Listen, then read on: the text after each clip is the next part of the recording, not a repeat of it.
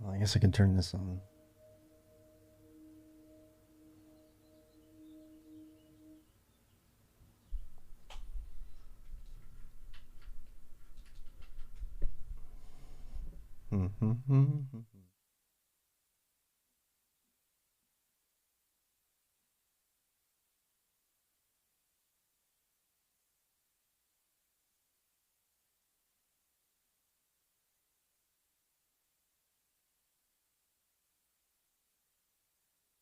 Howdy, howdy, howdy.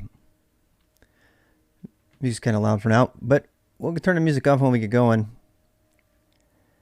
We have until 12 minutes and 4 seconds. So yeah, I'm actually going to make a little command while we're waiting. What's up? What's up? You guys are too young for that. Seriously, you're like too young. You don't remember it. The what's up ads. What's up? It's back when there was ads on television. You don't know what television is. I love that that's true, though. I think it's kind of funny. What's up? I don't know why it's still in my head. It's like, it was one of those things that got so burned in our head that like we just could not think of anything else. Oh, I don't know.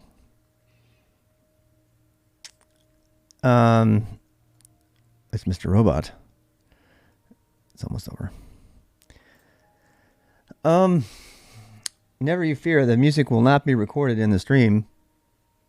So that is the thing that you can do. One of the things I like, it's exactly 11 o'clock at the Flash cartoon. Oh my God. Yes, I do remember that. Oh my God. Such good memories. Let me create an info command for SKILSTAK since I had just added it. Let me add this really quick. What is SKILSTAK? I realize I don't have a command for it. Boom. And where's the lightning? Lightning is, for me, is learning. People use light bulbs. I use lightning. Happy May the 4th. May the 4th. I was going to get like a hat that says "This is the way," which is, I don't know. The Mandalorian, you can't really use the Mandalorian when it comes to the Force because it's a competition. Are you gonna wear the Mandalorian armor, or are you gonna learn the Force? Which one? Lightning is old school light bulbs. That's a great way to think of it. I like it. Yes. I started. I mean, but very out of date. I started SKILSTAK.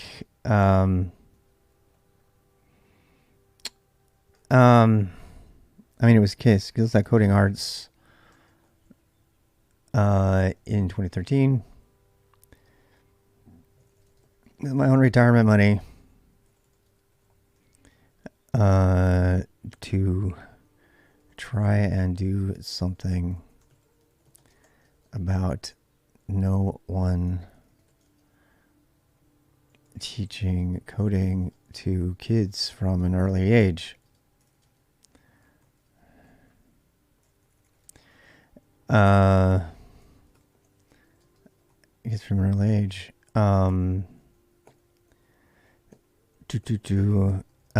It grew pretty big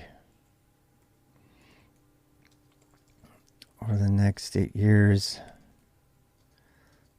But life and COVID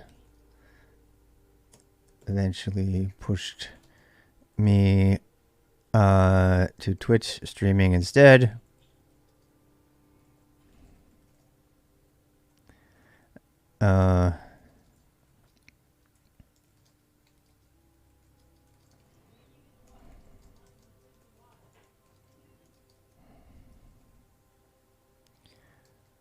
Do, do, do, do, do, do, do, do. That's a short answer. How about that? You're hearing about bonsai.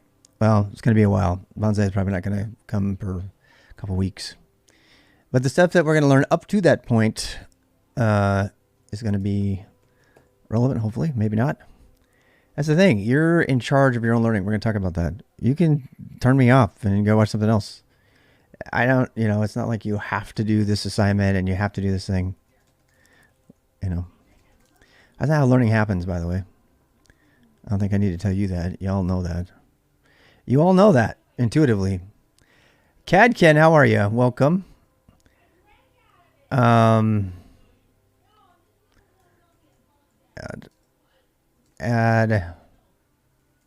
SKILSTAK. There we go.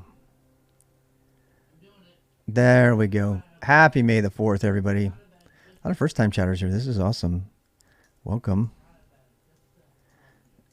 Commit. Got that one added. We started officially at 11:11:11. I need to run another ad. Please forgive me. I'm going to talk about why we're running the ads in a bit once we get started. Hopefully the people that are joining will not get an ad because I'm controlling the ads. I am taking control. A lot of streamers don't do that. I do. They don't take control of the ads, and then you end up being forced to watch the ads that they force you to watch, and that's kind of lame. I find it to be lame. Look at my messy room. I didn't even clean my room for you. What is this? This is my Snoopy blanket. There's my Snoopy blanket in the back. What kind of educator am I? Wait, where's Mozzie? Where's Mossy? God damn it. My plush toy, I'm gonna need it. Where'd she go? Oh man, she's hiding somewhere. I guess she just became a she too. I don't know how that happened. She just became a she. My little plush toy. I don't think I've given it a gender until now, and I just did. Damn it! All right, fine. I'll take the doggy. Oh. I'll take my doggy instead. 5 whole minutes. One more ad break. Here it comes. In his stream, far, far away. Cypheric. That's typical Cypheric humor, by the way. You'll come to know people by their humor style. Yeah. They have very, very interesting comedic practice styles. What does my poster say? Which one? That says the best weapon you can use in the world is education, which I've come to find out was originally said by Stalin. Yeah, I got scolded by a Russian the other day. They said, Stalin said that first. I went, what? I mean, prove it. And he went, okay. And he proved it. He's kind of annoyed. I was like, okay. It's true. Stalin said, and we're going to talk about this. Stalin said that the best weapon is education. It depends on who's wielding it. And in terms of like, if you're a tyrant, then you can wield it. If you want to break everybody free, you can do it. I don't think Mandela knew. Did I say that right? Is it Mandela or Mandela? I don't think Mandela knew that Stalin had said it when he said his. So, if you want to change the world, Stalin is stream. I know. That's why I was so alarmed when I heard it. I was like, holy shit, people are going to think I'm like spewing Stalin propaganda. Like legit stealing. Because by the way, the one next to it is one that you will come to see over time. I'm not going to show it to you right away. Yeah. Yeah, I don't want that one in our YouTube streams. I mean, I don't care if it is, but I really don't. By the way, this is all getting recorded for YouTube. You guys know that, right? You know that, right? I thought I'd say it again. Yes, I do have a lot of commands. You're welcome to use those commands. I've spent quite a bit of time on them. Remember, we were driving a parking lot in front of Scale. Is that you? Is that you, Tom? Can I use your name? I guess I did. I just doxed you. Okay, I'll dox your first name, but that's it. Good to see you, man. I just doxed that you're a man too. God damn it. There's not many Toms or women. So I'm just saying. I mean, I try to be as politically correct as I can be for a 54-year-old who's been raised by Mormons. 2 minutes to go. What is the SKILSTAK beginner boost? Use the exclamation point boost. But I'm about to tell you because today is the first day, May the 4th, beginning at 11:11:11. In 2 minutes and 6 seconds, we shall officially hurrah. I don't have any sound effects or anything. I'm kind of lame. I have my guitar. I should make a guitar. Bless you. Bless you. It's my wife. She's going to work. All the way to work. Downtown. All right. I'm going to go ahead and activate the Pomo timer.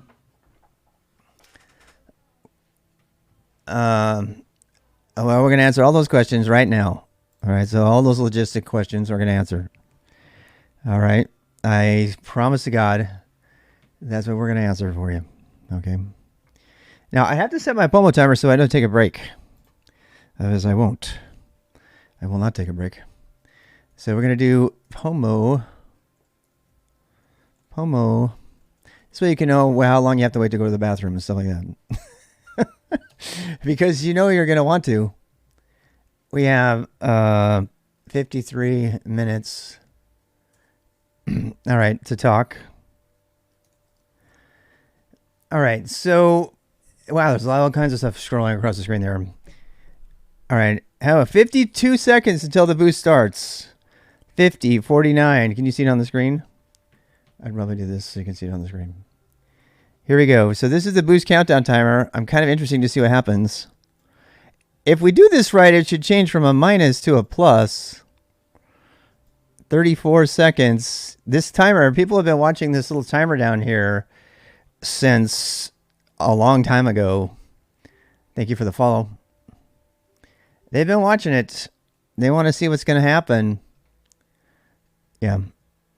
It's going to go 17, 16. I'm going to turn my music off for a second. I turned my hacker using music off. We're not going to have music for the boost. I'm sorry.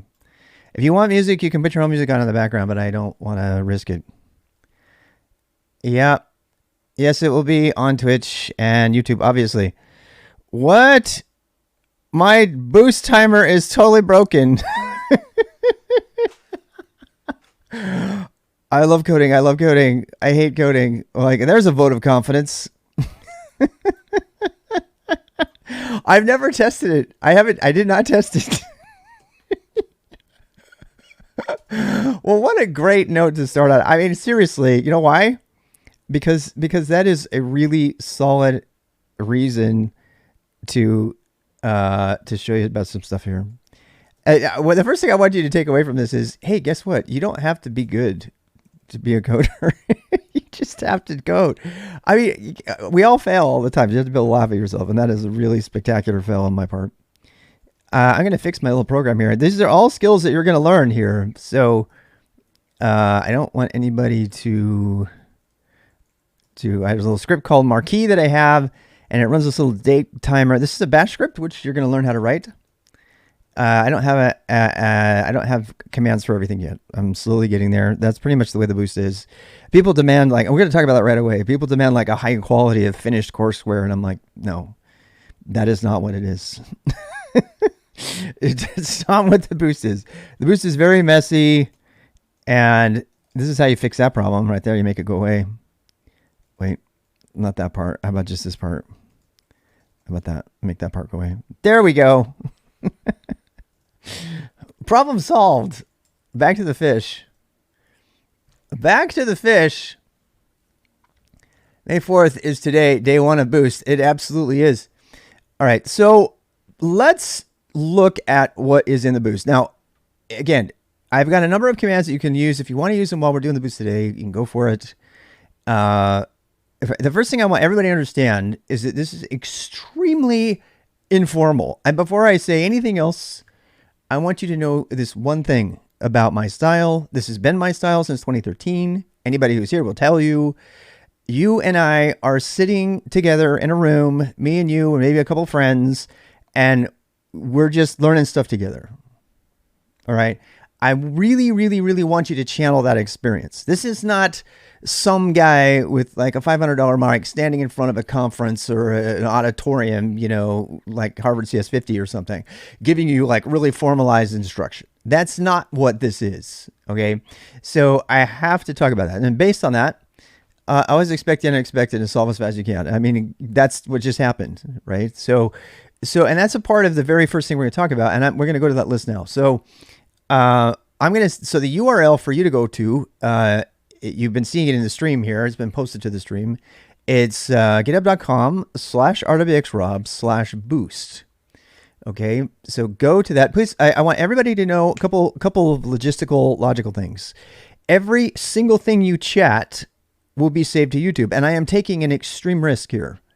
In the past, I have been trolled and I've had to delete that stuff from the thing. It causes me tremendous pain and suffering. I think I got my finger on the moderator button a little bit faster today this time.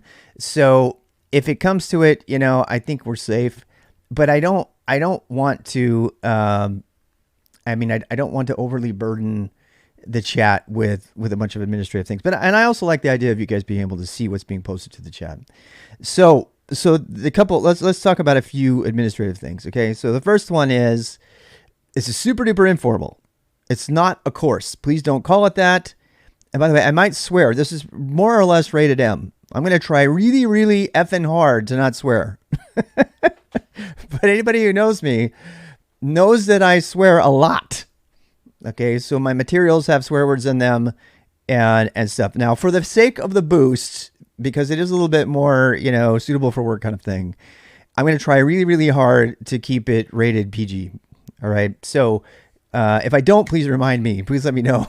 But I'm going to try. I'm going to try loud. So any other time you come on my stream, I want you to understand that I am a rated M streamer. I am regularly talking about things that would make other people cringe. So, and that's just who I am, and I don't shy away from that. Anyway, my materials have tons of swear words in them. Oh my God, my commits have some swear words in them. So, and I'm not suggesting you do that professionally. I don't do that with anything that I consider professional, although my private personal Go libraries, actually, I don't swear in those too much. That's fine. All right, so let's move on to the next thing. Go to the Boost website right now. Okay, now I am going to open, okay, well, I'll tell you what. I'll open the Boost website using a graphic browser, and it'll probably be the last time you see me use a graphic browser. Not the last, but one of the last. I detest graphic browsers. I don't use them unless I have to. And we're going to talk about that. One of the things on the list is how to browse and research the web without using a graphic browser. So we're going to learn how to do that. You're going to like, why the hell would I want to, oh, I swear. Why the hell? Hell and damn are not swear words. Can we agree on this? Hell and damn are not swear words. They never have been, unless you're Mormon. God damn it. And that's a really bad thing to say. You don't want to say that game. Anyway, so here we go. So here we go. Save for TV. 2021 boost in progress. All right. So you click on the 2022 boost in progress. That's what this boost is. 2021 was last year. It's still pretty good, but don't bother with it right now. So the first question I want to answer for everybody is, when they ask, is like, should I do the 2021 boost? The answer is no.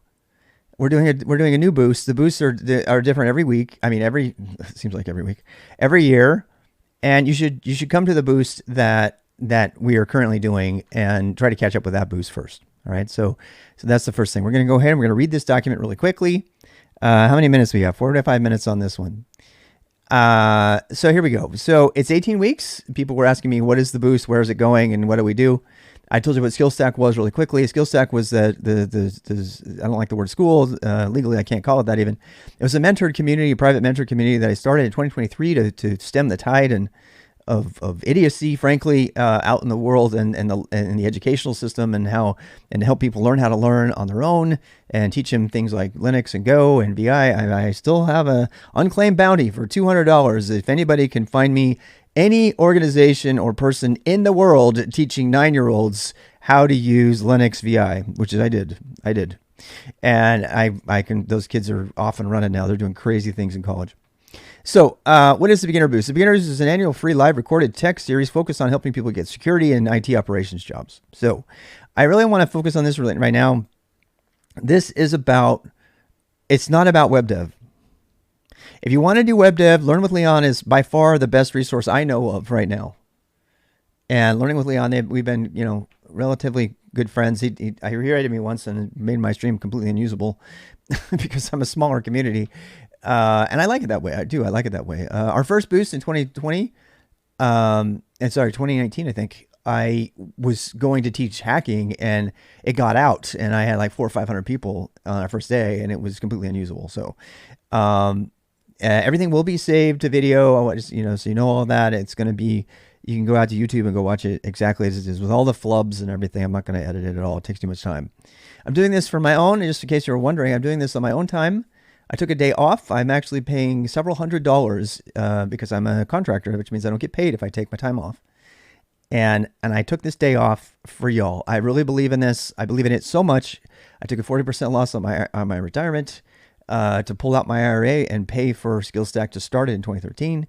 I then took on a full-time job because of COVID and my, the risk of cancer and insurance and stuff like that, and with my wife. And so I went ahead and I started doing Twitch and YouTube instead because I really believe in it still. People say, why are you doing this for free? I sincerely am doing this because if I didn't do something about how horrible the state of education is, even at the college level, I would want to shoot myself in the head. And so I have a mantra. I'll let you discover it later. But if you go to Conduct or Code of Conduct, one of my primary mantras, I'm going to make a t-shirt that says this, is don't get mad, get busy. There is plenty of things in the world to get mad about right now. And rather than get frustrated and yell and complain, and God knows I do that, take all of that passion and energy and frankly, sometimes hate, and channel it in a positive way. Channel it to do something about it. What are you going to do about it? You don't like that pollution on the street? Go out, get a bag, and pick up the garbage, for God's sake. Do something about it. Take that energy. Don't be mad. Don't get mad, get busy. And there are several people, several regulars, they're not here right now, but there's several, they have jobs during the day, a lot of them. But some people have printed that out and they put that mantra in their cubicle because it's so easy to get frustrated by everything that's going on in the world, in your private life and in the world in general, that if you think about it, you'll just want to shut down and do something stupid, like play Fortnite for 6 hours. Don't get mad, get busy. There he is, Russell. This. I want this to go on my tombstone. What's wrathful Buddha is all about? I didn't know that was a thing. Anyway, so let's keep going. So it's a 5-hour session. So they're going to be Saturday. It's still on your phone home screen. So let it motivate you. Let all of that frustration and anger and desire to punch somebody, instead of going postal. Going postal is the stupidest. I almost swore. Going postal is the stupidest thing to do ever, because you take all that energy and you use it for total negativity. You could have taken all that energy, like sucked it in like Yoda, may the Fourth be with you, and then shot that back out and turned Palpatine into some crispy critter. That's the way you become a Jedi with your skills. All right. So, is you let all of that energy motivate you. And believe me, if you stay tuned to my stream for any amount of time, you'll see me do like 13-hour binge coding sessions because I'm so full of that energy. Damn. I almost made it. I made it like 10 minutes without swearing. So do that. All right. You don't have to be a hacker. You don't have to destroy things. You can certainly be a hacker, but you don't have to be a hacker who you be a gray hacker, right? And then you go, I know, I'm sorry, it must have been cursed. Anyway, so here we go. So Saturday on the AMA, Sunday's recording on YouTube. So see GitHub for prereqs online. We're going to go through it right now. I do want to do the bike analogy though before we leave. Okay, so I'm going to actually read this to you directly. The bike analogy. What is the boost like? It's like you're learning to ride a bike. Beautiful banana seat Schwinn, perhaps. You love that bike. It's so sexy and sleek, but you just can't get on it without falling on your face. So you get help from someone who knows how to ride. They show you, then they try it out. They spot you while you figure it out and balance. And finally, they give you a big old push to give you the momentum you need. That boost lets you feel how everything works together. You get it. Now you're riding. You have a lot left to learn. Wheelies will have to wait, but You're writing. You're moving forward. And that's what SKILSTAK Beginner Boost is all about. It's about giving you a boost. It's not about giving you all the answers. It's not about comprehensively covering every topic. So I don't want to hear it. I don't want to hear, why didn't you cover X or Y or Z? I'm going to say, I didn't need to cover it because you can go do it now because you know how to do it. This we're going to talk about this, but this antagonistic relationship between a teacher, which I hate that word, I'm sorry, and a student is the problem. It's not an antagonistic relationship. It's a love relationship. It's a mentored relationship. You and I are on this journey together. I just have gotten through this experience before you, and I'm going to help you on your way. We are working together. We are not working against each other. You didn't tell me that was on the test. You didn't give me that grade. I deserved a better grade. All of the stuff that's been set up by our crappy traditional education system, which Paulo Friere talks about in Pedagogy of the Oppressed, is working against you. All right. So we're going to try to work against that. We're going to use the true method of learning, which is mentorship, which is basically Padawan Jedi. It's that kind of style. It's been around forever. All right, so I boosted hundreds of people at this point. They're doing crazy things. There's tons and tons of stories. I don't want to talk about it right now. On the breaks, I can brag about all the great things my people have done. But first, let's focus on your story. What's your story? Every boost for every person is totally different because every person is different. That is why one-on-one mentoring is the best. It is the one true human pedagogy. Pedagogy means a way of learning, a way of going about the process of learning. The best way humans have been learning since before we had a word for it. That's what this method is. But somehow we've forgotten as our educational system is focused on everything but the individual. Customized learning from mentors who know, but they have I'm making fun of the people with a good football team. You probably already sense this. You don't have to accept it. Be a part of the rebellion. Take back your learning on May the 4th. Empower yourself and learn to empower others is perhaps the most important social contract every human has with other members of the society around them. Hoarding knowledge is the dark side. It comes from scarcity mentality, which comes from fear. And we all know, what does fear do? Can anybody quote Yoda? Fear leads to hate, and hate leads to suffering. So don't do it. Don't hoard.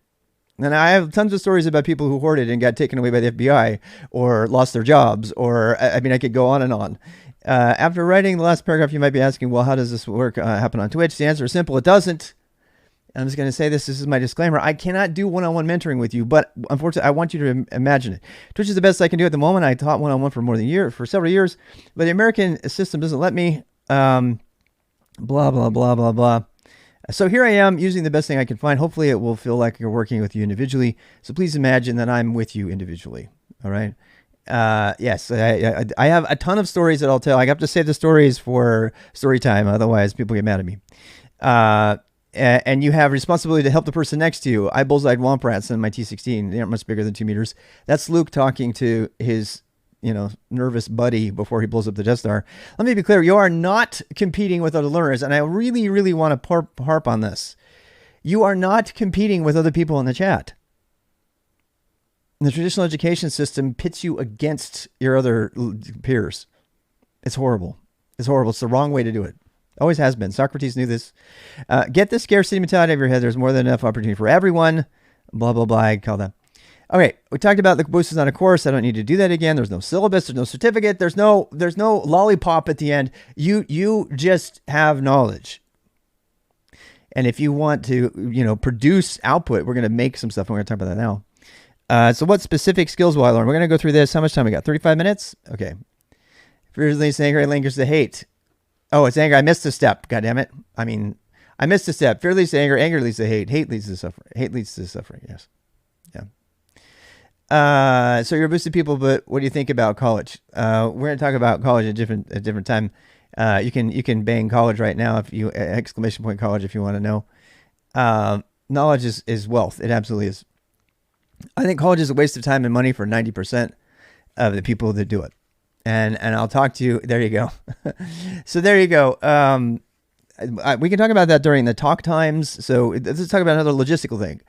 So this is kind of a weird day because it's May the 4th. It's on a Wednesday. We're going to do another boost this Saturday.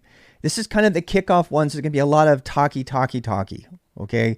we're not going to do a lot of technical things today. We have 5 hours though, so we will get started on some of those technical things. But most of the technical stuff is going to start up. There's no WGU. I'm sorry, I don't have that yet. We'll talk about that. It's orientation day. This is your kickoff day. It's meant to amp you up to want to do it and allow you to ask questions about what's coming. And then on Saturday, if we haven't already started, we'll start doing that. And I want to give you a few days lead time to prepare your computer so you're ready to go when we go. So let's keep going. So what am I going to learn? I'm going to just keep talking, by the way, until 34 minutes comes up. And then when 34 minutes comes up, we're going to take a 12-minute break. And we're going to do that so that you don't get forced to watch an ad when you come here, because Twitch will make you watch an ad in the middle and then you'll miss something and then you'll have to go back and watch the whole VOD and you'll be annoyed. So that's why we do it. If for every 12 minutes of ads it's actually 6 minutes of ads with like a few minutes in between, 3 minutes of ads with like 8 minutes in between or something. Just so you know, Twitch gives you 52 minutes of uninterrupted stream time. So the reason that we cycle like this is for you to get a break and go get a snack and make coffee and answer questions and talk about stories and all of that good stuff. But, and by the way, if I'm running ads during that time, that might be a reason to sub if you want to hear the stories, because I do the stories during the breaks, and they mute you when the things are on if you're not a sub. So if you can, but then, and then we'll get 52 minutes. So then when you're here, you don't have to do that. If college, we're going to talk about that. Save those. Those are great questions. So save those up for the break. So the boost focuses on upskilling a basic computer user. What do you think that is? A basic computer user is somebody who knows how to turn on a computer and type on it, right? It used to be that I taught people how to type. I used to teach people how to type, and I did not do that. Thank you for the sub. And during that time, it's fun. It's fun to practice typing. We might, during some breaks, we might actually have some, I got my rear end keister kicked by some people with Dvorak keyboards in here while we were typing. Except like anywhere else, yes, I know.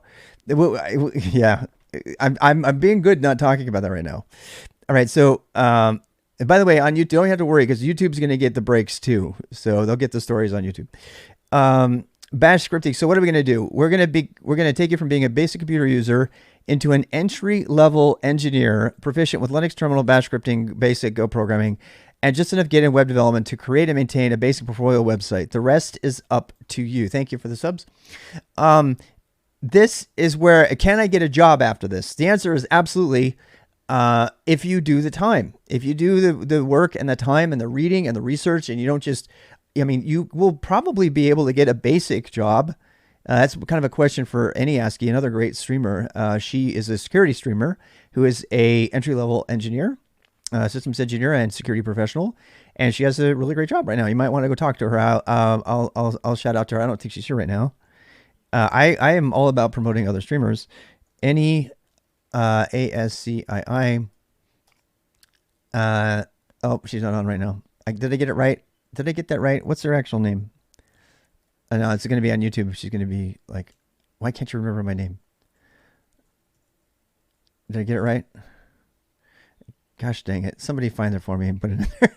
Okay, back to what I was talking about. So here are our goals. Here's what you're going to learn. Hopefully, if you stick with it.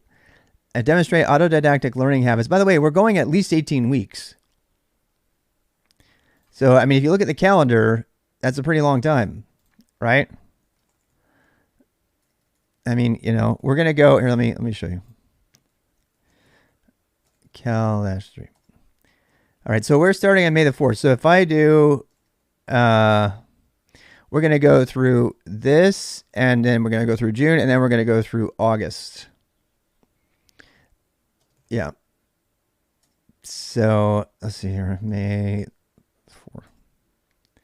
I don't want that. I want it to be like, how about we do June the 1st? June 1st. Nope, it's not doing it. It's supposed to do it. We're not doing it. Anyway, actually, man, Cal, you guys remember which one is for the whole thing? Turns off the highlight, displays the whole year display. You guys are going to have all this. I want you to be able to do it too, but months after. I'm trying to do the whole one. What is it? And he asks he's banned. How does she get banned? That must, maybe I got the wrong name. Anyway, and you get the point. I don't want to delay. But you're gonna see me screwing around and taking a lot of time to do things. It takes me forever to do things. People are like, I've had critics on there say it takes this dude forever to learn anything. Why would you ever watch him? And they're absolutely right. so make your own decisions. But still, all right, let's come back. Call 2028. You found her on Twitter about the ban, but yeah. Oh, that's so sad. I did not realize it. I am so sad that she got banned. She's awesome. Due to activity on a friend's channel. Oh my heavens, that is so sad. Oh, I feel so good. Sorry for Anya. She's so awesome. Oh man, Twitch is so capricious, I swear. And banned tomorrow? Nice. But yeah, she's great. She's a beginner and she does great things, and she's got a she's got a beginning entry level job doing this kind of thing. So you might want to ask her what the job's about and things like that. All right, so let's let me see if I can go into the Boost repo here. So this is the same document that we're reading. And I'm just jumping around. It's a little bit easier to read this way, so we're gonna read it this way instead. You guys have the webpage to read. I'm going to read it like this. Okay. Plus, I can also edit it. Here's the list of the main goals. So in 28 minutes, let's see if we can cover them all. Demonstrate autodidactic learning habits. All right. So who knows what an autodidact is? Who could speak to that? An autodidact in a nutshell. I don't have the command for it. An autodidact in a nutshell. Oh, it's the 2020. That's how you do the calendar. Yeah. It's an autodidact is not just a self-learner. An autodidact, and some of the definitions, you can look them up, is they not only are they an independent learner, which is a common word, but or people that learn stuff independently. You guys, those are great answers. That's the general assumption, right? But an autodidact takes it one step further. An autodidact sets forth a plan, an organized plan, to perform their own learning on specific topics in ways that will get them the knowledge that they need in order to go to the next place. And we're going to have a whole segment on this, but I'm just giving you kind of the TLDR right now. An autodidact is somebody, and this is why I have learn like a hacker. Learn like a hacker. How do you think hackers learn how to hack? For better or what? The hacker mentality is not negative. Hacker mentality, and I have a thing on this. A hacker mentality is simply somebody who knows how to learn. They've trained themselves. A lot of hackers, you want to think like people like Tesla was a hacker. People like, Watson and Tesla were kind of going at it. Watson was a hacker. These people, Bohr, who hacked quantum. They thought outside of the box, and they had to test things, and they had to figure things out, and they had to learn on their own. There's nobody to sit them down and say, teach me. You're not teaching me, teacher. It's not, like banker style education with Paulo Friere, where you go up in the head and deposit knowledge. That's not how it works. An autodidact is constantly seeking out their own opportunities to learn in an organized way. They're not just self-learners. They're not just fast learners. They're not just independent learners. They're not homeschoolers. Homeschoolers come pretty damn close. Because why? Because they set forth a plan. They set forth their own plan to learn. They say, I want to learn this by this time. Here are the projects that I'm going to do to try to get there. Here are the people that I can reach out to and have mentor me potentially in my family or in my community. And they set forth a plan, and they own their learning.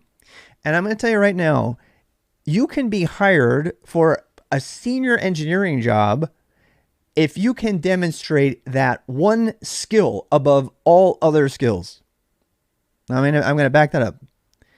I was hired as a Kubernetes system administrator for a very high performance machine learning cluster in a multinational corporation, which I can't talk about. If you know my corporation, please don't share it. I don't like to dox it. And I told them point blank in the interview, I do not know Kubernetes. I've never used it. I've dabbled, but I've never really used it. You'll be fine. You can learn it. That's what they told me. They didn't give me an elite code exam. They didn't tell me that. You know why they told me that? Because a friend of mine in the organization, who I met on Twitch, by the way, told the senior manager over there, and I quote, "You would be a fool not to hire this guy." And so when it came time for the interview, yes, I'm old and they saw my experience, but more importantly, they had me describe times that I had failed and had recovered, times that I've learned something that I didn't know how to do. I call it just-in-time learning, because in technology, you never know it all. There's this like imposter syndrome driven lie that says that you shouldn't search for things, and that means you're a bad person if you're a technologist, you don't know something. That's not true at all. What's actually true is that you need to be able to research faster than everybody else. And I have a fun story about this. I'm kind of giving my whole lesson right here.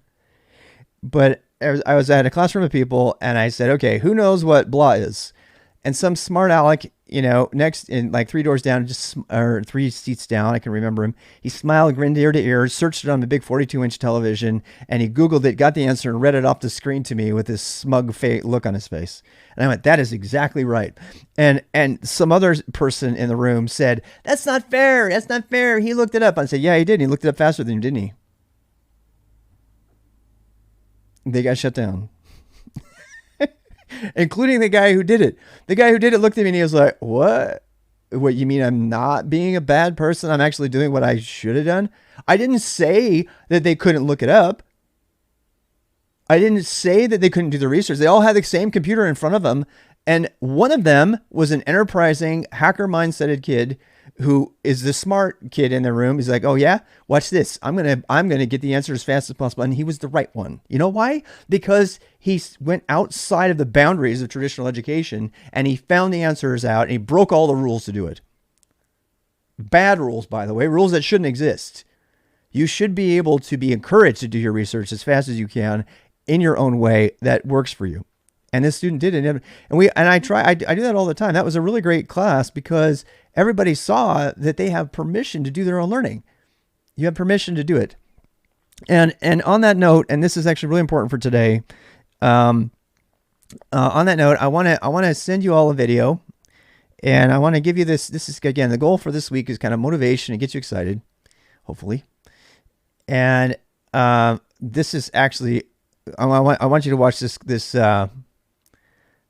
I want you to watch this Carl Sagan video about the problem of our time. And then there's one other video that I want you to see. And it's a pretty long one. It's kind of hard to watch. It's a pretty hard one. And I am going to have a hard time talking about it because I get a little bit bent out of shape and verklempt every time I see this. But I can't play it because if I play it, it'll ban me. All right. So this little kid is Aaron Swartz. And Aaron Swartz is one of the most important people who has ever lived, in my opinion. He made Reddit. You may not know that. He's no longer with us. And I'll let you watch the documentary to figure out the story of Aaron Swartz. Aaron Swartz also co-created the Markdown language for writing. He also was a principal author of the Creative Commons license at 15. At 15, Lawrence Lessig, honorary professor of law from Harvard, was a good friend of his and became friends with him through chat. Did not know how old he was. He's not a Silicon Valley boy.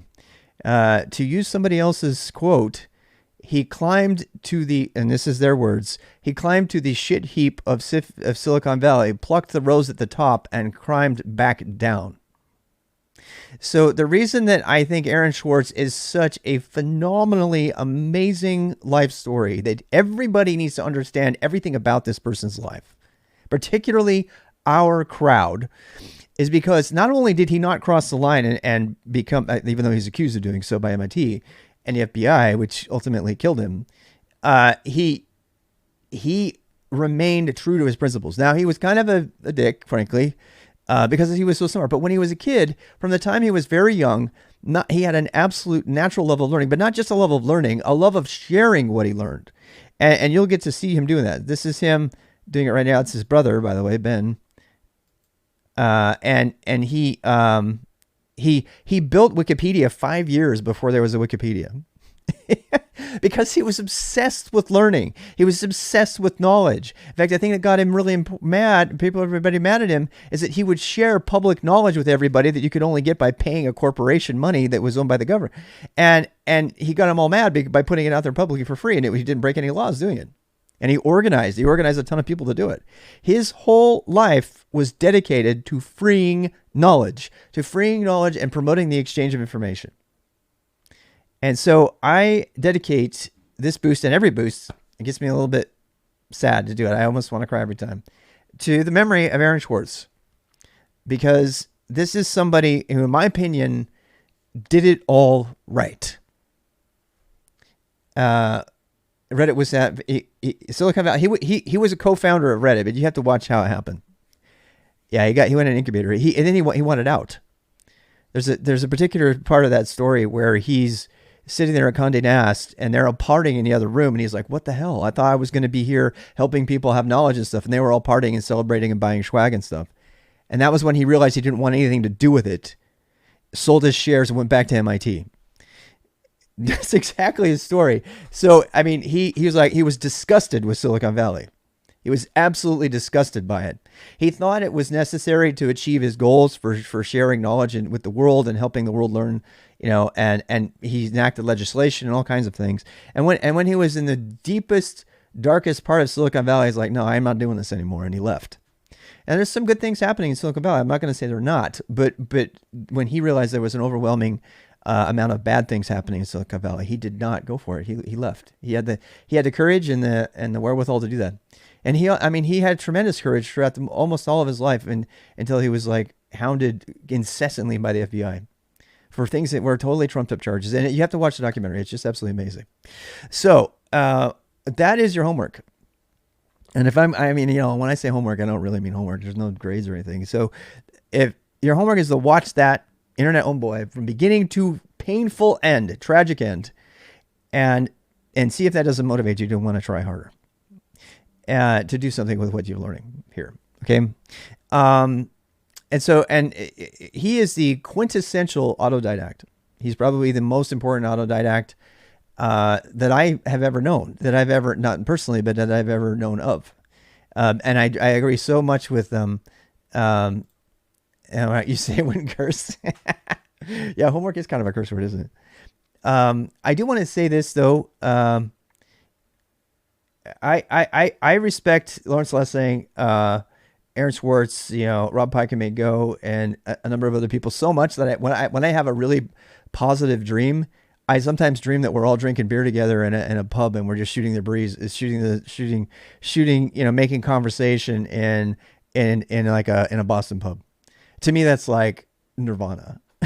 It's like nirvana. How can we make the world a better place? How can we make the world a better place to exchange knowledge? And this is the time when I get to make a plug for something called the Knowledge Exchange Grid, which is something I've been working on since 2016, which is a supplement or a replacement to the World Wide Web. This is one of the very selfish projects that I'm telling you about because I need people to help me build it and participate in it. And that brings us to the next point, which is share learning discoveries and theories. Yeah. Yes. So, hey, how are you doing? Welcome. It's good to see you. So we want to share learning discoveries and theories. And again, that's the memory of Aaron Swartz. That's why I made Keg, because the web is abysmally bad. People are, praised and rewarded for tattling on other people's browsing habits. If you link out to another website, you get a lower advertising rate. So people are encouraged to not link out to the websites to others. Instead of sharing and exchanging knowledge and saying, "Hey, go check out these 20 other people who talk about this topic," you're actually rewarded by the Google algorithm by not linking out to people. The entire web is broken. Tim Berners-Lee, who invented the web, even says so. And so this is where we're going to go. I don't have any links to Keg or the Knowledge Exchange Grid right now, but if you want to stay tuned, I'm just going to mention it. And I've been writing up some things on it. We can go through. We're working on a standard for it, and we're going to talk about how to maintain your own notes and something called a Zettelkasten, which we'll get to. I don't want to, I'm getting too belabored down. I got to go through all these points. And we're going to go through all those things. I just want to kind of high level everything first, and then we're going to talk about that. So we're going to talk about learning, discovering your knowledge, sharing that knowledge, keeping track of it, creating a personal knowledge graph, which is the new popular word for it. But it's just a way to really quickly capture your knowledge in a messy way, and then so you can bring it back and publish it later using a method called the Zettelkasten method, which was pioneered by Nicholas Luhmann. And make sure you get the right one, by the way. We're going to talk about all of that. And then we'll be able to share knowledge with one another using any technology, really. But primarily, Twitch is a great technology for that. But particularly, knowledge is like technologies like the knowledge exchange grid. And if you want to be an active participant in that, and you want to be a contributing founding member of the knowledge exchange grid, and what we hope to eventually organize into the Association for the what is it? The Association for Federated Knowledge Workers, or AFK Works. And Og has been helpful with that a lot. And at some point, I would like to create a conference and an association for federated knowledge workers, which I believe in the memory of Aaron Swartz would be very good. It would be very consistent with what he wanted to do. Even toying with the idea of reaching out to Lawrence Lessig at some point, who still maintains the Creative Commons licensing, and to do that kind of stuff. But 5-10 year plan here. I got a lot of stuff to do. First of all, we got to build the rest of the KEG specification, blah, blah, blah, blah, blah. There's lots of stuff to do. All right. So next, how can you help with it? Well, we'll talk about that during talk time or off the thing. I don't want to get too bragged down into this. Please if you want to help ask me, it's going to be mostly like writing code and contributing content of your own to it, so that we can create a network and practice using that network. That's the best way to contribute to the Knowledge Exchange Grid if you want to help us. It's still in active development right now. The specification is the absolute most important thing that we get right. Once we get a first version of it, we're going to let it simmer for a year, because we don't want to have lots of new specifications all the time for this. We want it to be so solid that everybody can just create content in a specific way, and they can get rid of all the search engines. They won't need any of them, because they can do all the localized searching they could ever want without a search engine at all. And they can set their own search engine parameters and priorities. So that's the goal of that project. All right, so I only have 13 minutes left, so I'm going to read these other bullet points pretty quickly, and then we're going to have a break, and you can ask questions if you have more questions, and then we're going to come back and we'll dive into the first of the bullet points, and we'll kind of work through it as we go, like that, kind of in a messy way. So this is where we get to technical things. Install and maintain a local Ubuntu server, a virtual machine. So we will be using, last year we used Docker, and we do have some Docker in here, but this year we're going to build and use Ubuntu server as a virtual machine, a VirtualBox virtual machine. And so that's what we need to do between now and Saturday, or even on Saturday. We might get to this one today. If you want to go ahead right now and start the download, let me tell you the two things you can download. You need to download VirtualBox on your computer, Mac or Windows. If you're on a Mac M1, it will not work. If you're on a Mac M1, you need to go get VMware Fusion, which is free, currently free. All right. So the only time, this is a weird, caveat, but VMware is a virtual machine engine that's proprietary, but it is the only thing that will work on Fusion, and because of that, they've extended this. Really, it's kind of buried, but you can get Fusion free right now for up to a year or something like that, because of the whole problem. I don't particularly like VMware. I have a pro account. VirtualBox is the one that we're going to use. It's free. They have openly said they will never support VM1. Parallels, I don't know if it'll work. We'll have to see. Is it, if you're on a Mac and you don't have, whatever virtual machine engine you like, okay, you're just going to have to learn one. I'm going to go through Oracle VM VirtualBox, because that's the most popular free one. But you can use whichever one. They all are similar. The command line for them is a little bit different. And that's what we're going to do. That's how we're going to go. We're not going to use Docker this year. And the reason for that, in case anybody's wondering, the reason that we're not going to be using Docker this year is because there's things that you cannot do in Docker, I found out this year, that you can do in a VM. For example, you can't see what happens when you fill all the disk.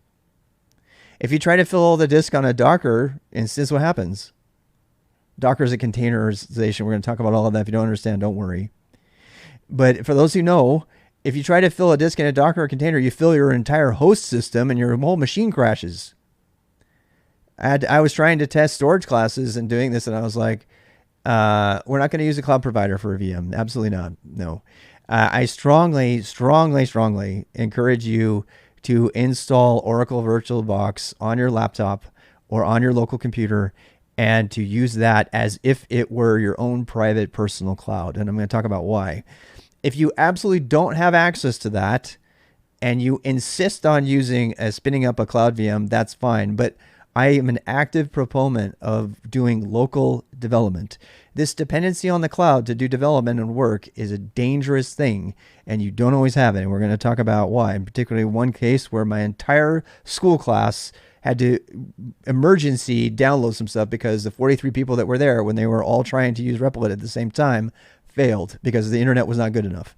It is always important. The reason Git, which is a source management tool, is decentralized and works even if you don't have an internet connection is so that you can be productive on an airplane or in the mountains or someplace like this. And as a developer and as a hacker, it is really important that you get good using air-gapped, non-connected computers. In fact, for security reasons, at some point you might want to do it just for that reason alone and use an air-gapped computer that doesn't even have an internet connection at all and just use USB. It's also why KEG does not depend on the internet. If I mount it for Docker, yes. Yeah, you could, but it's not the same. It's not the same. It's not the same. It's not the same storage class. It's a different storage class. Yeah, that's why. Yeah, that's definitely one way to do it, but it doesn't test. It's not a way to test the storage class that I wanted to test because it's a different storage class. And in this case, I was doing an NFC mount. Yeah. So anyway, how do you make a contingency plan? Well, you just make a VirtualBox.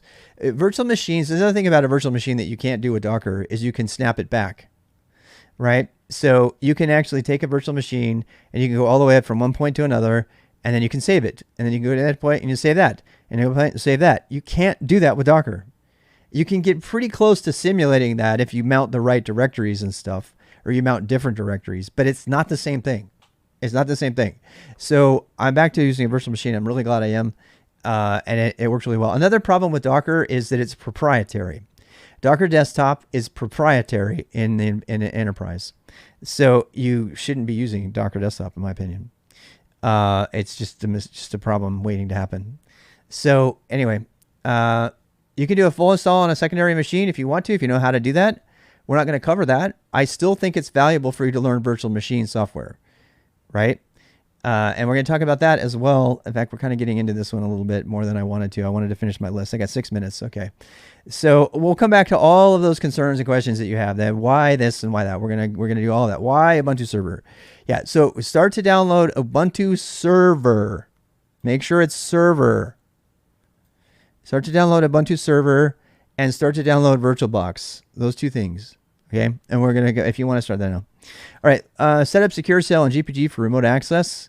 We are going to access our our local virtual machines. You can search for it. Just search for Ubuntu server. You'll find it.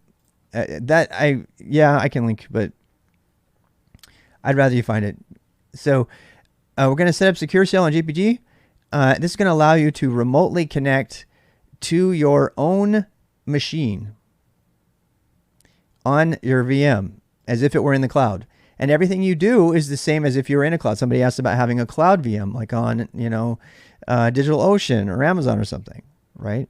And those are all great things. But guess what? All the stuff you're learning here will apply to that later. That's why it's a boost, right? We're just learning how to do it locally. And then later on, you can use all those skills in the cloud because they're the same skills. Exactly the same skills. Another reason to use a VM, by the way. We're going to talk about Vagrant later. Set up secure, follow a Unix philosophy and know why. Virt Manager, we'll talk about. I don't like Virt Manager. Virt Manager is horrible for beginners. Please, if you're going to stay with me as a beginner, you can do all of these things if you know them. But if you don't know the beginning things that I'm talking about, then stick with that and do it, even if you think you don't need to know it. Because you absolutely do. And we're going to talk about that. So follow. I made a mistake of getting into this thinking you could just download it and be okay, but everybody's got an opinion now. I have to be careful because just on setting up the Linux machine, we spent a month last time. In the first year, we spent a month doing this. And I don't want to do that. I want to get on with the business. All right. So this boost, for this purposes of this boost, we're downloading VirtualBox and we're installing the Ubuntu local server VM. Okay. That's what we're doing for this boost. And we're going to set up secure shell and GPG. We're going to follow the Unix philosophy and know why. This is going to take a good 2 or 3 hours. We're going to talk about the Unix philosophy. It's really hard to tell people what the Unix philosophy is. You have to show them what it is so that they can sense it and experience it. As soon as they do, they don't want to use anything else. This also includes a conversation about why NeoVim and Emacs are not the best choice for most people, and why you need to learn VI anyway, and ed. So we're going to get to that, but that's all a part of the Unix philosophy, understanding what a Unix filter is and stuff. 4 minutes. Navigate the Unix file system and a bash file system. So that file system is where you put your files and stuff. How do you do it from bash shell? Why not Z shell? I'll answer all those questions later. We're sticking with bash, which the short answer is it's the default on all Linux systems that matter in the enterprise. Manage Linux processes from the command line. We're going to be doing that. That's like how to kill processes that are running, how to go back to things that you need to go look at and delete them, or kill running processes, start up new ones, run them in the background, see how many you're running. Why is my computer slow? That's all in there. Install and use tmux from the command line. That's what I'm using. Tmux is this wonderful thing. It lets me switch back. Tmux is the only window manager you ever need to learn. And I'm going to say that again. People say, well, why should you use i3 or this? I use tmux. I'm like, what's that? This is a terminal window manager. And they're like, that's not a window manager. I'm like, hell yeah, it is. It's the best window manager. And we're going to talk about why you need to learn it, and how that relates to shell or to screen and all the other terminal multiplexers, what that is, why you need it for more than just screen real estate management, why you need it for remote access, why it's better than multiple panes in Vim. All of those things are going to come up during that. All right. And then right here, install and use Vim from the Linux command line. We're going to use Vim from the Linux command line. First of all, we're going to learn ed, and then we're going to learn VI, and then we're going to learn Vim. And I call that progressive learning. We're going to talk about that. I got no problem if you want to learn NeoVim. I think it's trash, and I don't think anybody should learn it. I think it actually hurts your skills as an employed technologist to use it. But we're going to use VI, ed, VI, and Vim. And then if you want to use NeoVim, you can. The NeoVim team, the NeoVim team is obsessed with making an editor that uses Lua. They don't understand the Unix philosophy, and they've made several really dramatic mistakes in their implementation of NeoVim. But if you want to use it, that's fine. The first mistake of using NeoVim is you don't have NeoVim. We had a new hire, a senior hire. We had a new senior hire who doesn't know anything but NeoVim, and asked, and I was like, and he couldn't do anything on the remote systems because he didn't know VI. His muscle memory was so locked into NeoVim. Learn VI first. If you want to do all that, fine, but that's what we're going to talk about. Write safe shell scripts in POSIX and Bash. No other language. The only language you need to learn first is POSIX shell and Bash. And we're going to talk about the difference. You don't really need to know about the difference too much. You just need to run shell check. You should be using Bash for everything, to tell you the truth, because it's safer than POSIX shell scripts. It's safer than Z shell by a long ways. We're going to talk about that. And search the web from the Linux command line. This is something no one else will teach you. I challenge you to find anybody on the internet who will teach you how to search the internet from your command line. I have never found a single person who does. I am going to put you so far ahead of everybody else in the speed with which you can do research. And if you don't believe me, just watch me on any given day. Watch how fast I can answer questions. It's not just me. I was taught by the graybeards who taught me these skills, and they have not been propagated to other people. I'm going to teach you how to do it. I'm going to help you learn how to do it. You can learn it another way. We're not going to use VS Code for that. We're not going to use any browser at all. We're going to use a terminal browser, a graphic browser. We're going to use Docker. We're going to install that on there.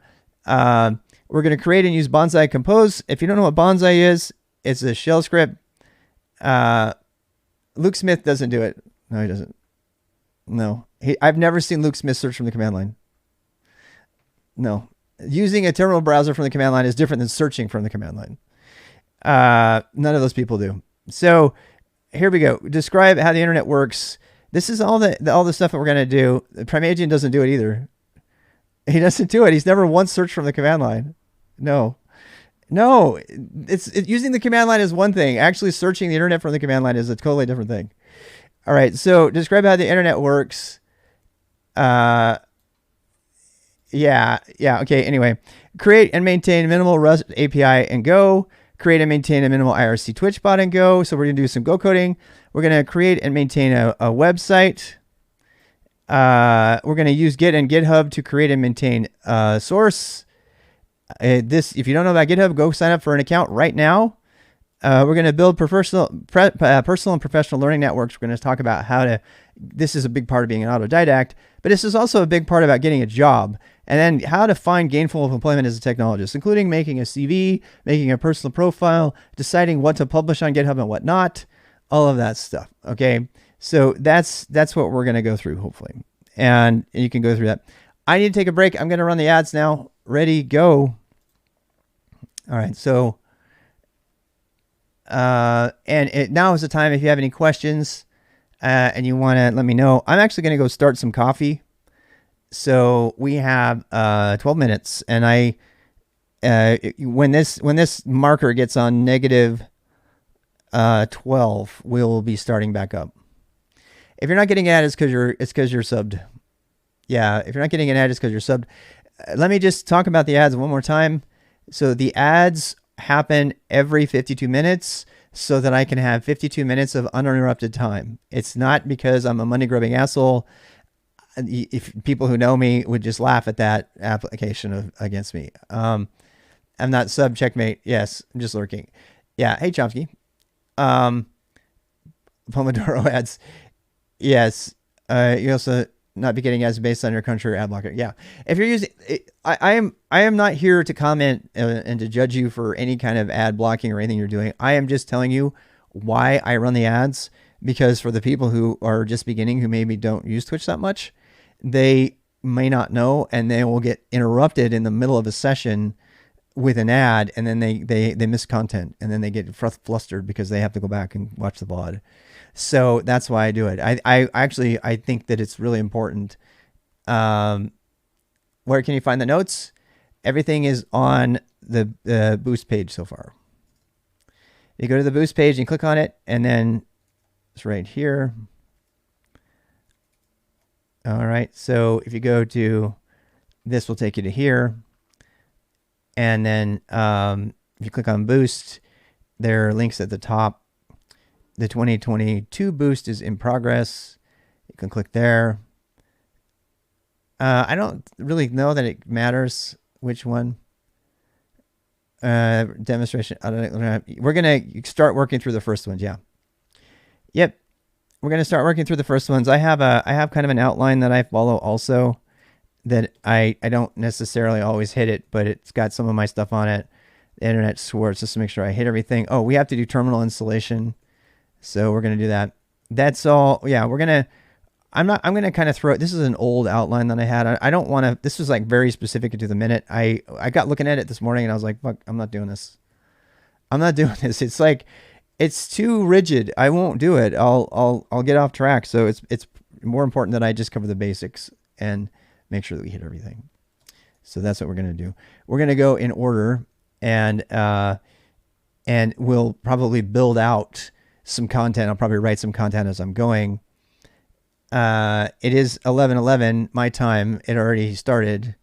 It started a while ago. Although my countdown camera doesn't work anymore. I gotta go fix it.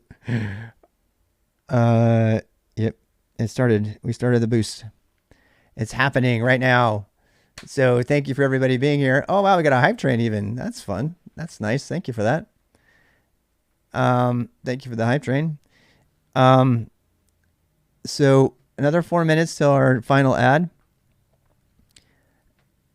Oh wait, I'm still sitting through Twitch ads.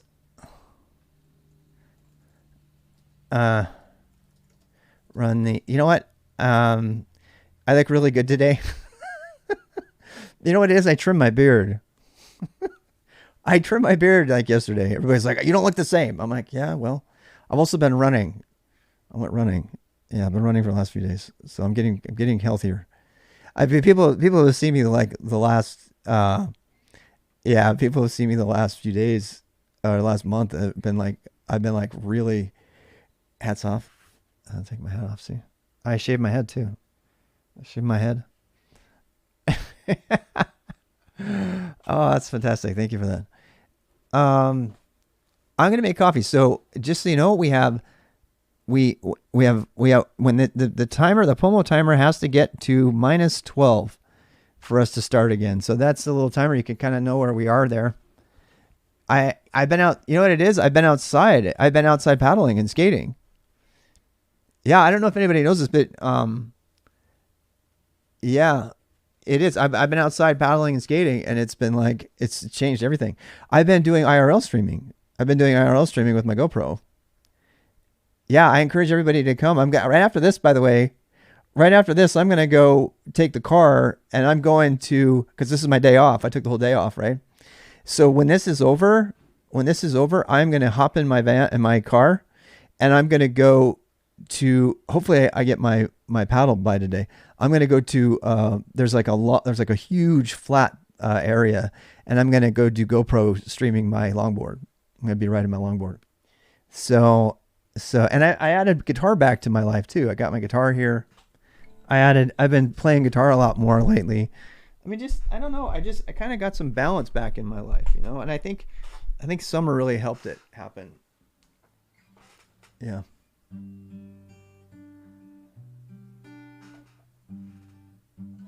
Yeah, I don't know. You guys have questions? I cannot tell you how important breaks are. You need to take breaks because especially when you're a coder, because when you're a coder, you're like so, stressed all the time. You're like typing as fast as you possibly can. I mean, just watch some of the other streamers. Look at how stressed they are. Their bodies are so full of adrenaline and cortisol that they don't slow down. You can't maintain that. You can't maintain that.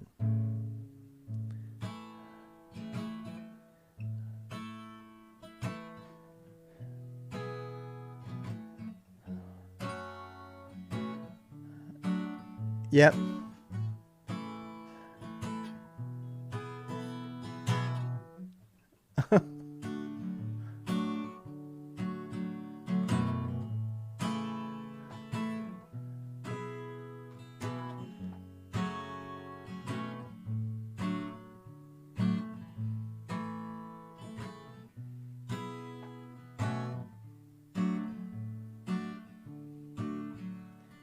Headed down south to the land of the pine, thumbing my way into North Carolina. Stare right out the road, I pray to God I see headlights.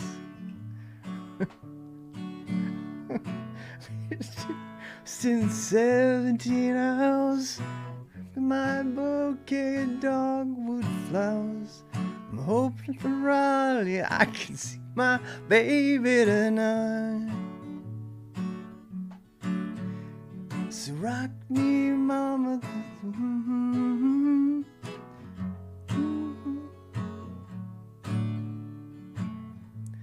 All right, 3 more minutes.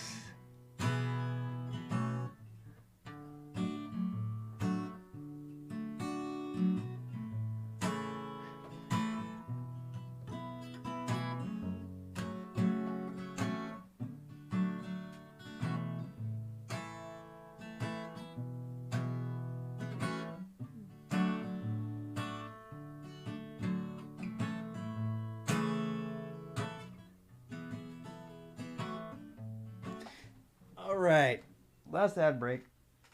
One more ad break, and then when this one's over, we'll get to it. Boa tarde. Why is my thing not coming back on? Come back on. Come back on. I'm probably gonna make a file just for this one today too, so we can just keep notes on it. You think pretty much everyone subscribed to this point? Yeah, we don't have a very big community, and that's fine. I like a smaller community. All right, 3-minute ad break. There's the last minute ad break. We have exactly, this is a little bit off because I waited a little bit. I went over a little bit. We have 2 minutes and 55 seconds. So I have enough time to make coffee. I'm going to go make. I'll be right back. All right, go to the bathroom, make coffee, do whatever you can do.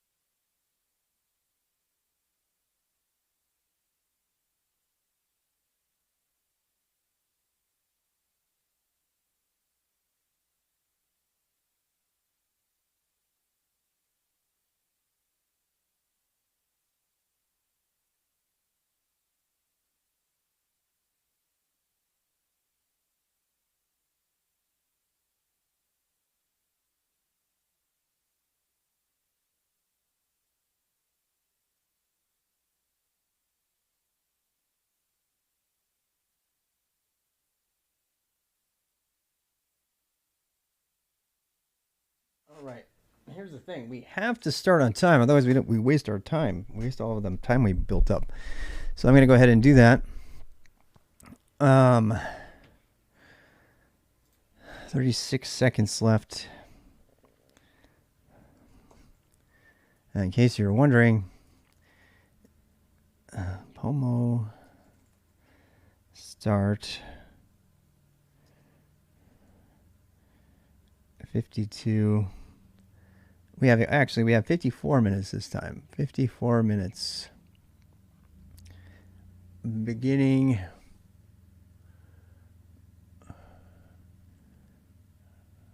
All right. All right, there we go. There we go. All right. We're going to take the first thing on the list and we'll work on down through it. We didn't quite get through the rest of our stuff here, so I'm going to go ahead and finish this page out. Again, this is, if you go to rwxrob/boost on GitHub, you can find it. And what are we going to do here? So the first session takes place when Saturdays 1 to 5. I'm going to try my best to keep to that, but obviously it's the weekend. And so, my wife has, art showings and stuff like that. So we will not necessarily be doing it every week. We may even take a full week off on occasion. But I don't want anybody to stress about that. So, usually if I miss on Saturday, I will do it on a different day and I'll record it and then it'll all go up on YouTube. But I think we've talked about that already. This is going to be the #1 playlist on YouTube will be this. It'll be me doing this. And then you can see like right where we are and stuff like that. We'll talk about coffee later. You gotta ask me that question during the break. We're back to work. You know what? Next break, I'll drink coffee. We'll talk about coffee, okay? So Sundays 1 to 3 is office hours. I stole that term from a ton of other streamers, primarily Leonard Leon. I don't like thinking of it as office hours. I should probably change it, actually. I'm going to change it with ask me anything. No, I'll just put office hours. People know what office hours. It's like a term from academia that I really don't like, but oh well. 100 Devs Rise Up. You know what? I love the 100 Devs initiative. I think it's fantastic. You know what I love most about it? I don't have to cover web development. God knows I know how. I mean, I did it. I've made applications before. I was Nike's webmaster, but I don't need to. There's other great people who can cover it, and I can cover all the other stuff. Yes, and a huge shout out to Leon. Somebody want to SO Leon? Someone SO Leon who's in there. We got a mod in there somewhere. Thank you for that. And Leon has a totally different style from me, and I think that's phenomenal. Yeah, and I love that. I love what Leon is doing, and again, Leon his heart's on the right place as far as I'm concerned. It did not do it. God dang it! I think it's Learn with Leon. Let me try. I'm gonna plug Learn with Leon, even if I can't rate him right now. And I don't have emojis or any of that stuff because I'm lame. I want them. I've been convinced. I used to be anti. I used to sort of be anti-emoji, but I'm not anymore. And after I started using Twitch and started following people and stuff, so I will make them. If somebody wants to take on the task of making them for me, I would love that. But I would rather spend time making content. Hey, Q Macro, how are you? One of our longtime favorites. Mr. Q Macro is responsible for the RWX on that fish right there. Q Macro did that. You can blame them. Ask Aquarium is an ancient Perl program, which you can then go look. You volunteers tribute. Okay, so I gotta start reading the chat. We gotta keep going. This is really fun. First up, Rust emote. We would have to have a Rust emote that's fun. People are making fun of me because they know that I bag on Rust all the time. I heard a really great Rust application the other day though, and I was like, that could be the thing. Yeah, there's a lot of Bellabox stuff is Rust. And NVim, yeah, we need a NeoVim and a Rust emote. No, I don't. I want to stay positive. The language, yeah. Anyway, let's please not go down that rabbit hole right now. It's the channel we love, Sunday's Bourbon. Yes, we do. Bourbon and whiskey on Sundays. All right, here we go. Sometimes I'll do office hours outside on a walk, on longboarding, or whatever. I don't know if you saw it, but if you, okay. Oh, I forgot to mention this. Everybody take a moment. It's a really long, I know it's a freaking novel, but to help yourself avoid having to ask questions that will embarrass yourself, because everybody else is going to know the answer, you can go read, you can, take a year or a month or get a big old long coffee and you can read my about page. Oh my God. I even heard myself and that didn't sound very good. Wait, where is my sound coming from? Was that kind of tinny, you guys? Is my sound coming through here? Or is it coming through here? Is the sound coming through the right place? Sounds good. Okay, thank you. That's freaking me. I didn't do a sound check. I just realized. Gotta do that. Snap the mic through the mic. Okay, thank you. Thank you. Anyway, so just take time to read the about page. Thank you, everybody. Appreciate it. It talks about what I stream. Last night, I spent quite a bit of time filling out all of these commands for you. So learn like a hacker. This is a short summary of the stuff from the boost. And it's like, here's what I think you should learn. Set up your home lab, blah, blah, blah. I have quotes in here, the rep thing. So I'm not going to go through this right now, but there are a lot of questions like, what is my system? It was me code paddling. This is stories from my life. If you might have questions like that. I don't want to overly self-promote here. I just want to make you aware that that's a thing. I also want to make you aware of the schedule, which is here. So, we go walking and running every day pretty much at 1 o'clock. We have the boosters. So I'm going to do a good job of keeping the Twitch schedule up to date. So if you have, those are administrative things I forgot to cover. So I'm going to go ahead and put that there. So back to what we were doing. What were we doing? So that's the schedule. Here's the 12-minute, 54-minute on thing. I talk about that there, which I already did. How can you get ready? So this is the first real technical stuff that we need to talk about. Okay. So, and I'm just going to not watch chat for a bit so I can focus on this.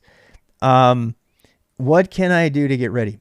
So this is what you need. And if you don't have those things, save up your questions and get ready to ask them during the next break. Because if you don't have this, you'll get stuck. And we have to make sure everybody's got this stuff before Saturday, because on Saturday, I'm going to assume you have all of this. And if you don't have it, or you don't know why you need it, then you can't progress. You can't do it. You just can't do it. So I don't want anybody to have that kind of blocker. I didn't mention the Discord channel, but I'm going to go ahead and mention it now. The Discord channel is the best place for you to go get. It's very, very dry, and I don't look at it very often. During the boost, I'm going to look at it a lot more. If you have a question, you can just ask it straight up in the main chat, and people there will help you. We don't really care about the different rooms. You can use the rooms if you want, but just go into the main chat and ask your question. You get flooded by a dozen people with an answer for whatever your question is. We don't use Discord very much because I stream 24/7, and so people come in here into the IRC and they ask the questions here.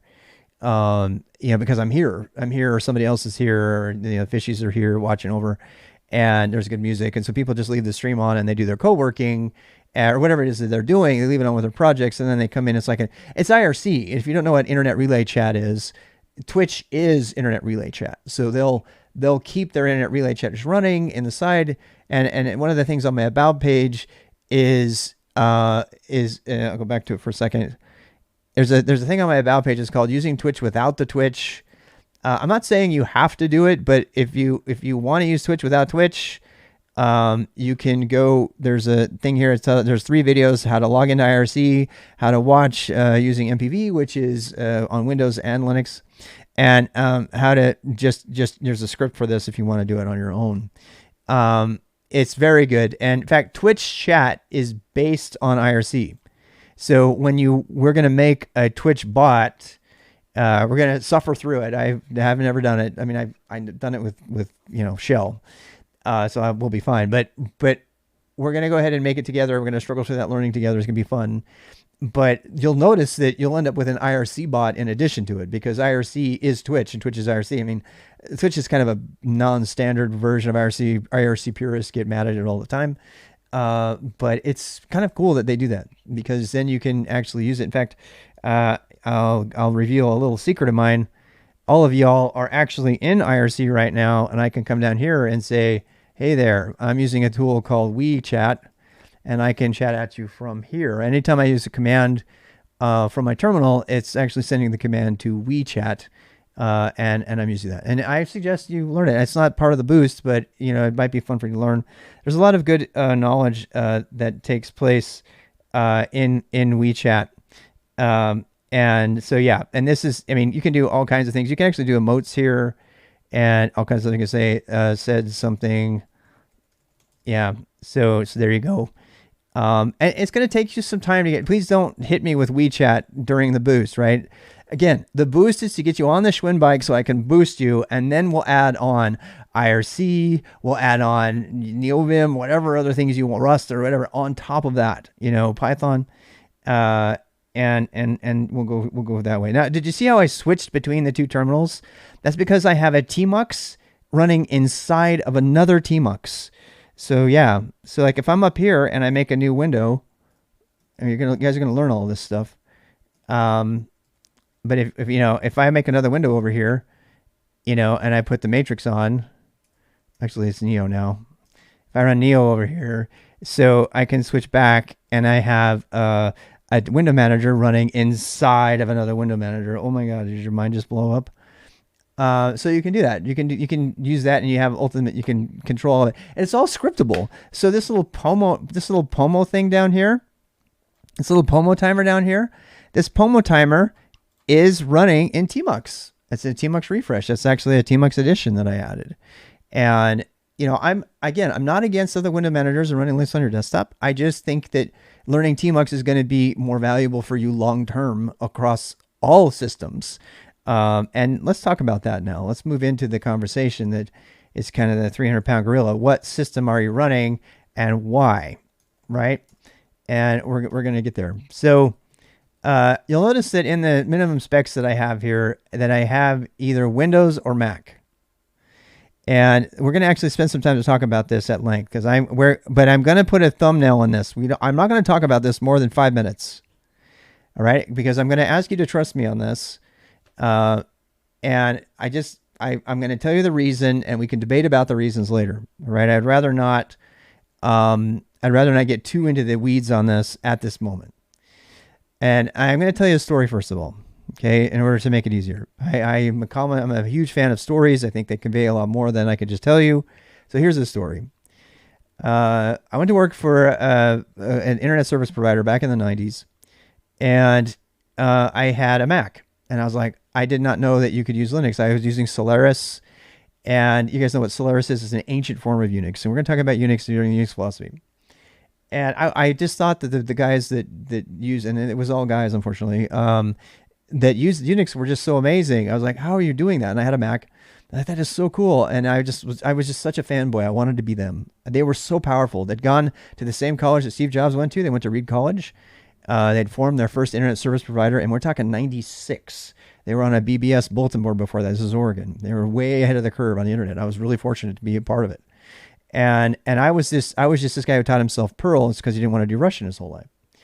And so I learned Perl in 31 days. True story. I bought the book. I was on the Russian cruise ship, and I learned it. And then I got this job. I applied, and they apologized for only being able to pay me $30,000 a year. I mean, this was, back in the 90s.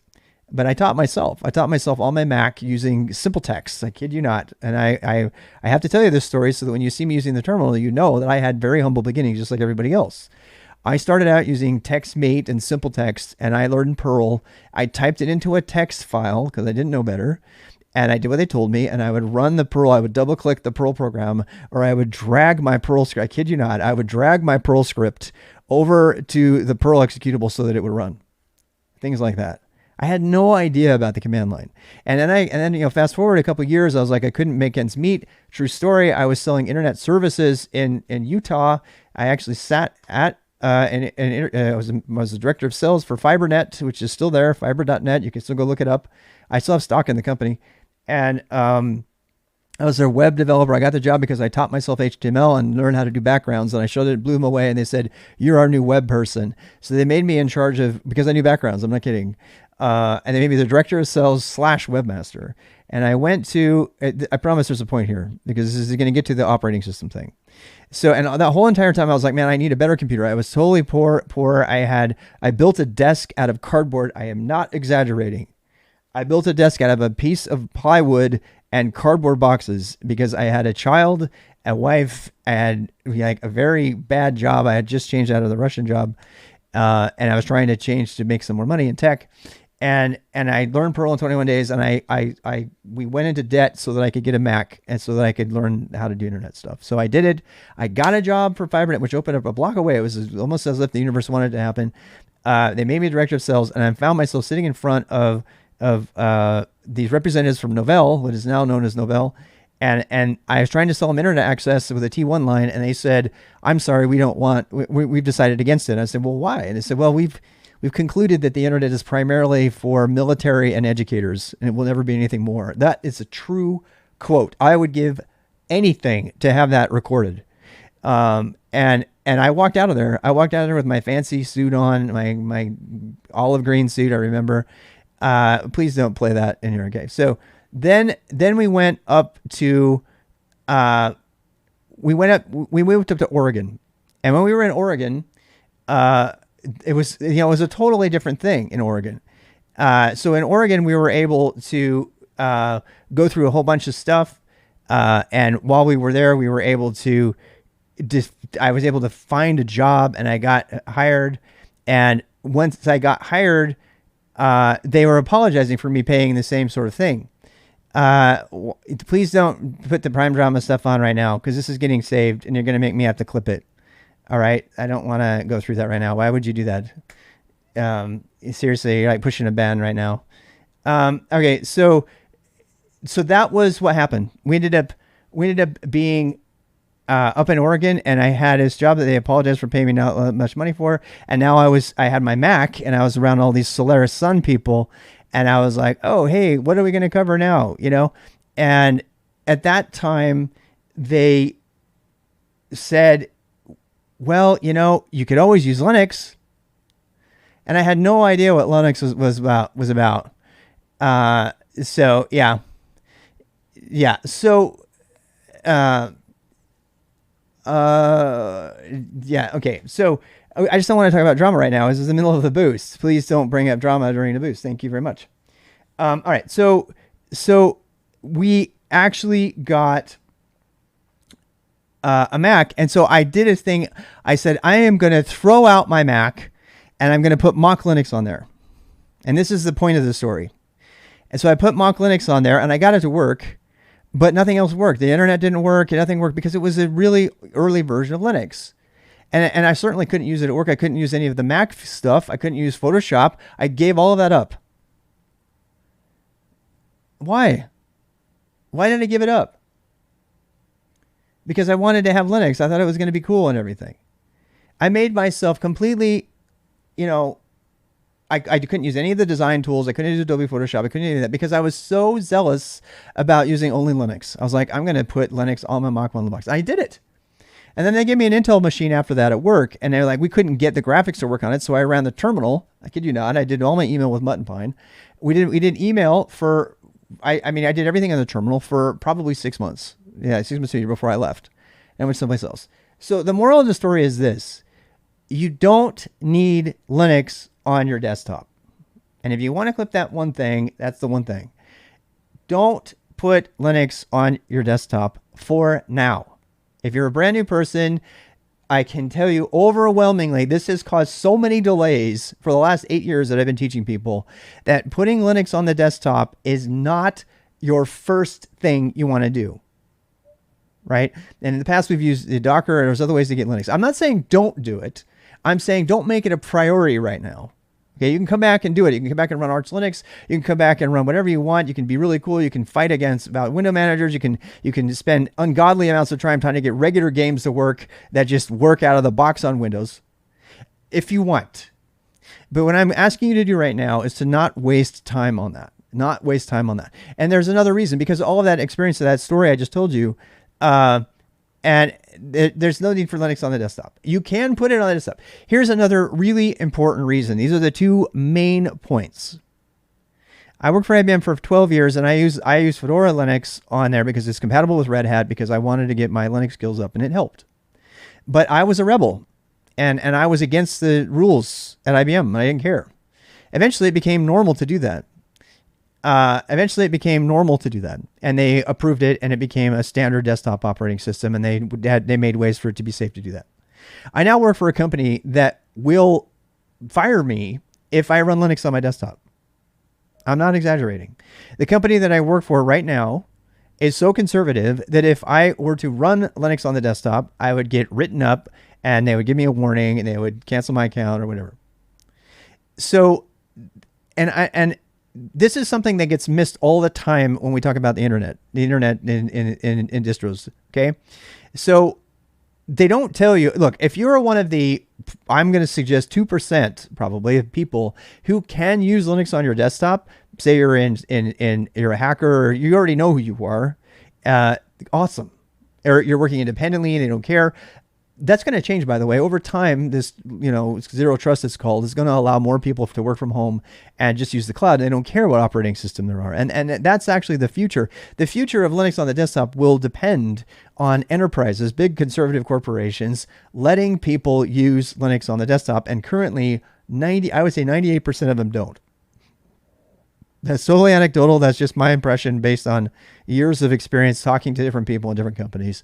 But most of them do not allow it. And it's because they're too afraid of the security that could happen. It's really sad because they're getting phished like crazy and they don't even care, because the whole VPN thing just doesn't work as a security measure, which is a whole rabbit hole we could go down. But I don't want to go down that. That's why zero trust is the future. But the point I'm making here is you have to work. You have to have a job, and that job requires you to have a Mac or a Windows machine. And if you have a Mac or a Windows machine and you want to use Linux, the only answer is Docker or a VM. If you're working in an enterprise that does not pay for Docker or desktop, your only answer is a VM. There are ways around that, but Docker requires a virtual machine to run. People don't know this. Docker requires a virtual machine to run. When you install Docker Desktop, you are installing a super lightweight virtual machine that runs Docker. Why not just install your own virtual machine and install Docker as the container gods intended, right? So I know I spent a lot of time on this, probably more time than I'd like because of the story, but what I'm trying to tell you is make sure you have Windows 10 or Mac x86. If you have a Mac M1, you can use VMware Fusion and it will try to work, but the boost is designed for this. Windows 11 has tons and tons of problems. We are not going to be using WSL2, and I'm going to save that conversation for in a bit here. We're going to get into that. I kind of want to write that in my little write up here. All right. So we have 8 gigabytes of RAM. I think that's the minimum most people need to be able to run 1 or 2 virtual machines safely. Another reason to not use the free VMware is, by the way, is you only run 1 VM. And in order to practice networking, you need to run about 2 or 3. It's all a green suit. Yeah. A 500 gigabyte drive. You need to have tons of space. Make sure you meet the minimum requirements over here. If you want to go click on the SKILSTAK requirements, these are kind of personal requirements. I don't know that we need to go through this. This is some stuff from my old SKILSTAK. So take responsibility for your own learning. We're going to talk about why WSL2 broke my heart, and I will never use it again. It might break your heart too, and I want to warn you about it before you use it. I strongly suggest against WSL2 at this point. Take responsibility for your own learning. Dedicate 5 hours per week to minimum to learning, and that 5 hours can be your 5 hours with me while you're watching this stuff. Something that's different this year from last time is there's going to be more. There can be more interactivity. Yes. Okay. Yes. You need to be 13 years or older. Most services require you to be 13 to sign up. GitHub will kick you off if they find out you're under. They have a story about that. Manage your own passwords responsibly without help. This was all to make sure I could prevent kids from coming in who didn't know how to manage their passwords. I wrote a whole application for that. It was my first Go application, by the way. Was a password manager for the enterprise here. Be willing and able to do a lot of reading.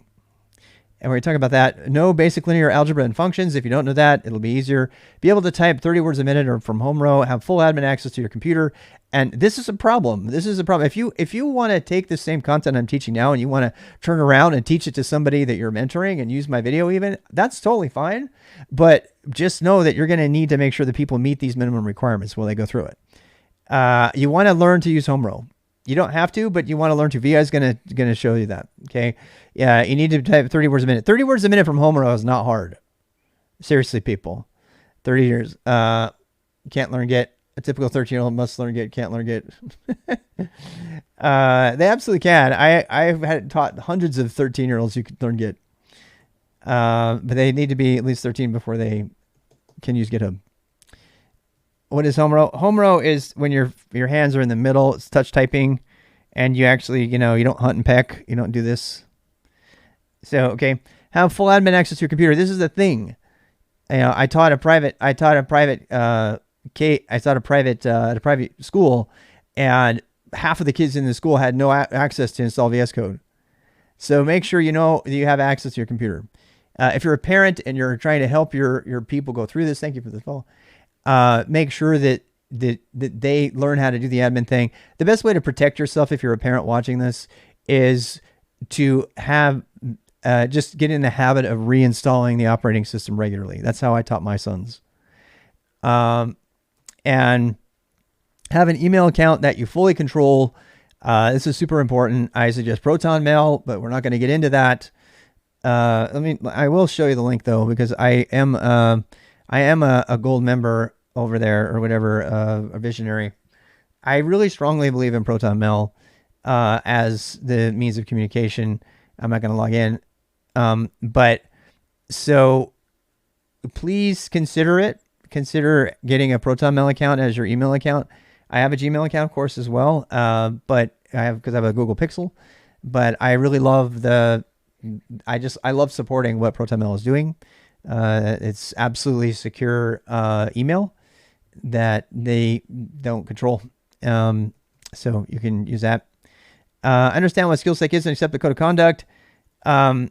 And if you're going to be here in person, you need to be boosted. You need to not smell bad. I have stories about that. Tutanota is not as good. It's not nearly as good. No, Tutanota was the first one I used in like 2014. Proton Mail kicks its butt, like overwhelmingly.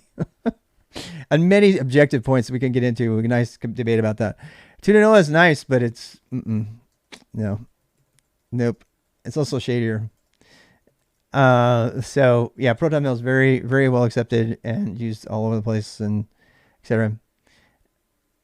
In-person boost. We are not going to have in-person boost sessions. I can't do the in-person boost sessions. This is taking the place of it. All right. So I think we covered everything in that. Let's go back to the README and see what we got. We got 26 minutes left. So what changed from last year? So again, this is kind of an orientation day. Yeah. Say goodbye to your emails. Yeah. Well, that's the point of Proton Mail.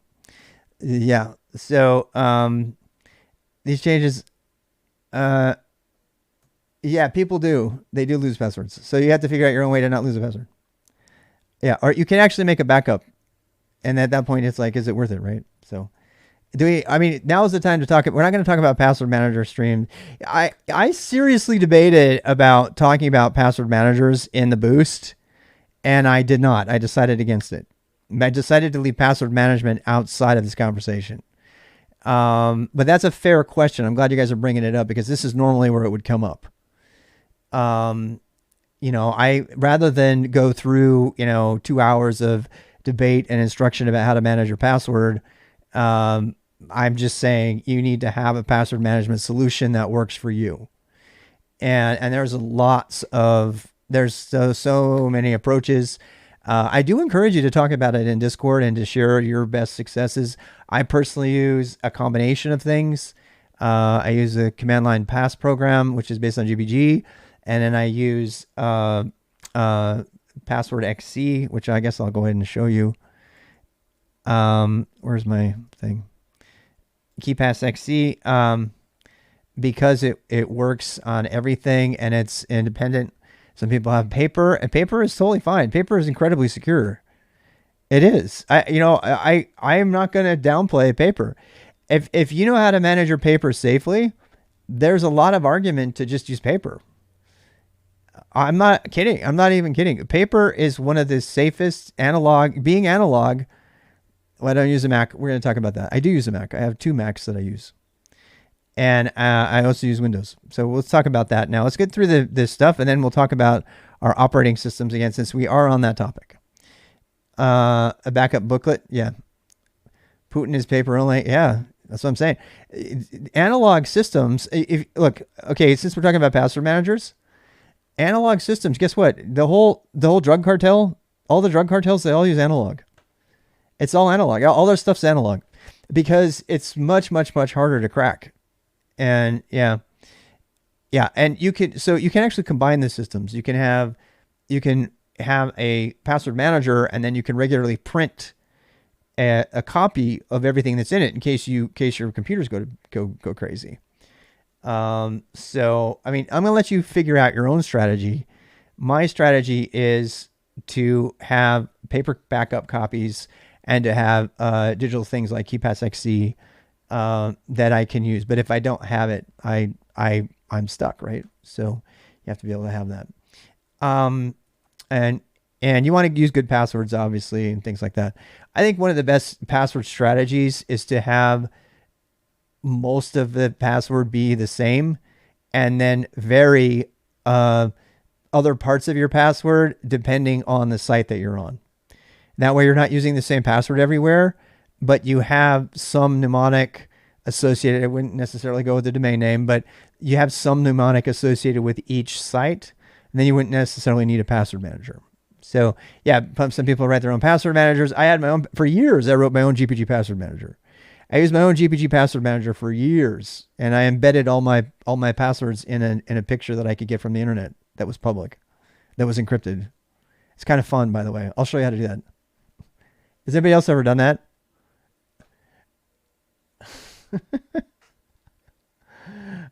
I had a very, very public file that had all my encrypted passwords in it, and I could get the file from anywhere on the internet anytime. Anywhere on the internet, nobody knew I had it in there. Yeah, so I could download it and get my passwords. Yeah, it's kind of fun, actually. It's very nerdy. Yeah, it's totally possible. It's not even hard. Most of the image formats nowadays, there's actually on a Hack Me thing, there was most of the image for it right now will allow you to do interlacing, and they have stuff like that. Yeah, it's a side quest. That's a side quest. I'm getting distracted. Probably time for me to get coffee. This is why this is the boost. If you don't like distracted rabbit holes, then go away right now and watch somebody else who's more organized, because that's not me. You may be home, but it doesn't retain state. You don't like the files? I think yes, killing exists on the internet because quantum computers will break encryption soon. Yes, yeah, they will. They will, but they already have an algorithm for that doesn't break it. Rabbit holes are us, I know. All right, so I mean, rabbit holes are fun. I mean, look, if I were with you in person, would we be rabbit holing? Yeah, definitely. That's what makes it so much fun. It's we're two people. We're just sitting here. We're drinking a beer. We're trying to code or something, or drinking coffee. How about that? It's better for coding. Beer is very bad for and the Balmer Peak. Look it up. Anyway, I think it's Schwartz algorithm. Yeah, we can talk about that later. Yeah. So anyway, more pair programming. We're going to be doing more of this. In other words, in the other boosts, I would give you the hint and say, now go do that on your own. The difference between that and now is I'm going to do it with you. I'm going to pair program with you, especially in the beginning.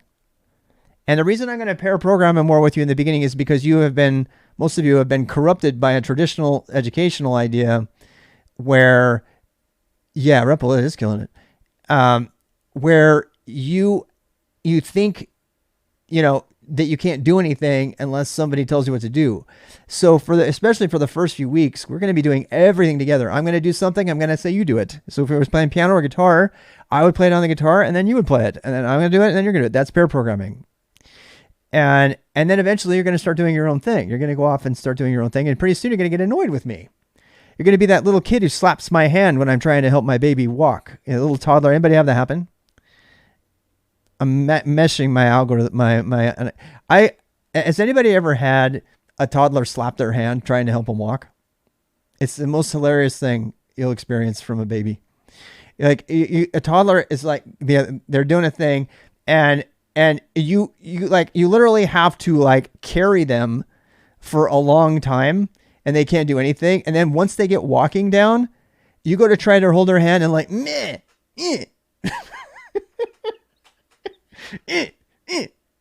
And as a mentor, it's a wonderful moment when that happens.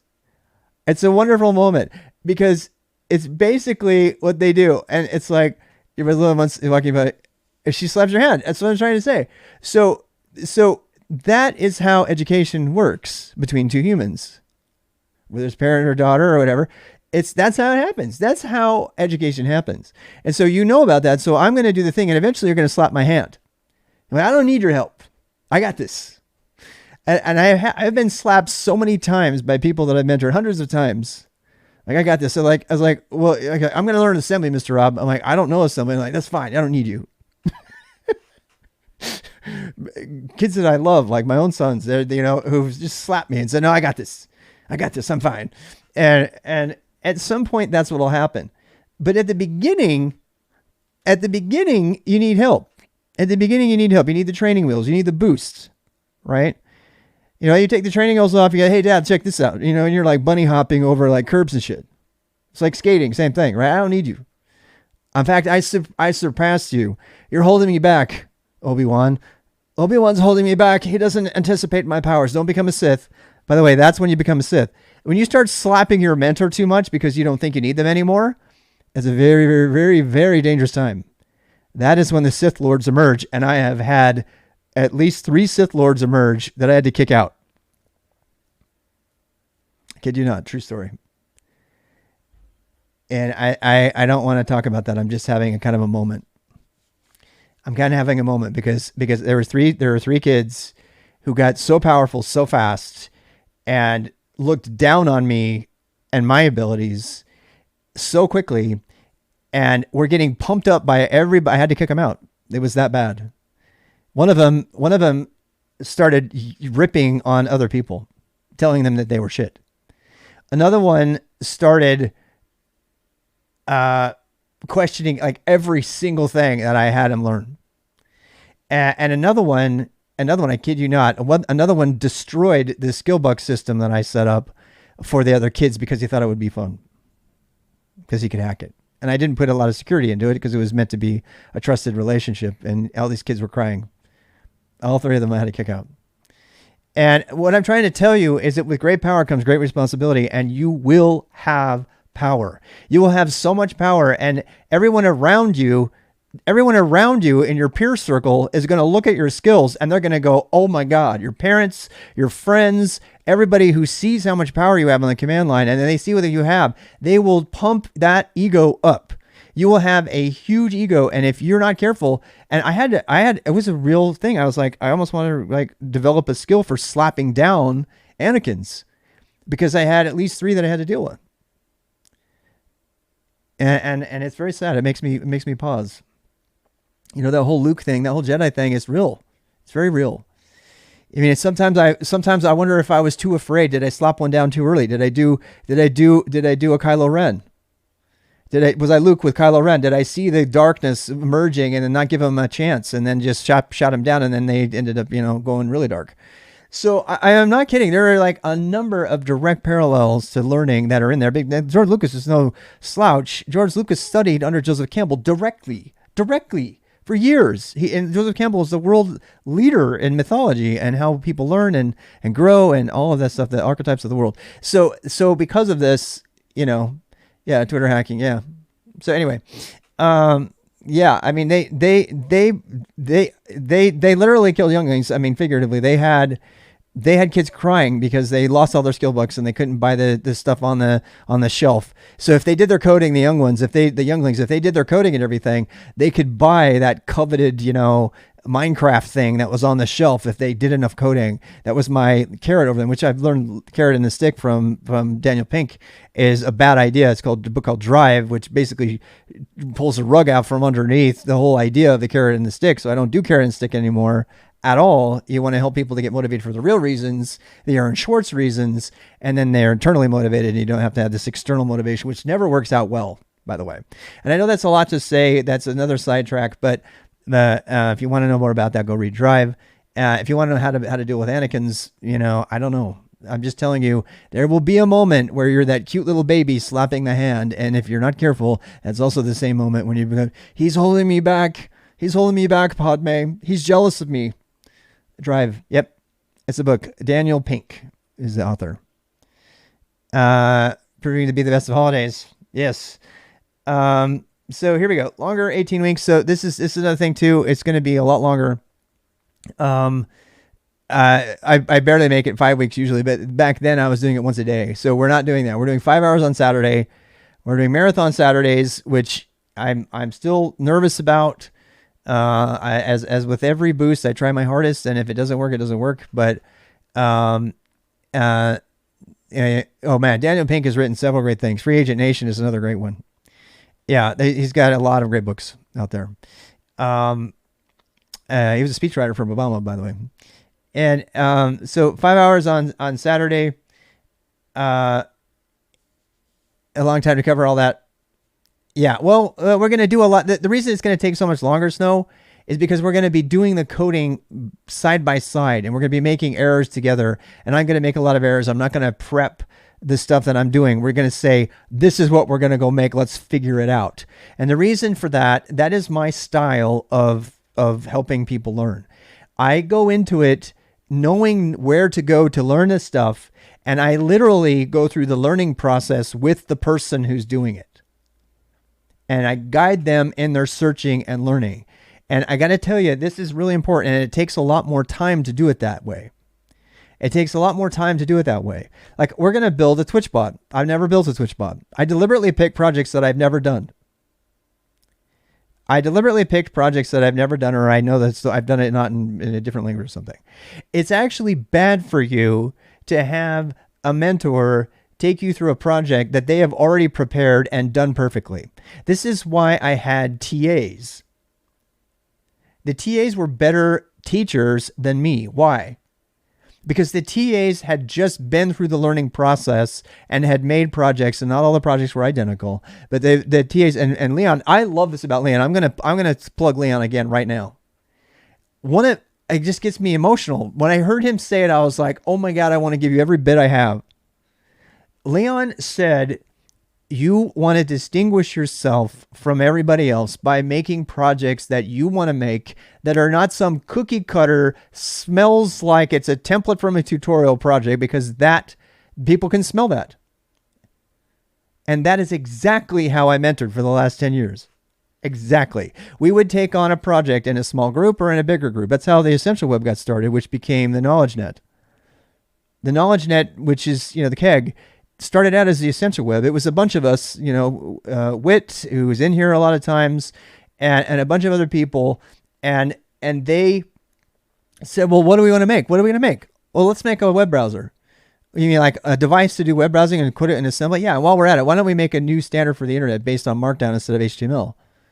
And based on this, we did it, we didn't ever realize it at the time, and we're still working on it, and they all went their separate ways and did different things, but they all got to make it. One of the boys actually ordered his own board that he designed in SolidWorks, coded in assembly, and assembled and soldered after he got the kit from DHL. He did the whole entire thing himself. He was 15.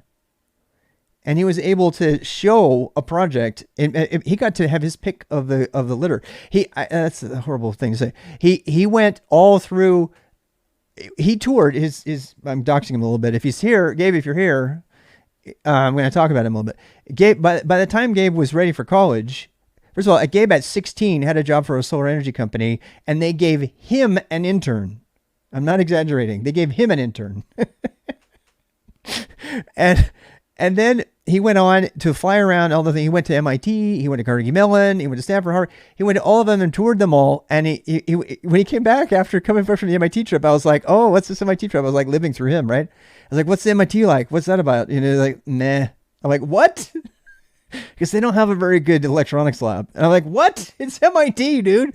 He's like, no, they don't really have good. I'm like, but he was able to make that decision because he had been studying like circuits, electronics in lab, and he built this. He had a 3D printer at home and everything.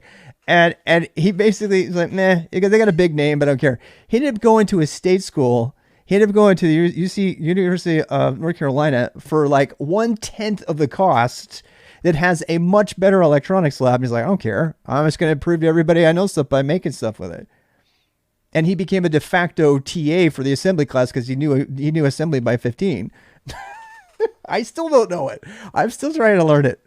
And I was like, oh my God, I love that story because I mean, I have many stories, but that was that's the kind of control that being an independent learner early on gives you. And it gives you the confidence to say, I don't have to care about the accolades of a particular organization.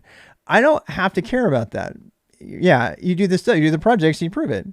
All right, so that was a fun little story, but I love to like that story. I never get tired. My wife too, she tells it too, and that's just one of them. I mean, another guy. I've got lots of stories of people getting their own jobs and careers, and learning to code. And actually, one of the quotes is actually in the middle of my SKILSTAK.io page.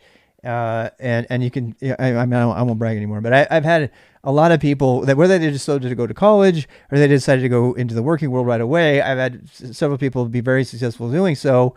And I've had failures too. Like I said, just like Luke, Last Jedi, I've had Anakins that I've lost. I've had, many negative situations too, but not nearly as many positive ones. And so that's what drives me. And hopefully that will drive you. And I want to tell you this because you might think right now, there's some people lurking in here. I recognize a couple of the lurkers. There's people lurking in here who have been teetering on whether they should be a mentor or not. And I'm going to tell you, it's not about picking the right mentor or being the best mentor, as I've been accused of being not the best mentor. It's about finding a mentor who matches you. I'm going to say that again. I do not match a lot of people. There are a lot of people who would bristle against me and my abrasiveness and my style of mentoring and my toughness and my swearing and everything. I'm telling you right now, I am not the right mentor for many, many, many, many people. But for some people, I'm the perfect mentor.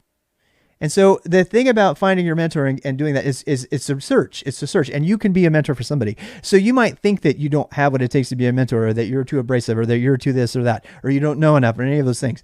And the fact of the matter is you probably are there. You're probably able to do it. And it's your social responsibility to be a mentor. I'm going to say that.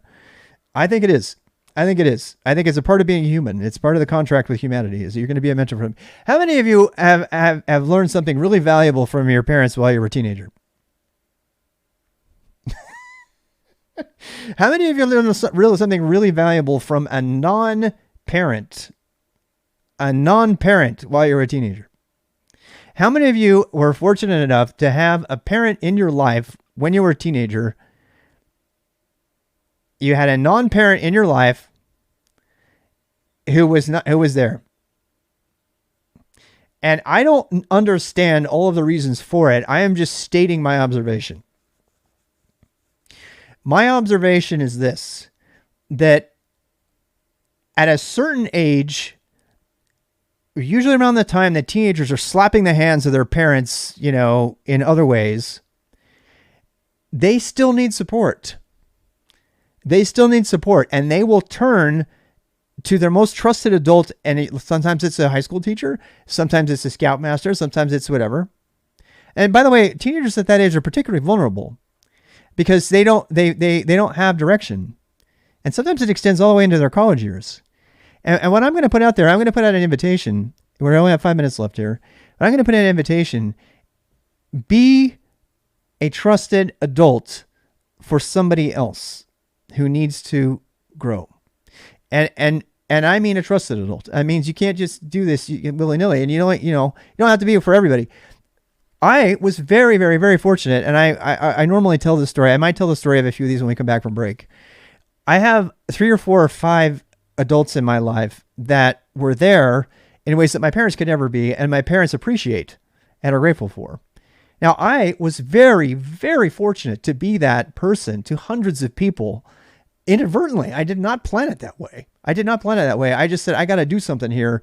I took this money out. I created this kind of safe haven for all of these kids that did not fit into the pegs at school, and in many different ways. And some of them harassed, some of them abused, some of them with broken homes, some of them, just with all this skill and intelligence, they didn't know what to do with it. And I got to be that guy. And I'm just going to tell you, it's a very, very satisfying experience. It's probably the most satisfying experience next to parenting. And I believe that whatever that's called, I don't even know if it's got a term or a name for it, but I think that it's a part of the social contract for all of us, is that humans need to help other humans. It takes a tribe, they say, right? It's not just a family. You can't just be a nuclear family and have it work. You've got to have more people involved. And that means you need to find people who have similar values to you. And the people who found me, more or less, had similar values. Some of them had radically different values, which I won't get into. One of them told me they didn't want their kid playing Minecraft because it was too violent. True story. That story later. Try until their 30s. Yeah, it's true. My teenagers to think that I didn't know everything. I would have benefited so much. Oh my God, those are great comments. Yeah. Anyway, so yes. Yes, it's great comments. Anyway, so let's finish this up. We got 3 minutes left. I want to stay on topic. So single unedited YouTube video. I told you that about that. We're gonna do bonsai. Let's talk a little bit about bonsai with my last 3 minutes here. So, bonsai is, you can go read it. Bonsai is a relatively recent construction of mine to make it easy to make command line utilities almost as easily as making shell scripts that are documented and stuff. I have one called Z, and it comes with all this built-in help documentation and stuff.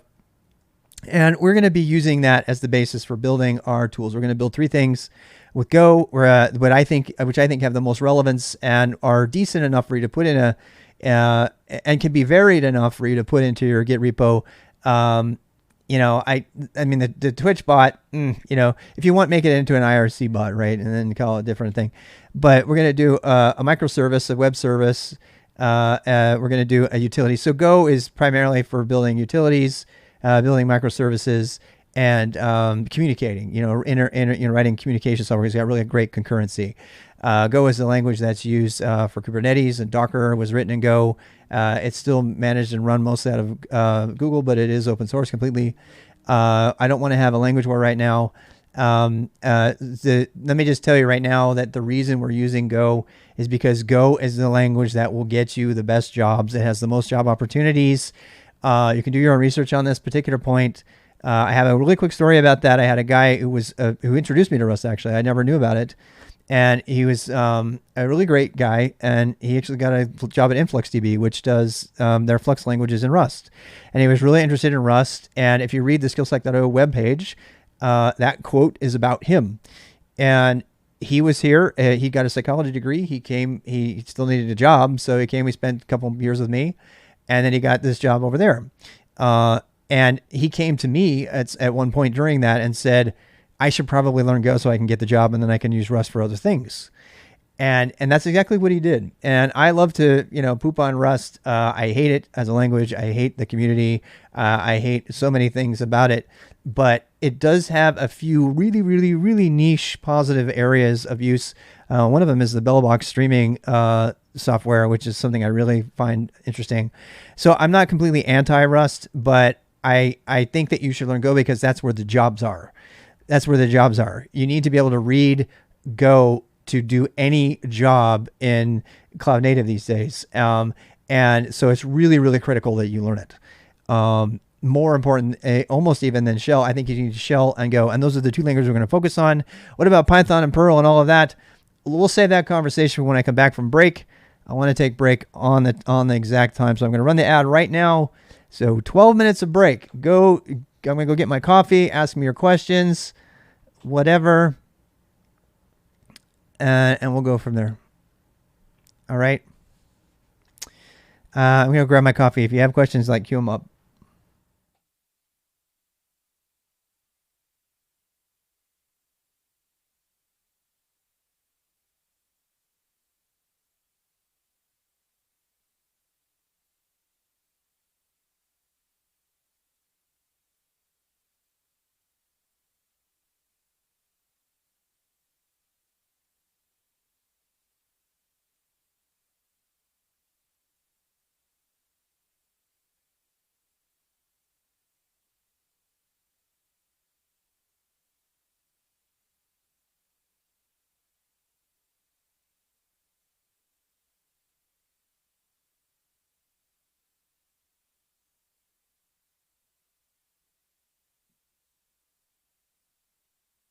All right, I'm back.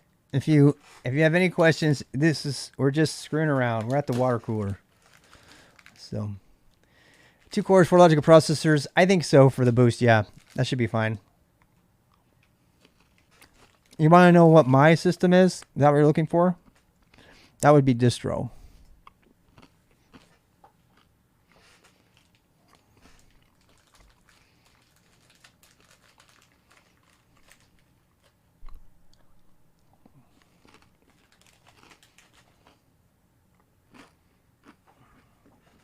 I just had a run-in with a Rust fan on Twitch just yesterday. Yep. It's all going on YouTube. They'll be the top playlist on YouTube. Yep. We can always come back. There'll be VODs too. The VODs only get saved for 60 days. So if you prefer to watch it on Twitch. I think it is.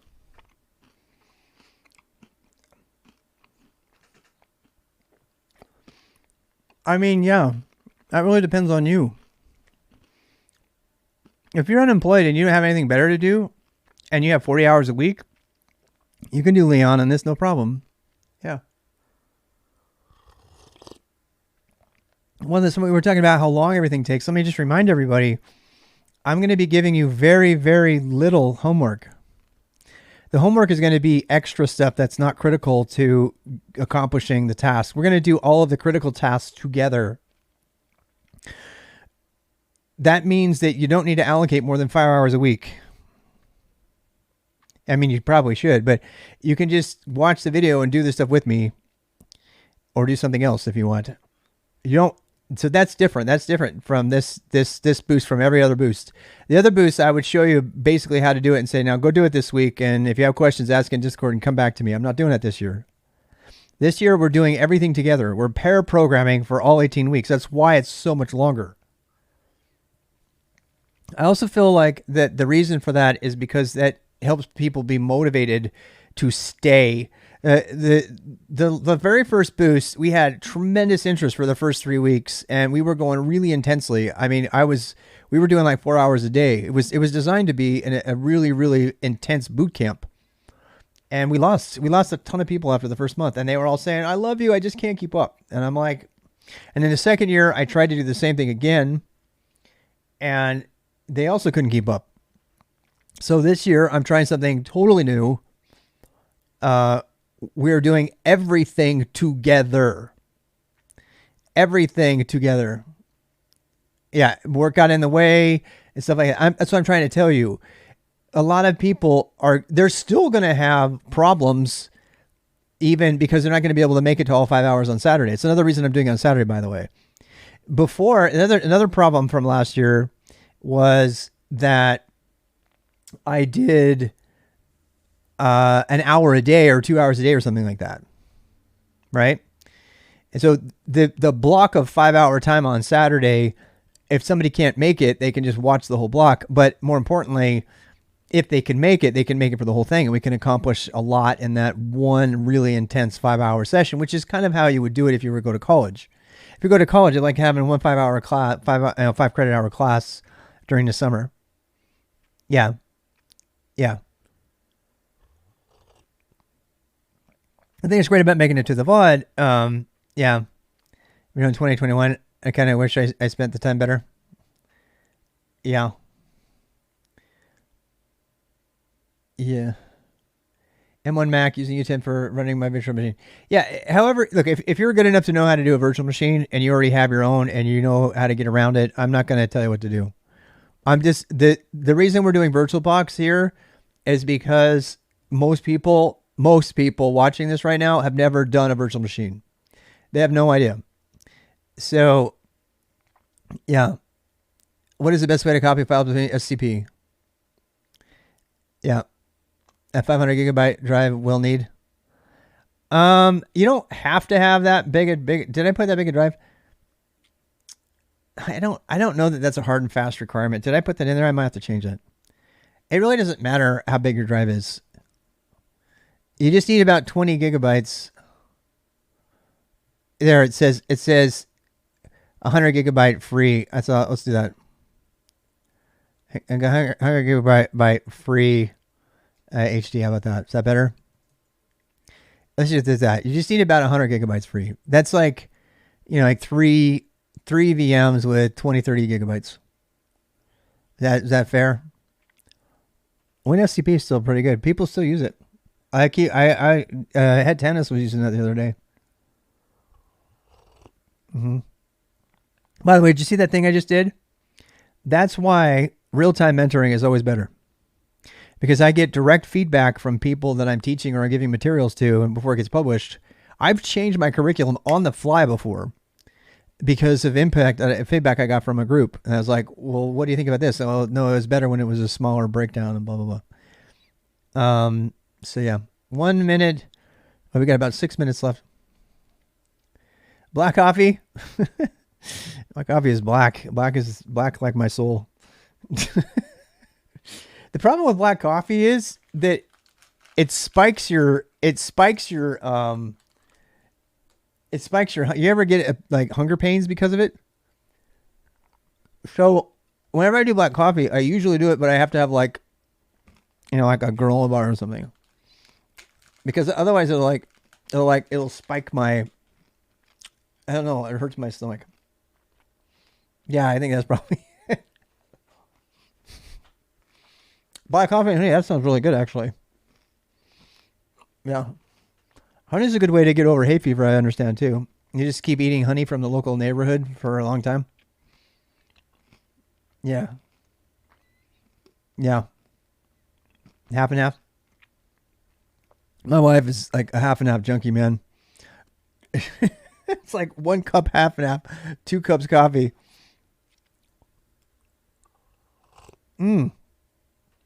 Diet soda make you hungry? Yeah, I don't know. I mean, it's weird. Our bodies are weird. You know, they're very unique.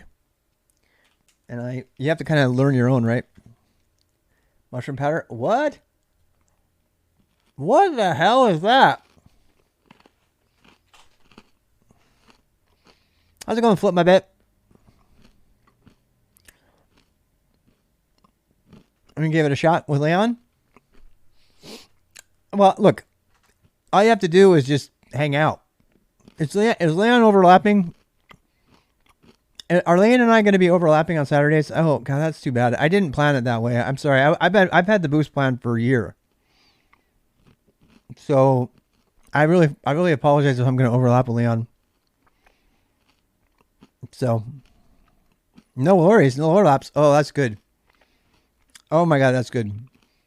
Yeah, because this Sundays is just office hours, right? Yeah.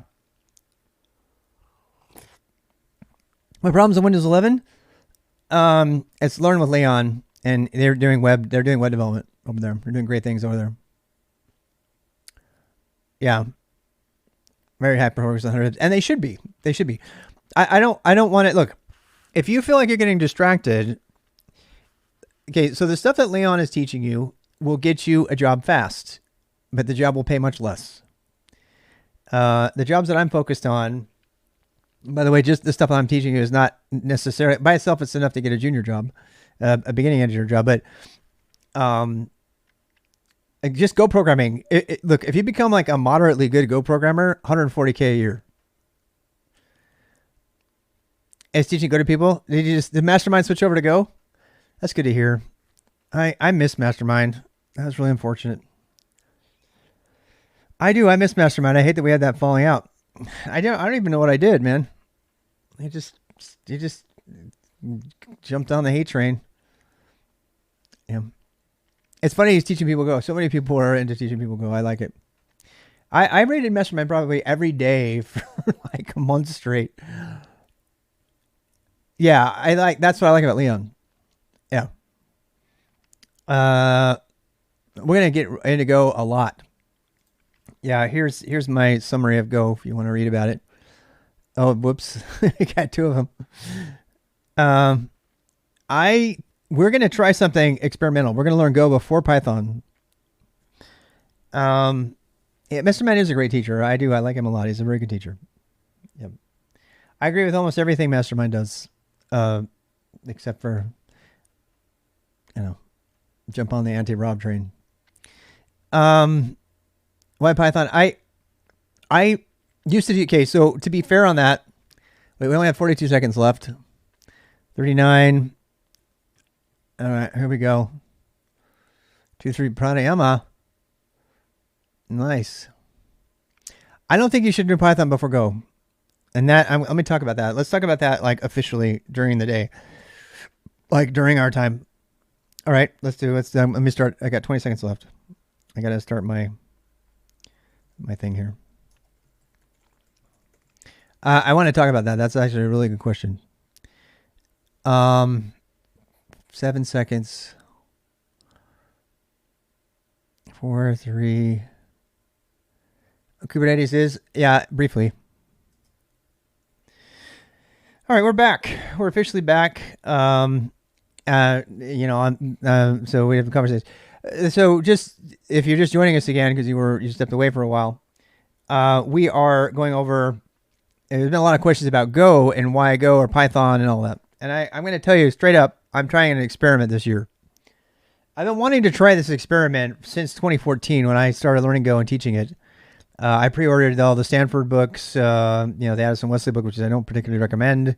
As Alan Donovan wrote it and everything. By the way, that book is being updated. There was a whole thread on Go Nuts mailing list about that.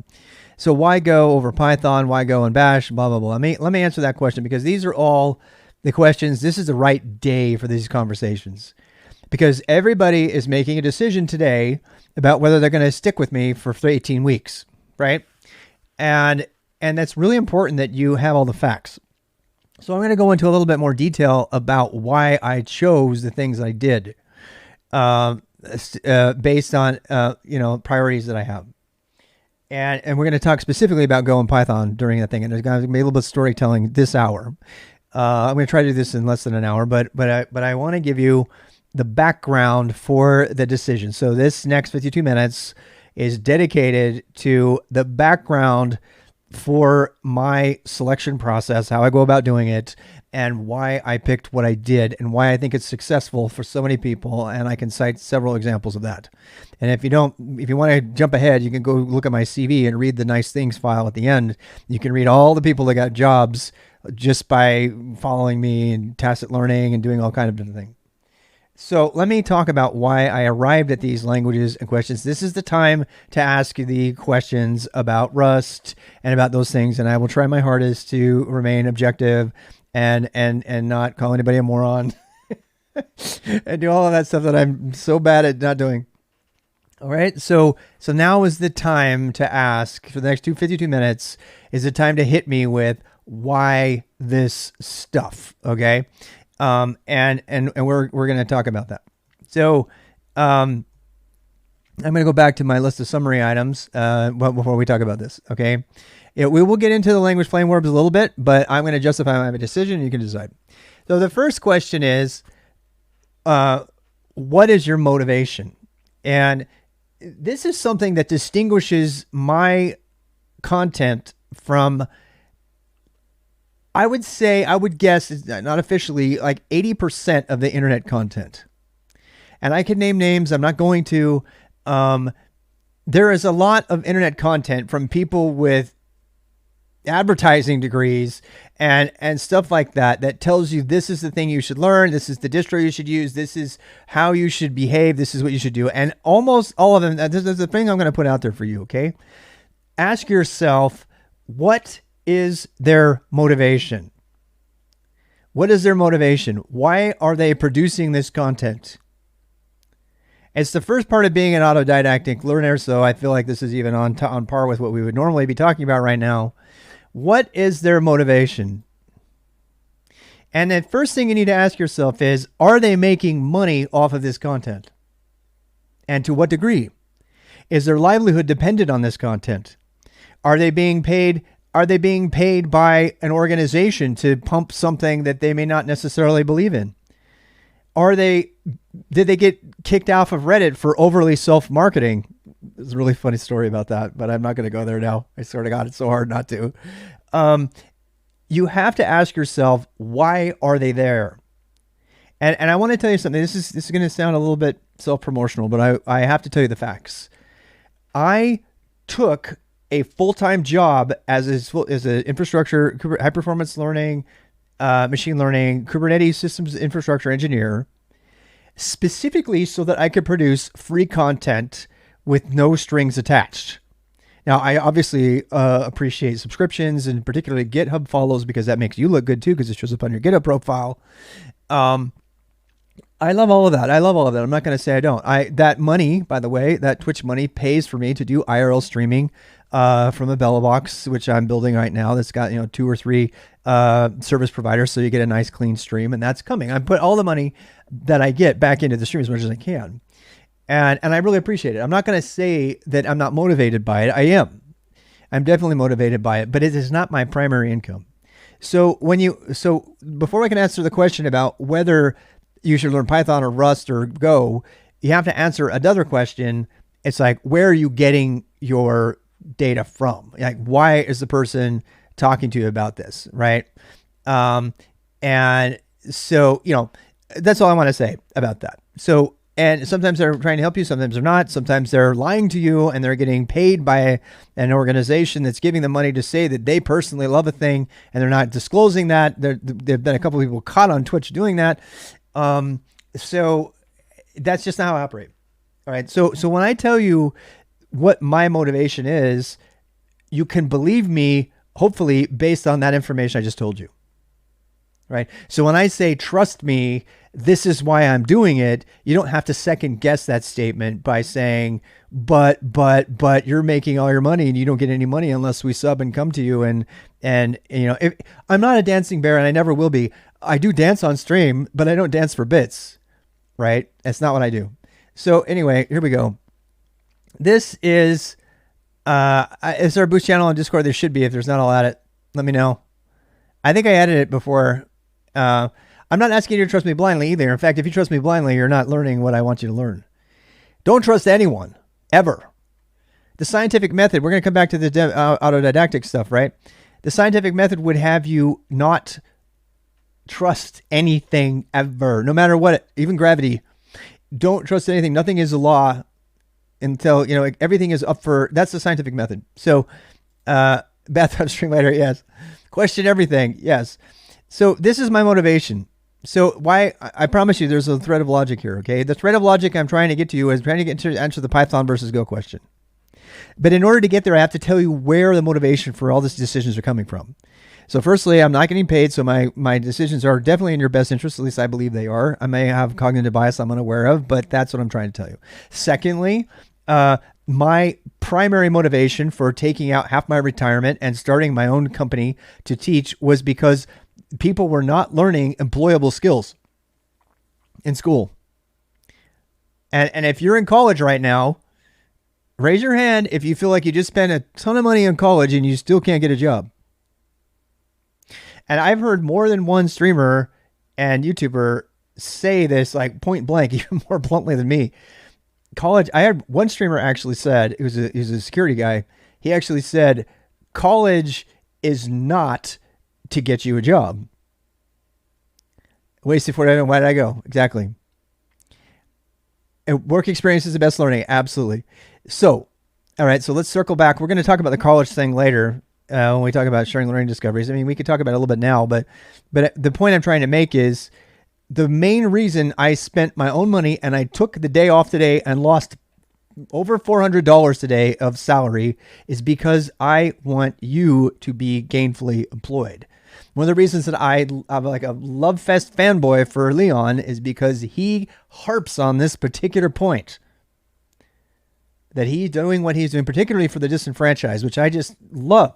Just makes me, I can question, methods and technology and terminology and method with Leon all day. But at the end of the day, he's motivated 100% by what I believe is the same thing. Does he run his own company doing education? Yes. But he's wealthy enough that I get the sense that he can do it without depending on it. So I feel like his heart's in the right place. I really believe that.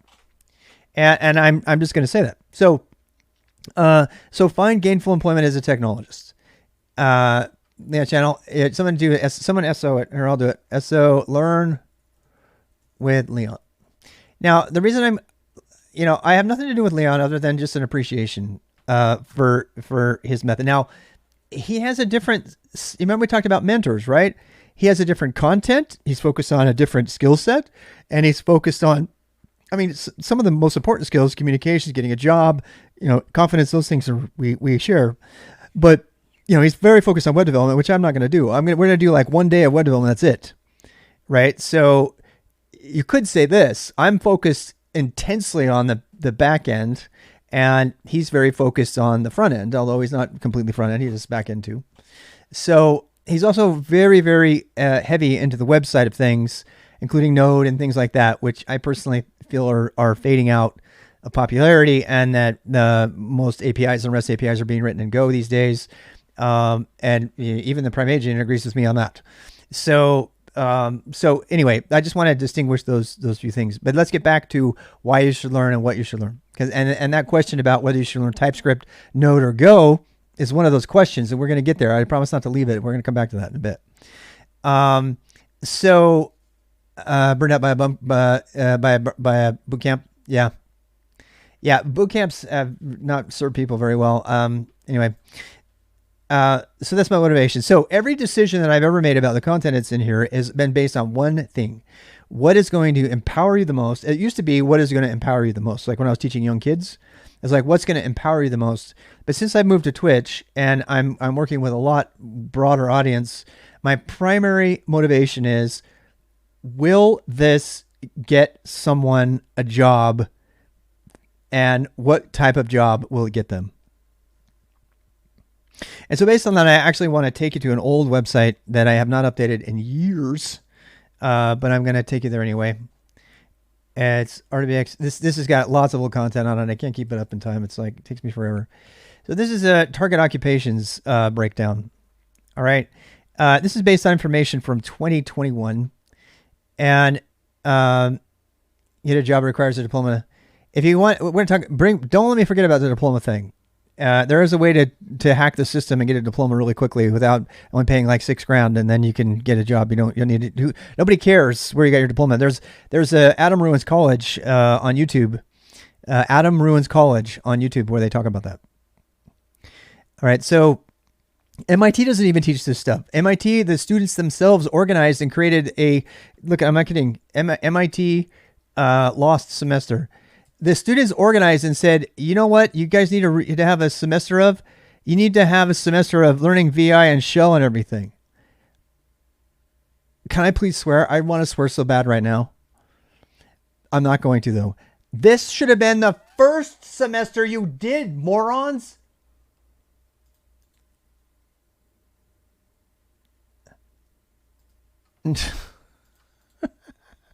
I know I didn't swear. I didn't. This should have been the first semester they did. Course overview and the shell tools and scripting, editors and Vim, data wrangling, command line environment, version control, Git, debugging, profiling, metaprogramming, security and cryptography, potpourri. This is SSH. These are, I am covering every one of these things. And by the way, I was covering these things way before they started doing it, as far as I know. Web developer list. We're going to talk about that. It's a very important distinction. So I hate that lobsters is a good one. Hacker News, no, hate it. Reddit, if you're getting your sources from Reddit, you have a problem. You should be getting your sources from, this is, no. All right, so this, but I do want you to see this. Did I send it to you? Here you go. So if you want to go through their material, you'll see that a lot of it's going to overlap with what I do. They're not going to do any Go coding, but we are going to do some Git and command line environment, data wrangling, all of this stuff. Blending. So is dev.to, by the way. So we're going to talk about dangerous sources of content and positive sources of content and where to get that. And that, by the way, is on the list.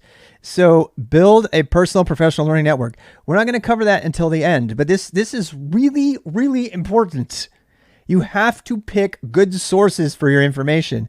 And as TJ Holowaychuk says, the guy who made, Express and the mean stack, who wrote a very famous blog called Farewell to Node, and he moved to Go for everything. You know him. If you know web development, you know who TJ Holowaychuk is.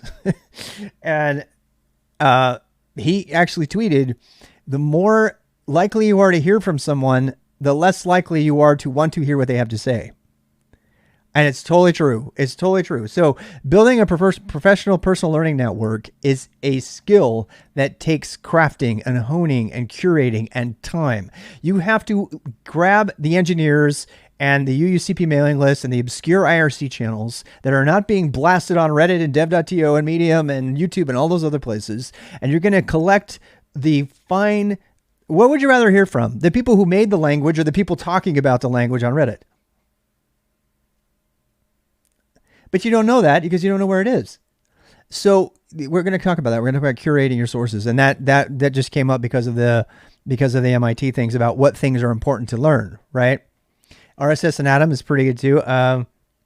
Yeah, I mean, by the way, Aaron Swartz was one of the principal developers of RSS. Yeah, the dedicatory person for this boost, Aaron Swartz, he created RSS. It's old news. Yeah. If it's mainstream media, it's totally old news. Totally. Yep. That is very well said. So if you, and I call it, there's a word called prescience, which is down here. Prescience is getting a sense of like knowing something's coming. I've been challenged on this before. There's like, I call it a PTP, a prescient technology professional. A prescient technology professional is somebody who sees the internet starting up in 1994 and decides to change everything and put everything into learning it, and then rides the wave when the wave starts to crest.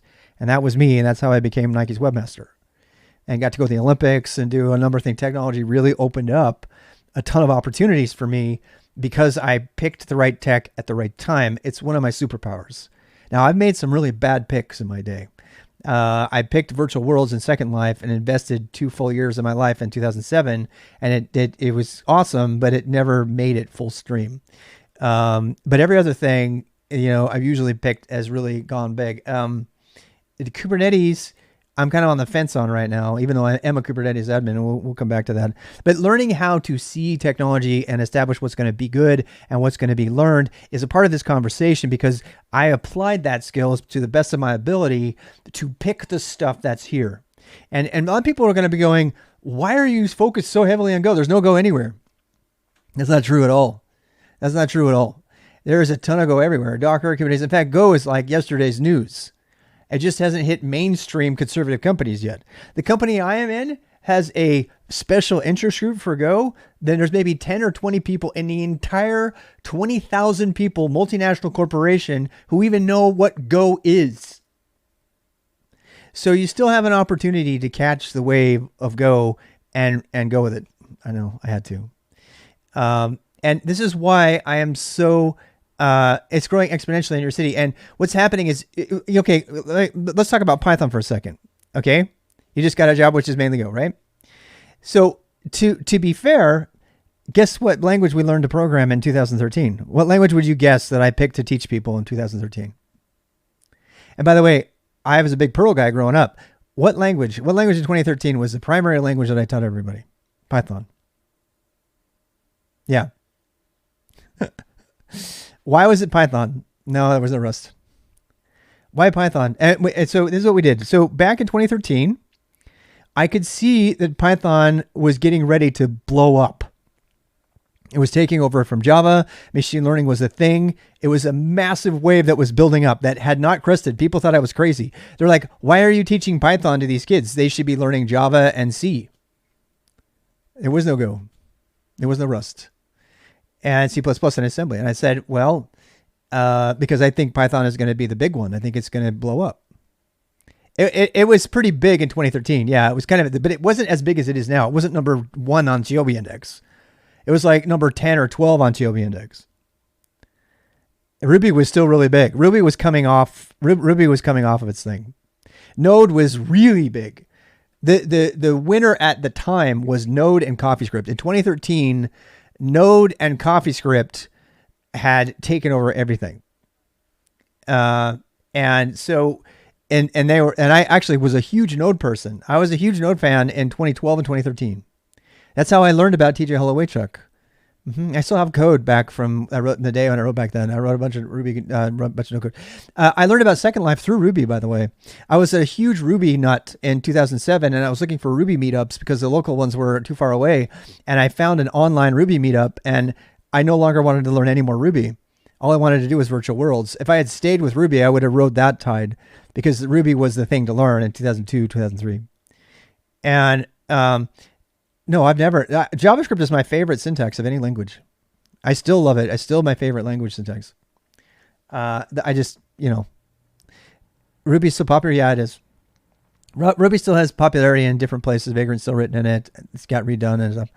I mean, Metasploit is all written in Ruby. If you're a hacker, if you want to be a hacker, learning Ruby is good because it's still Ruby's just a slow language, unfortunately. It's an interpreted language. I'm gonna cut to the chase on one of the biggest decisions. Interpreted languages are dying. I'm gonna say that again. Interpreted languages are dying. And I'm gonna repeat you the words of the guy who invented Python to make my case. All right. Crystal's cool. Crystal's really cool. I just don't know it's gonna get ground. Crystal is Ruby that's compiled. And I'm going to read you, rather than me tell you, I'm going to let Guido van Rossum, the creator of Python, tell you why interpreted languages are dying. There was this interpreted language mania that started in 2000 and went on till about 2013, 2015. And that's dying now. LVM, which Rust is, LVM enabled languages to be compiled that were as easy to write and use as interpreted languages. But interpreted languages were super popular from 2000 until about 2014 because of their speed to delivery. And then the whole world, because they were all coming off the Java stuff. And they're like, Java, no, Java bad. Too static typed, yes, and everybody hated static typing and wanted to do stuff really quickly. And Perl had taught them that they could do that. And then there was Python, which is a better Perl, at least that's what they thought, and PHP and all this stuff. And then everything went that way. And then it was all about the interpreted language. Ruby on Rails hit really big because why? It was all about fast time to market. I mean, they made Twitter originally Ruby on Rails, and then went, oh my God, that was such a bad idea. And then they redid the whole thing in Java because they needed a real language. And so what the world has done right now is they have woken up from the slumber of interpreted languages, and they've seen everything that's gone bad. And Guido says it the best. He captures this sentiment the very best. So I'm going to go find it. If I can see if I can find it for you. So this is in my Zettelkasten. And so here we go. Guido realizes Python. Now I might have some swearing in here. I apologize. Okay. This is my private Zettelkasten. I apologize. I won't read the swear words, but you can read them. Guido realizes Python sucks for most things. I really love Guido. I think we'd be friends in another life. This is a personal Zettelkasten entry. It's not a blog. Guy is obsessed with parsing languages in PEG, parsing expression grammar, and he has no problem throwing his own creation under the bus so people can use it if they use it for the wrong reasons, which is what everybody has done with Python. So this is what he says. I learned a painful lesson that for small programs, dynamic typing is fine. That's why Perl was made, by the way. It was never meant to be the language of the internet, which it became because the alternative was C and shell. And then Perl gets, people say bad things about Perl all the time now because they never realized that Perl fit a spot that it's a miracle it was even able to do what it did. It was exactly written to do this, a small program to replace awk instead on the command line. It was not meant to be the backhorse, back end language for the entire internet, which is what Perl became. And the people to this day, they still, say bad things about how Perl is, and they don't ever understand that it was doing way more than what it should have ever had done. PHP stepped into the ring. Python stepped into the ring. Other things, Ruby on Rails stepped into the ring, started taking over. All right, so we learned a painful lesson. Small programs, dynamic typing is fine. For larger programs, you have to have a more disciplined approach. And it helps if the language actually gives you that discipline rather than telling you, well, you can do whatever you want. And so there is the long-winded answer to your question. Why Go and not Python for the boost? This is the answer. Yeah, I've got senior pro. I'm doing pro porting right now at work too. So, compiled will always win. So a number of things have combined to make 2019 the age of the compiled language. What is the number? According to Stack Exchange, what's the number one most beloved language on the planet? Rust, right? It's a totally bogus survey of a bunch of web people. All the people that code in C and C++ don't answer Stack Exchange surveys, so it's totally bogus. But we now live in a time when it is easy. The languages like Rust and Go and Crystal, all three of those languages, what do they have in common? What do those three languages have in common? And Julia. These are all languages that some of you may have heard about. The age of the cross-compiled language is upon us, and it has been since about 2017, 2018. And so this is where things are going. The only place it's going there more slowly in Python with machine learning, ahead of time compilation, LLVM, the low-level virtual machine that allows compilation. So Rust, CLang. So CLang is an engine for C that uses the LLVM. So Rust, CLang, not Go, by the way, which is one of Go's greatest advantages. Crystal and Julia all use something called the LLVM that allows those languages to be written as almost as easily as Python or JavaScript, almost, not quite, but to also have strict typing and disciplined approaches that allow enterprise level of software to be created. And that's what Guido was talking about right here. Python is abysmally bad for enterprise software and microservices. This is why Go was created. Go specifically was created by Rob Pike and the gang to replace Python, Java, and C++ at Google for real high concurrent microservices work. That's why it exists. And it's also crazy easy to code in and learn. You can't say that about Rust. I can show you a keynote Rust speaker saying that the number one disadvantage of Rust is how hard it is to learn and get going with. Yeah, and the number two disadvantage is with its concurrency.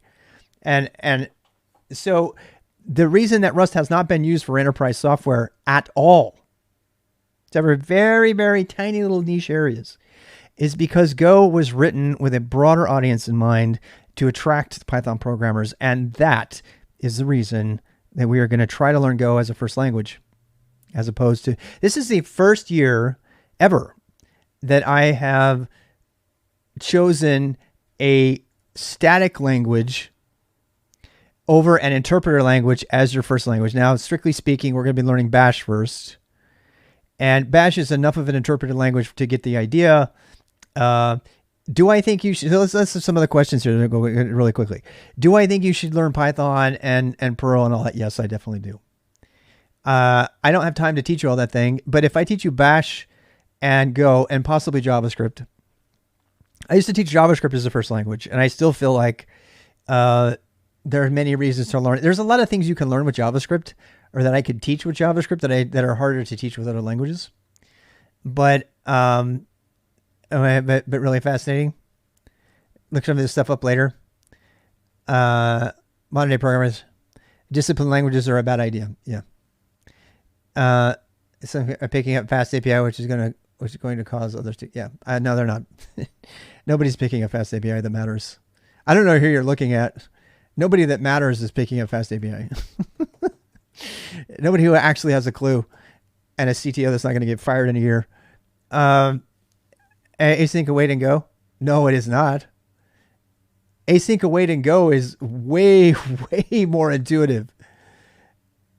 Oh, yeah, no, it's not. Go routines, you want to make a process concurrent, you stick the word go in front of it. In fact, that's one of the greatest advantages. People who say things like async await is the best way to learn concurrency have been corrupted by JavaScript. This is another reason I'm not teaching JavaScript first. I like roadmap.sh. It's just really dated, and it's got a lot of opinions in it that I don't agree with. All right, let's. We got 25 minutes, and we can go into the questions time. Okay, so that is why we're going to learn Go as a first language. Just go look on Indeed. Go look at the salaries for Go programmers. Clojure is a great language too. Just not, look, we're talking about beginner languages, right? Beginner languages. Of all the compiled languages on the planet, well, first of all, what is the number one compiled language that you're going to be taught in school? In America anyway. I'm curious internationally what you guys are learning. What is the number one language? Java. Why? I used to question this. Is that C#? I would say it's Java personally. Why is it Java? Enterprise, right? You're the right tool for the job, of course. But when you're just learning, you gotta pick without having a job. So you can't learn the right tool for the job because you gotta learn the right thing. Claim they're using what? Fast API? Yeah, it depends on what area is doing it. See, Java and C++. Start with JavaScript, I think. Because it's beautiful. Yeah. All right. So Java, Andre J. Java is, and I hate Java. Okay. I got hired to code Java. I gave presentations on Java at Nike when it came out, and Java server pages came out. I was hired to do it. Ironically, I never coded one line of Java while I was there for 12 years. But there's one thing about Java that I think is the reason that educators use it. Java teaches strict typing and discipline. And the kind of people who pick material for education want you to learn computer science right. And that means they want you to think about types, and they don't want you to write code really easily. They don't want to empower you. They want you to understand what a type is. They want you to understand disciplined coding so that when you go back to Python or Perl or something like that, you have this implicit knowledge of what the typing is. And I got to tell you that for more than 5 years, I railed against that. I was like, this is ridiculous. Why would you ever teach this to a kid? A kid can't pick this up. And I now regret that not Java, but we tried to teach Java. They revolted on me. They wanted to learn Go. So I regret that. Let's please not talk about fast API. It's distracting from the focus right now. Please. Okay. Thank you. All this stuff is going on YouTube. I don't want to spend time going down a rabbit hole until it's break time. So the point is, strict typing and disciplined programming approaches are the way to learn correctly. They might not be the thing that everybody is using. And that's why so many people think you should learn assembly and C before you learn anything else. And I don't disagree. I just don't, it's kind of a balance. And this conversation for this hour has one purpose. Why did you pick what you did? And when I pick Go, the reason I pick Go is because to me, it seems like it fits that middle space very nicely between, this is a very, very in-demand enterprise language. It has enough strict typing for you to understand how to write code properly, but it's loose enough and its syntax is simple enough that it allows you to write code very quickly, which is why we're going to be doing Bonsai, which even allows you to write code even more quickly. So it's like you're writing an interpreted language in Python or Node or JavaScript or Bash or Shell or Perl or Haskell, for God's sake. Haskell is compiled,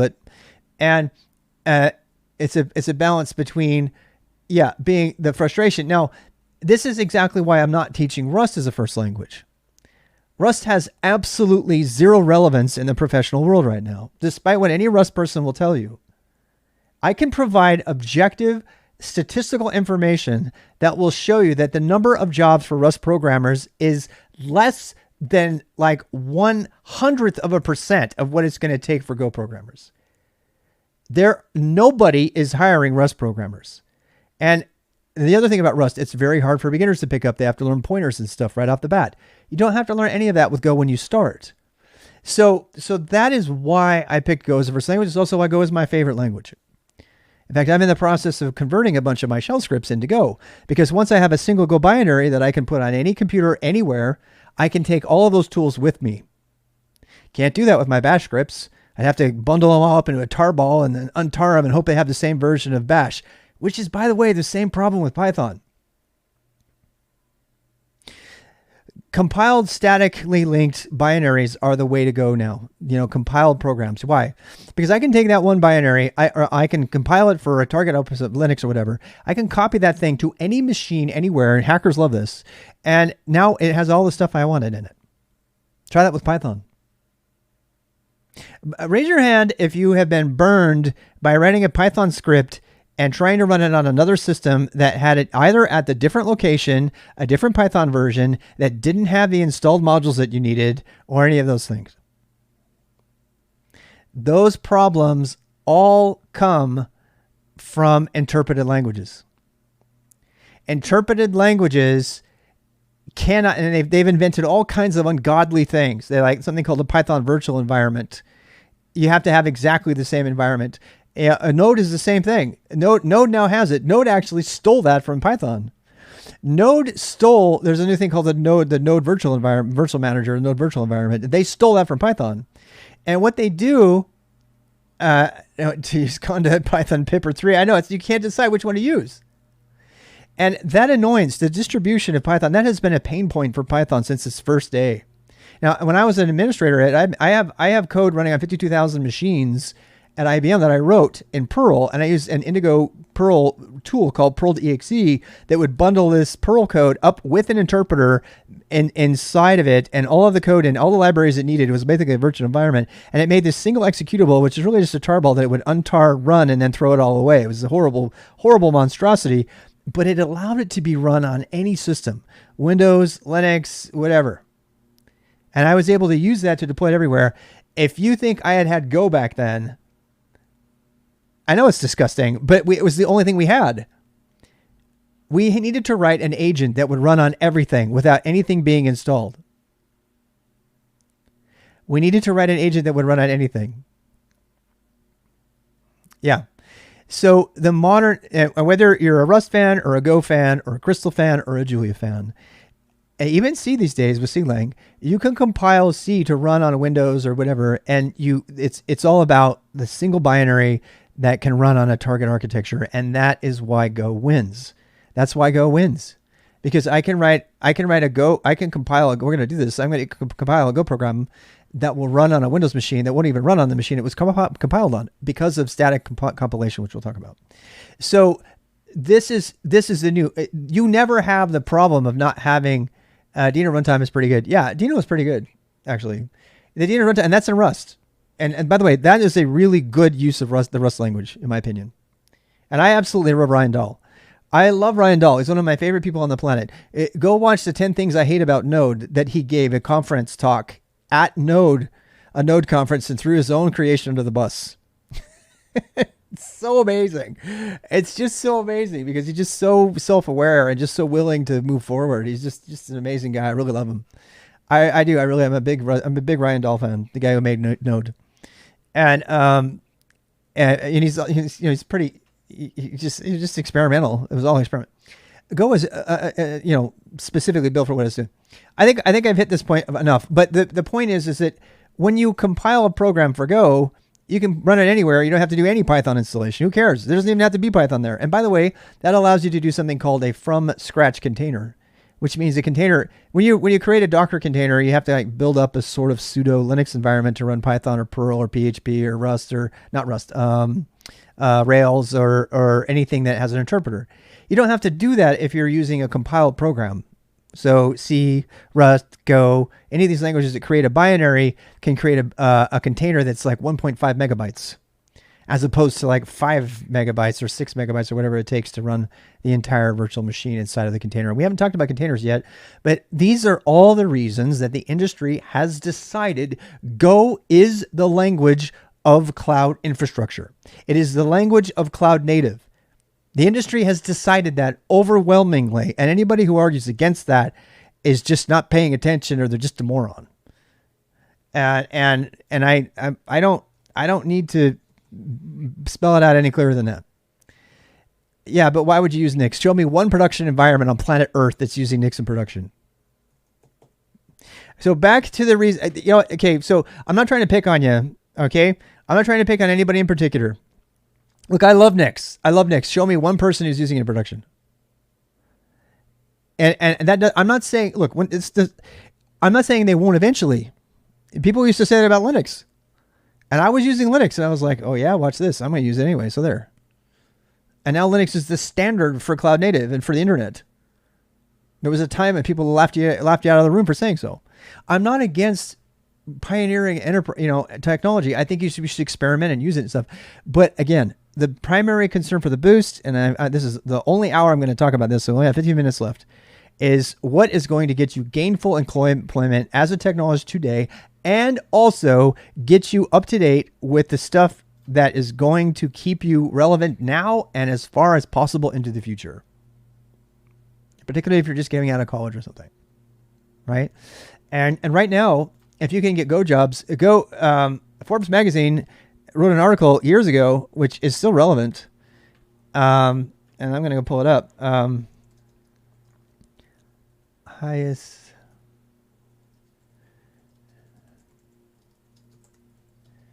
This was written, and it totally came true. Forbes magazine, which is a magazine about being rich and getting rich. Do I have to disable iBlock? Do I really? All right, fine. Once. All right, so did Forbes mention another language before mentioning Go? Yes. Clojure, which also was a big moneymaker, still is. Is that bad? Am I using the wrong one? Did I grab the wrong one on accident?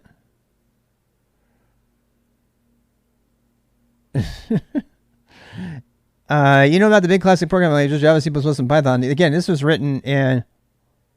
Am I running? I'm running the wrong one. Oh, no wonder I have problems. I'm an idiot. Tell me which uBlock I should be running. I'm not. I don't claim to. Highest posting job salary. Yeah, it does. Clojure is the darling of enterprise. I'm running this out. I did not know that. I'm sorry. I am so sorry. I'll change my ways right now. Thank you for showing. Thank you for catching me. Look, I make mistakes. That's why I have you as my friends to back me up. And that's why you should look, every single definitive thing that I've said today, you should do your own research and come up with your own conclusions, because I could be dead wrong. How is this exposed? It just means you can hack me. I didn't even look. I just grabbed it. It was like years ago. So which means I've been hacked all this time. It's got Clojure is somewhat popular here where I like because the biggest fintech is the main language. Clojure, yeah. This is why Clojure is making so much money. Yeah, Elixir is super popular too. Elixir and Erlang are actually really good as well. Oh, Scala. Sorry. Go and Scala. And Scala and Clojure are kind of related. Scala, by the way, there's a quote in Silicon Valley, and it came straight off the Scala webpage. Those two languages are Go and Scala, and they basically make the point. This was a long time ago. This was 2017, and they made the point that you can make more money with Go because Go is nobody knows it, and it's getting really popular. It's still true. It's still true. People aren't learning it. Scala is an enterprise-ish kind of language. It looks a little bit like a Python. It's kind of like, it looks like an interpreted language, but it runs on the Java virtual machine. So these big companies have Java installed everywhere, and they can use it. Yeah, it's functional Java. Same with Clojure. Clojure and Scala are kind of at each other's throat. If you're going to work for like a big financial company, that's not fintech. By the way, guess what? The most number one language in fintech. I'm not a fintech person or crypto person. If you're a fintech or crypto person, what's the number one language? Ethereum. What was it written in? Nope. Go. In fact, somebody just the other day said, the only jobs I can find in Go are all crypto jobs. So, I don't know. I think functional paradigm is a big deal, yeah. Is Solana Rust? I think Solana is Rust. Yeah, I think I did hear that. I heard somebody say that. IPFS uses Go. Yes, no, not JavaScript. Anyway, we're kind of early on this thing. What else we got to talk about? So other reasons why a virtual machine and not the cloud. Should we talk about that? I think I talked about that already. We use a virtual machine because we're using a virtual machine instead of the cloud because you can be effective immediately and locally. And you're going to need to set up your own home lab, and you're going to probably want to set up your own virtual machine that way. Somebody asked me about Kubernetes. Oh, you want to talk about WSL2? Yes, let's talk about that for sure. We have about 5 minutes, 10 minutes for that. Okay, so I actually wrote quite a bit about WSL2. And let me say, I'll try to get it. Yeah, cloud billing is the number one reason to not use it. I still think you should have a cloud account. Personally, I like DigitalOcean. I think eventually you're going to need to learn GCP, Azure, or Amazon, or all of them if you're going to be doing this sort of thing. And a lot of people use WSL2, and that's awesome. There's video evidence of me saying WSL2 is the next Linux desktop. I said so many, many times. There's you can go to my YouTube, and then within a week after that, I'm gonna tell you my sad story. Within a week after that, WSL2 dropped me on my face, and there's also video evidence of that. Everybody watching was like, "Why is this getting so slow? Why isn't this running anymore? What is it up with this? Why is it taking? I can see your VI keystrokes are like taking." It fell on its face, and so I actually came up with a. There's gonna be a swear word or two in here, but this is because my personal notes. And you can read my history of like WSL2 is the best, and all of a sudden it's not the best. And I tried. It messed up my Git repos. It did a bunch of things. But so here's some of the things the VM can do that WSL2 cannot do, and these by themselves are reason enough to use it. You can directly mount block storage device like your USB stick. You cannot mount block storage device with WSL2. Forget about accessing your KeePassXC password file on a USB stick from WSL2. You can't do it. And I have mine on a USB stick. But the USB stick in the computer, WSL2 has no ability to mount any block storage devices. It's totally brain dead. That reason alone is enough for me to throw it away. And I had a convoluted way of doing it. Yeah, you can mount USB sticks to VMs, no problem. It's like, and well done, has been done forever. You can perform consistently without lag during sessions. So WSL2 was constantly lagging out. I mean, lagging out in ways that I have never, ever seen. And I don't know why that is. I honestly, to this day, I don't know why it is.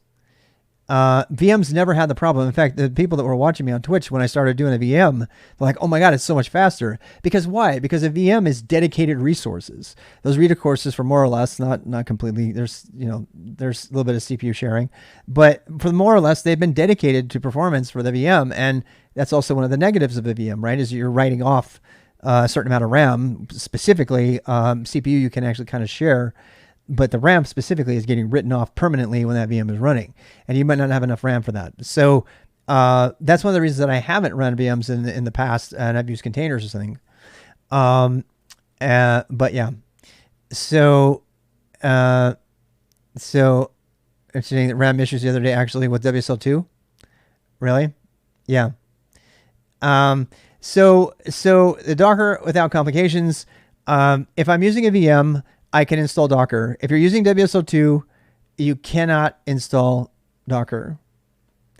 In fact, WSL2, you can install Docker Desktop, which is proprietary. Remember, you can't do that if you're working and your job doesn't pay for it.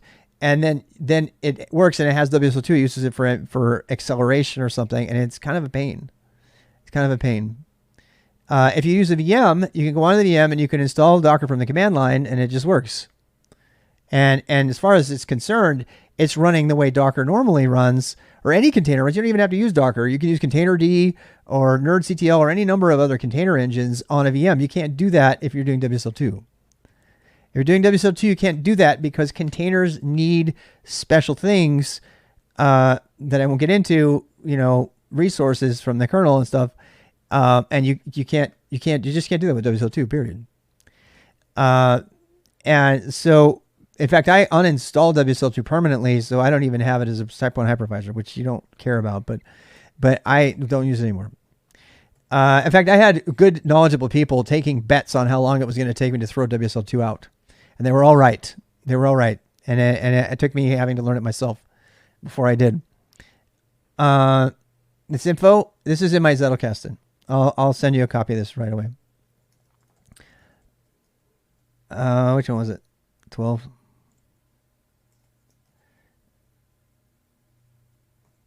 Here, give me a sec here. And there's a bunch of other stuff in there. Again, these are my personal feelings about things. They change pretty radically, so it's not a blog. It's not polished like a blog. All right, so it cannot take reliable backups. WSL2 export does not do that. With a VM, I can hit snapshot and I can take a backup of my system at any time. Not only that, I can upload that backup to the cloud if I want to. Can't do that with WSL2.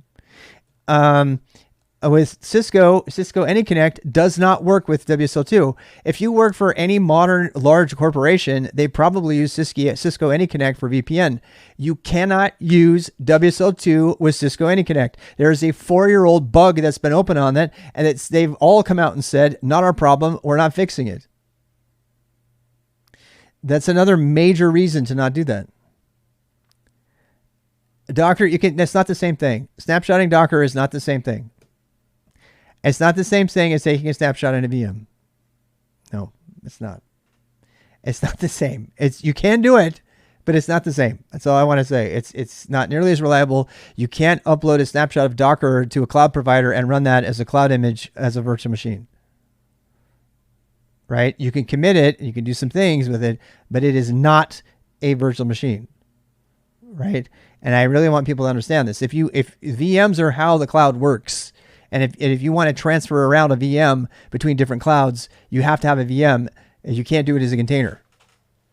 Yeah, there's ways to get around that, and containers are different beasts, and we'll talk about that. But VMs are the way to go. Automatically pause running VM so nothing is shut down. It's another thing. You cannot do this with Docker.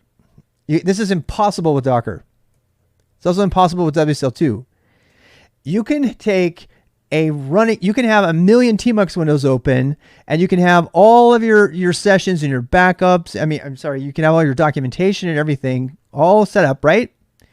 And then you have to turn your computer off for some reason because you're going to be off of power or something. You can save your virtual machine to a file. You just click one button, and it turns it off, and it saves it in exactly the state it was in. Your computer goes off, and you go home and you go do your thing, and you pull up your computer, bring it up again, pull it up, and push start, and it remembers the exact keystroke you were on. You cannot do that with WSL2. You can't. It's not possible. And you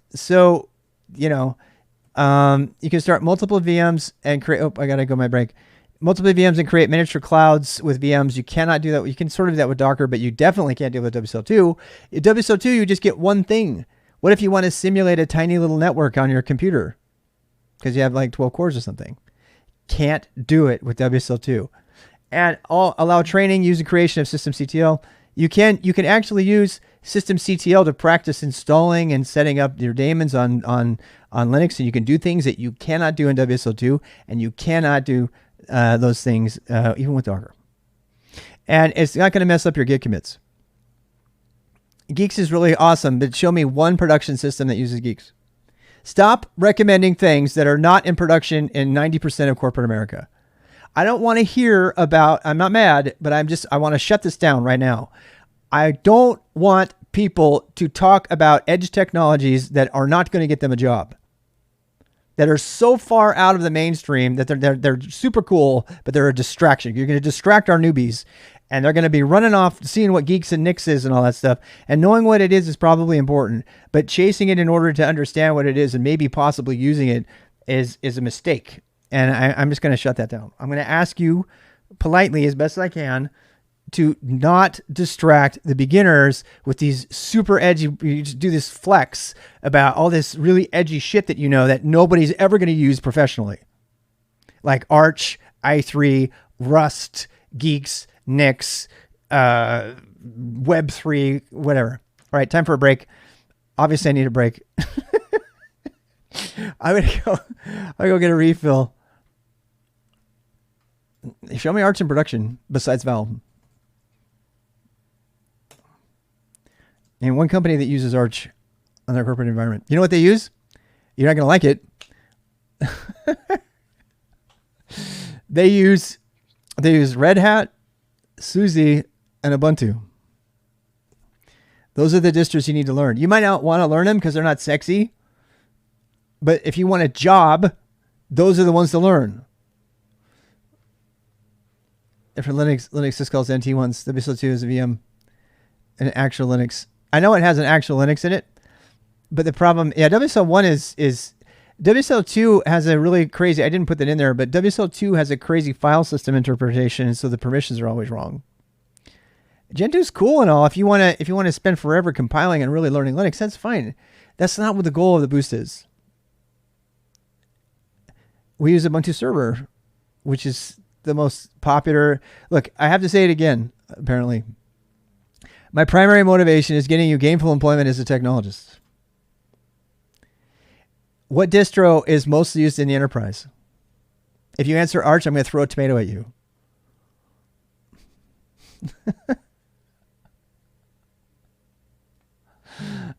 Like it's a normal Linux flexing going on. I have seen this Linux flexing in so many different forms for my entire life. Somebody will say, "Oh, I'm an Arch user," and then they'll say, "Oh, yeah, I'm a Gentoo user," and they're like, "Oh, yeah, I built mine from scratch." So they're LFS, which isn't even a distro; it's a book. I know. Are you kidding? Okay, I can't tell. Being able to complete some stages in coding competitions because they seem fun will go be good for that. No. If you're gonna do coding competitions, if you're gonna do coding competitions. Slackware server choice. Shut up, FamFT. Somebody's going to believe you. My good friend VMT. Yeah. You tried a Debian, but it was easier to set up in Ubuntu. Yeah. That's because Ubuntu doesn't mind. It's probably worth talking about officially.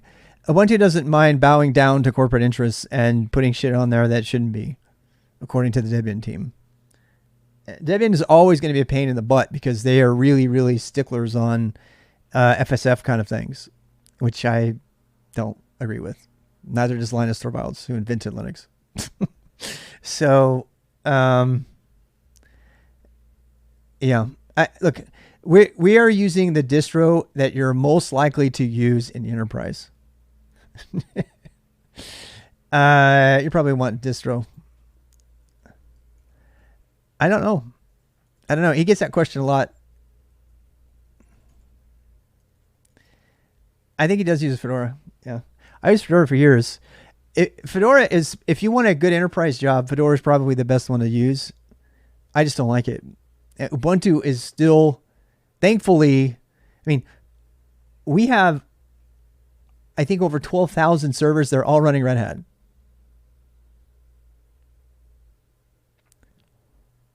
And I hate to say this, but Red Hat has locked up the enterprise market. Percentage-wise, I think there's pretty strong evidence to suggest that Red Hat is the distro to know. And they're also sort of leveraging, they're also sort of pushing their weight now and into other areas.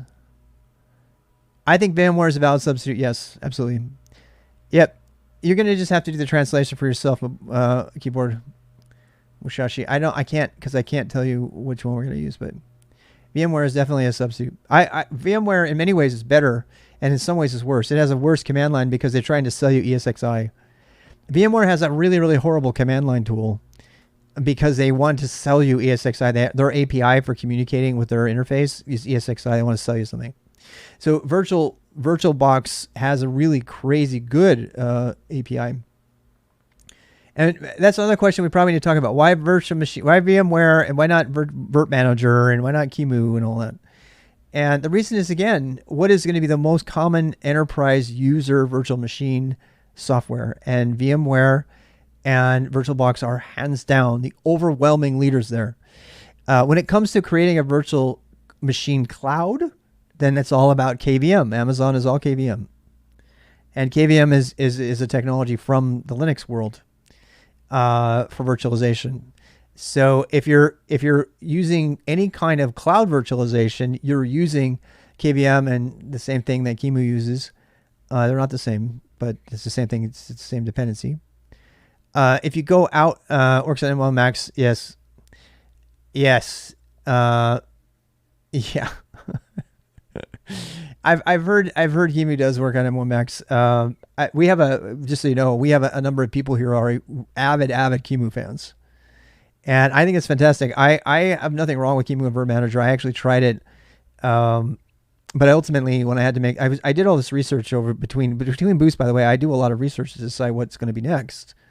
And we did that. We did a lot of research on QEMU and Virt Manager, and I created a tool, started creating a tool called Fluff, which is just brings up a bunch of clouds for you locally. Somebody asked about Vagrant, and Vagrant does this virtual management for you. It's much easier. But it's also based, you have to learn Ruby for it, and it has some problems. And so that's why I am not, hey, how's it going, Mozzie? So, that's why I'm not particularly into it. You can't read their community forum answers to common pros. I know, it's so stupid. I know. I am not a Red Hat fan. I'm not. I learned, set up a Zettelkasten, and we're going to talk about that. Make it searchable. Yes, that's going to be one of the first things, actually. So we're going to talk about autodidact learning habits today. And then we're going to talk about sharing and discoveries. We're going to talk about setting up your notes in your Zettelkasten today. We're not going to use the command line today. Oh, hey, wow. Hello, how are you doing? Yeah, don't dox in my workplace, please. Please don't say where we work. I'm very careful not to do that. And I can't pull that back if you do. So just don't do it. Yeah, I'm off today. Okay, so as you can't read their community forums, yes. Are we going to learn how to set up Zettelkasten? Yes. Previous videos. It should have hidden it, by the way. I'm sorry if it didn't. I should have hit it. I'm sorry if it. Oh, it should have. It hit it from the screen. It did. It hit it from the screen, just not mine. All right. What else are we gonna do? We have I have 3 more minutes of ads, so 12 after. Did that work, guys? It should work, right? Yeah. Because it's question times. You said that the most important thing was to be able to demonstrate autodidactic learning habits. How do you actually demonstrate it that you can learn anything? You don't. I think that we're going to talk about that. I think the most effective way to demonstrate it is to show the results. And the way you show the results is you have a log of your learning. And this is an area that's very controversial. There's a lot of people that disagree with me on this. And I'm going to tell you a story about that when we start up in 3 minutes, because we're going to be talking about autodidactic habits, and then we're going to talk about sharing learning discoveries. How many? We got another 2 hours, yeah? I think that we can get through these 2 today. Today is supposed to be kind of a kickoff day, right? And then on Saturday, we're going to be hitting the local VM really hard. So that'll give people time to download everything before we get onto that, okay? So we're going to cover these 2. I'm going to tell you a few more stories about autodidactic learning, and we'll talk about setting up and starting to share and show that you're a good learner and how to prove it.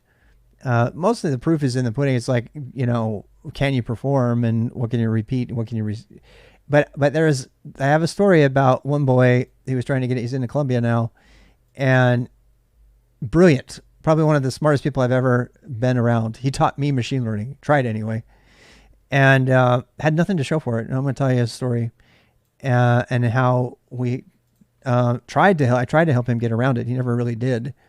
Kind of a cautionary tale, actually. He survived and he did very well, but he could have done better. He could have done very better if he had done one thing. I'm gonna hold that thing off for now while I go get my coffee. I'll be right back. Yeah, we're going to talk about learning strategies. You know, Leon, I'm really glad. Leon is very, very well educated in learning strategies. But I do want to talk about tacit learning, pair programming, what's the thing? Active recall. That's their word for it. I call it something else. But most of it's intuitive. You just,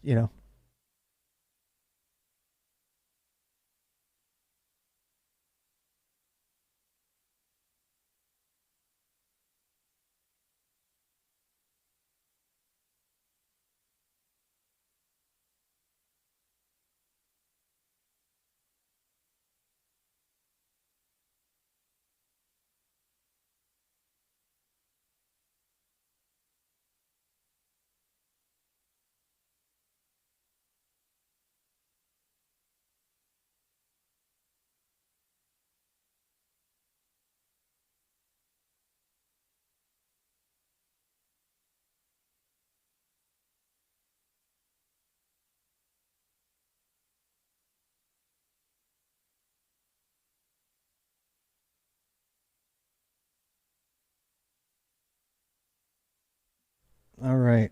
Man, somebody's got their bass booming outside. Stay tuned for the bass booming stream. I'll go GoPro that stuff. I'm crunching in your ear again. I'm so sorry. 1 minute, 16 seconds.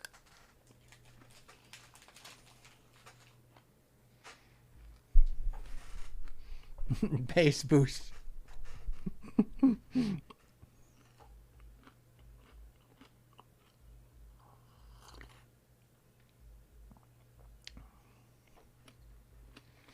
On the coding competition thing, that's not part of my normal stuff, so I'll just answer that real quick. I don't find coding competitions useful or entertaining, personally. So and they call it athletic coding too. I don't do it. I'm not against it. I just don't find it. I would rather spend time hacking Hack the Box or actual hacking than doing any kind of freaking competition. That's just me. This is a personal preference. That's why I'm answering it this way. I know crazy talented, amazing coders who live for lead code. They live for it. They live for lead code. It's like that's what they do. They want to compete. They want to be better. They want to be faster at algorithms. And I mean, Frank comes to mind. Are you out there, Frank? Way better programmers than me. But I don't program to flex. I program to do stuff. And whether it be hack or whether it be to get a job or to make something that's going to change the world and increase knowledge exchange, those are the reasons that I code. I don't code to prove I'm better than somebody else. That's not my point. And you know what? If you enjoy the competitive programming, there's other ways for me to try that. And so, I want to say again, this is not about,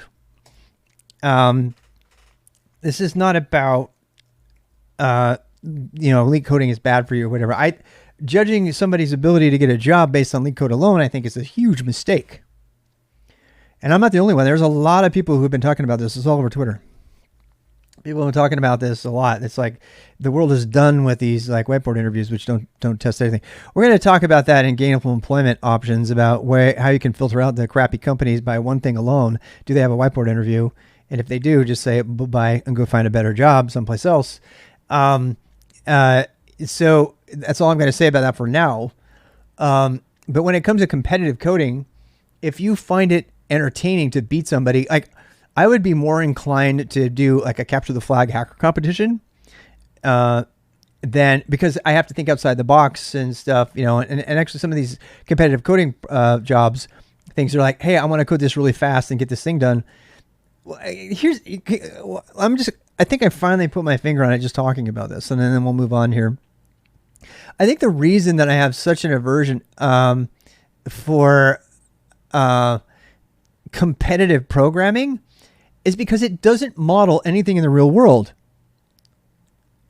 at all. Competitive hacking does. Do you see the difference? Do you see the difference? CTFs are fun and they're real. You know, trying to pen test your way or hack your way into some site faster than the other guy is going to get you the pen testing bounty. That's a real world scenario. Trying to beat out somebody else in their binary bubble sort or whatever the fuck. Sorry. What's that going to get you? A faster score on your whiteboard interview, so you might get hired over the other guy for whom you are competing, or person you're competing against. There's a major difference. So I think I finally, thank you for helping me. I think I finally, I'm sorry, I know cursing, I'll stop again. But I think I finally get why I don't like competitive programming competitions. And I certainly don't like hacker, whatever they, you know, like 24-hour hackathons. This is why I tried to do the advent of code. I couldn't do it. It was totally useless to me. And like, well, you're becoming a better programmer. Okay, why don't I become a better programmer and make something I'm going to use or someone else is going to use? Why do I have to code some esoteric weird thing just so that I can say that I got it? It's like the gamification of coding. I get it, but I'm like, why? In fact, I had to give up advent of coding. You know what we did instead? What did we make? We made an app. We made some sort of like actual app. I mean, even a Twitch bot, for God's sake, is more useful than the advent of code. Hackathons are more of these companies that help the companies do what they don't know what to do. That's true too.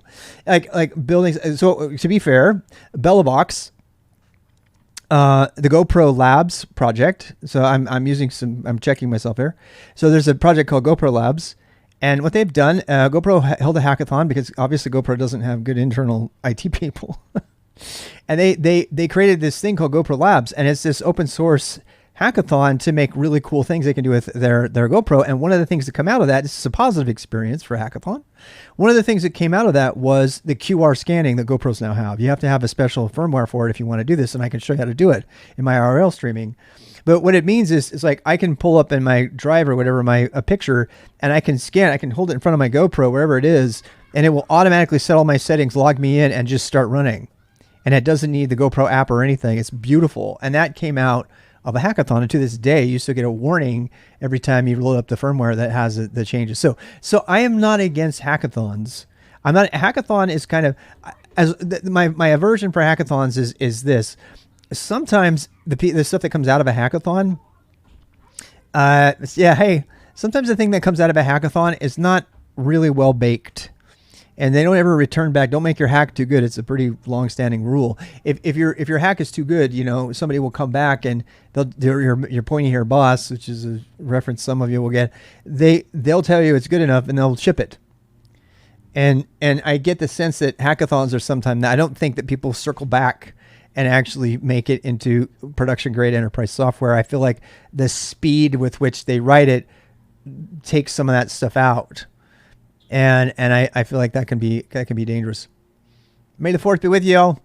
All right, so let's go back and offensive security. Yes, offensive security is awesome. OSCP, I strongly recommend. It's very expensive. It's unfortunate because, you know, the international people can't do it. The OSCP is a really great entry-level certification. If I actually want it, it's one that I want to get. All right, so let's return to, we're gonna cover these first two right now, and I'm actually gonna go back to some other notes. So we're gonna demonstrate autodidactic learning habits, and I have a bit of notes on this one. So I want to try. How many hours do I have? What are we on? We're on 3 hours, right? So we got this session and then one more and then we're done. Okay. So for today, yeah, oh my God, sans pricing is insane. So this is some of the stuff I wanted to cover, and I'm just going to cover it again. I'm going to save all the terminal installation stuff till next week, till this Saturday. I'm saying, if you want to go ahead and get started with this, you can. I want to talk about learning habits. I'm going to tell you a couple more stories. I tried to tell everybody that this is kind of a day to write off. It's kind of an introduction, orientation, get you motivated day. Remember your homework, right? Go watch Aaron Swartz Internet, oh boy. I talked to you in the last hour about why I picked the things I did. So you can decide if this is something you want to stay with or not. And you can adapt to your own needs. I talked about SKILSTAK a little bit. I talked about doing it for free, why I did it, where it came from, where the community is about, did that. What are we offering here? Learn to love the Linux command line, blah, blah, blah. This is just supposed to be a summary of all the things that we're learning. This is kind of like why we're learning what we did. I covered this already. No Sith Lords, covered that. Forgive and forget, pay it forward.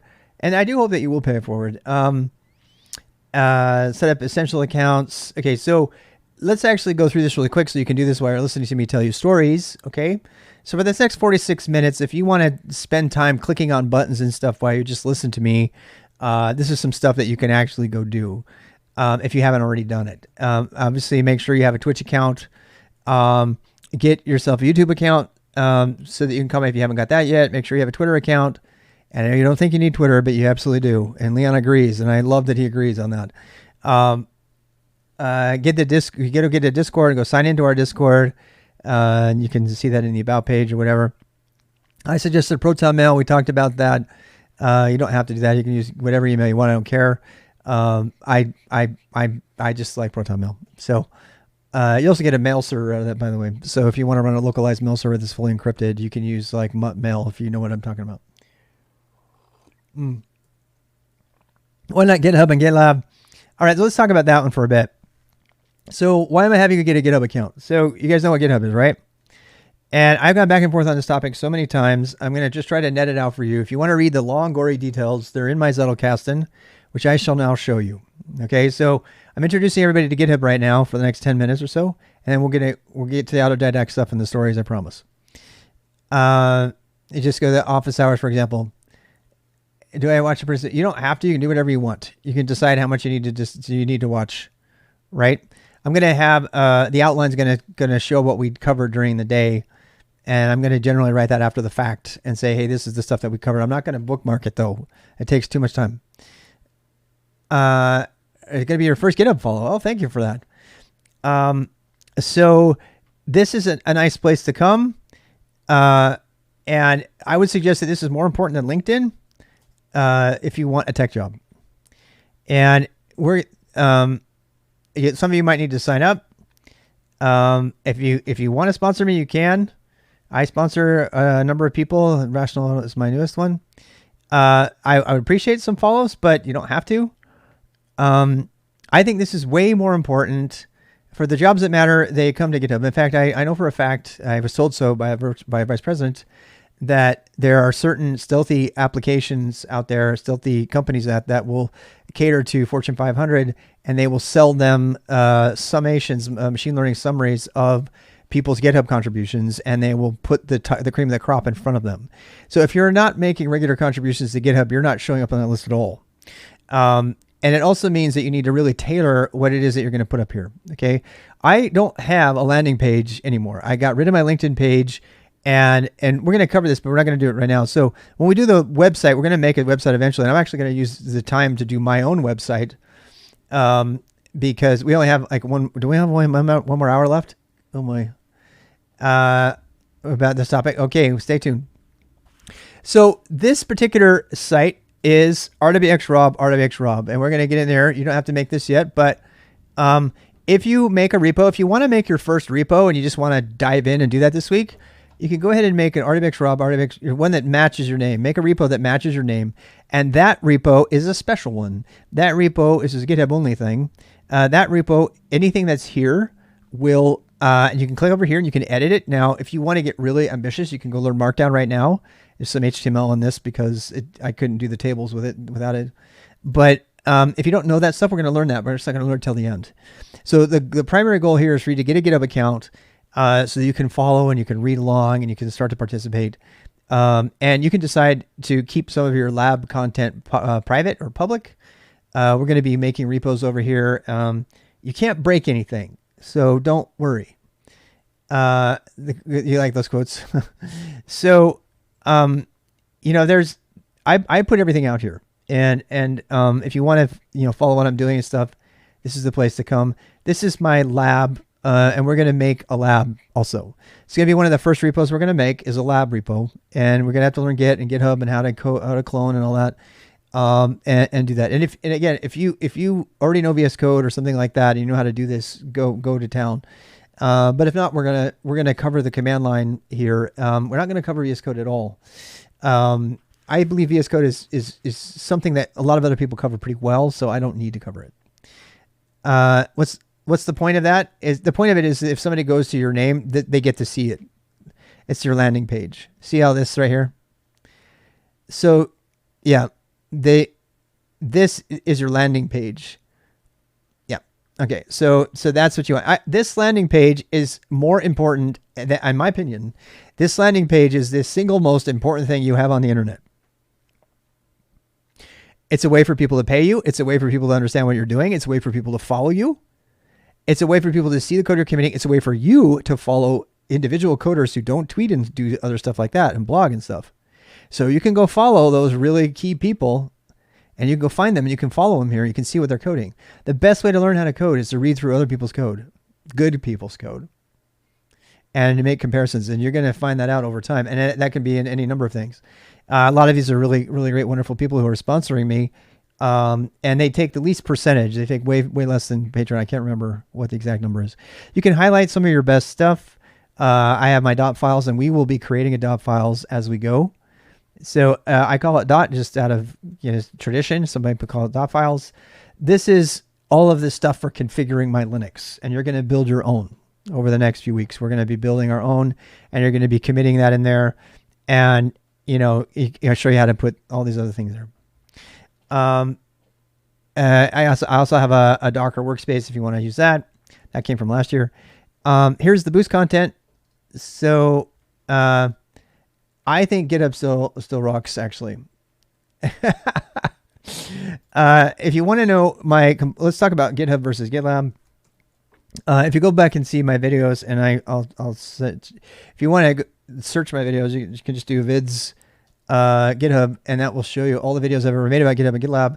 I have one video that says GitLab is awesome, and then another one that says GitHub sucks, and then another vice versa. I've gone back on that particular point so much during the last 10 years that it's exhausting. But I have to tell you, if you want all the details, I'm going to let you go read that. I don't think that's something that is of what the fuck. Okay. I don't think that's something that's relevant for everybody. I don't think everybody wants to hear me go into it. The long and short of it is that GitHub has in the same year span, GitHub went from 10 million, I think, to, was it now 80 million subs or people on there. And GitLab almost didn't even move. GitLab's interface is also a lot clunkier. It does have a tighter integration for some CI/CD stuff later, but GitLab really is really lost. And I was really hoping for GitLab to make it because it's a great company. I would easily work there under different circumstances. GitHub has taken the Microsoft backing and money, and they've just run with it. The single most important reason to use GitHub is the GitHub command line tool, right? This tool is so well, it's written in Go, by the way, and it destroys anything that's even close to something that will work on GitHub. You can look up issues on things. You can look everything up. You can look up issues. You can open issues. I don't think I have any in the boost. Let's go see. It's absolutely amazing. Yeah. And that's all I'm going to say about it. So I think that you'll find that make your own decisions. But don't I hate Microsoft? I don't hate Microsoft at all anymore. Not any more than any other big company. I think they've kind of turned a corner. I used to be really anti-Microsoft, but not anymore. They've done a lot of things. They've promoted a lot of good open source projects. They probably put more money into supporting open source than any other large company of that size. And I don't have a problem. In fact, I've considered working at Microsoft. To be fair, I'm not working there now, but I have. It's becoming a common phrase. Yes. And this stuff is not relevant anymore. So let's scoop on. All right. So it's story time, I guess. Have we really been going for 3 hours and 40 minutes? I think am I going to be done after this? 1, 2, 3, 4, 5. Yeah, I'm going to be done after this. So this is the end of our session pretty much. And I think I'm going to end with some fun storytelling stuff, that's designed to be motivational, and it's going to talk about my method and Zettelkasten and all of that stuff. Okay. And then that'll be it. Whenever this is over, it will be done. And we'll talk about Paulo Freire and all of that stuff. Okay. So this is, 411. Yeah, I guess you're right. It would be 411 after. Oh, right. Yeah, it would be. So we have, how many hours do we have? 11, 11, 12, 11, 1, 11, 2, 11, 3, 11. It would be 311, right? Look, all we're going to do, look, I don't even know how many time it is. Okay, guys, people, we're going to go through this last segment and then we'll be done. And this is all touchy-feely, talky kind of stuff. And I'm going to zoom in a little bit and give you some stories. And then we'll call it for today. Okay. And I'll leave you with a few technical things that you can do on your own before Saturday. And then we'll call it. So, I'm going to go ahead and leave these notes up. If you want these notes, by the way, they're all in the Boost. If you go to the Boost thing, you click on it and you click on the outline, you can see all this stuff in there. I don't necessarily follow it per se, but I'm going to do that. And I'm going to zoom in like this so we can talk like this a little bit, because some of these stories are really important. I do all this for free. Yes. And we talked about why I did it for free. We covered that already. Go back and watch the VOD earlier on in the day. You can see why. I took this day off actually so that I could do this. And normally I do it on Saturday. So that's the thing. So defending your right to learn. I said, Vive la Révolution. And I actually think I have the book here. Okay. So here's the book. I have nothing to do with this book. I don't have an affiliate link or anything like that. There's no motivation here other than education and knowledge. Pedagogy the Pest from Paulo Freire. So this book, it's a very tiny book, right? But it is very, very, very, very dense. It's very, very hard to get through. And there are so many good quotes in here, but the gist of it is this. The reason that Paulo Freire is quoted for so much, and you want to know where I learned about Paulo Freire? He's a hero there? Yeah. You want to know how I learned about Paulo Freire? This is a true story. I was on Wisecrack. It's one of my favorite YouTube channels. I don't watch YouTube very much, but my stepson told me about it. It was Wisecrack, and there was a show called Dumb. There was a show on Wisecrack called Bill and Ted's Excellent Adventure, Deep or Dumb. And if you don't know who Bill and Ted are, they're from my generation. They actually redid a thing. And Deep or Dumb. And the conclusion in Wisecrack, which I'll give away, is that it might be deep, actually, because they talk about Paulo Freire's style of education. And this is what I want to talk about. How did Bill and Ted, thanks for the follow, how did Bill and Ted learn?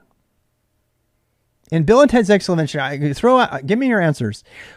How did Bill and Ted learn in Bill and Ted's Excellent Adventure? Those of you who've seen it. What was their method? There's nothing to be afraid of here. How they did, they time travel, right? So anybody else want to try it? They learned by doing, right? So this is the contention from the Wisecrack guys and people, and I totally agree with it. Experimentation, they time traveled through personal experience. Okay, these are great. Learned by in the person, right? They were experiential learners. And the deeper dumb combination, they invented hot tub streams. They kind of did. the experimentation is the way that they learned. And Bill and Ted, in one person's opinion, the Bill and Ted is a commentary on modern education. Because these are these two kids, oh, hey, man, San Dimas high, yeah, rocks. And they were totally wasted. They couldn't be taught. They were useless. They were, downtrodden kids. And they become the heroes of the day. And how do they go about the transformation? They go about the transformation by going through a Paulo Freirean transformation of learning. Pedagogy of the oppressed. Pedagogy, as I said, is a way of learning, right? This is like, how do we teach the oppressed? This book is very revolutionary because the book is designed to help people learn how to learn in a way that puts off their traditional methods of learning. It says we don't have to learn what the oppressors want us to learn. We're going to learn in our own way. And there's one specific thing that gets cited in Paulo Freire all the time. It's called banker style education. And what that is when it's the idea that you would open up somebody's head and you'd pour knowledge in. It's like, sit there, shut up, and take the teaching that I'm going to give you.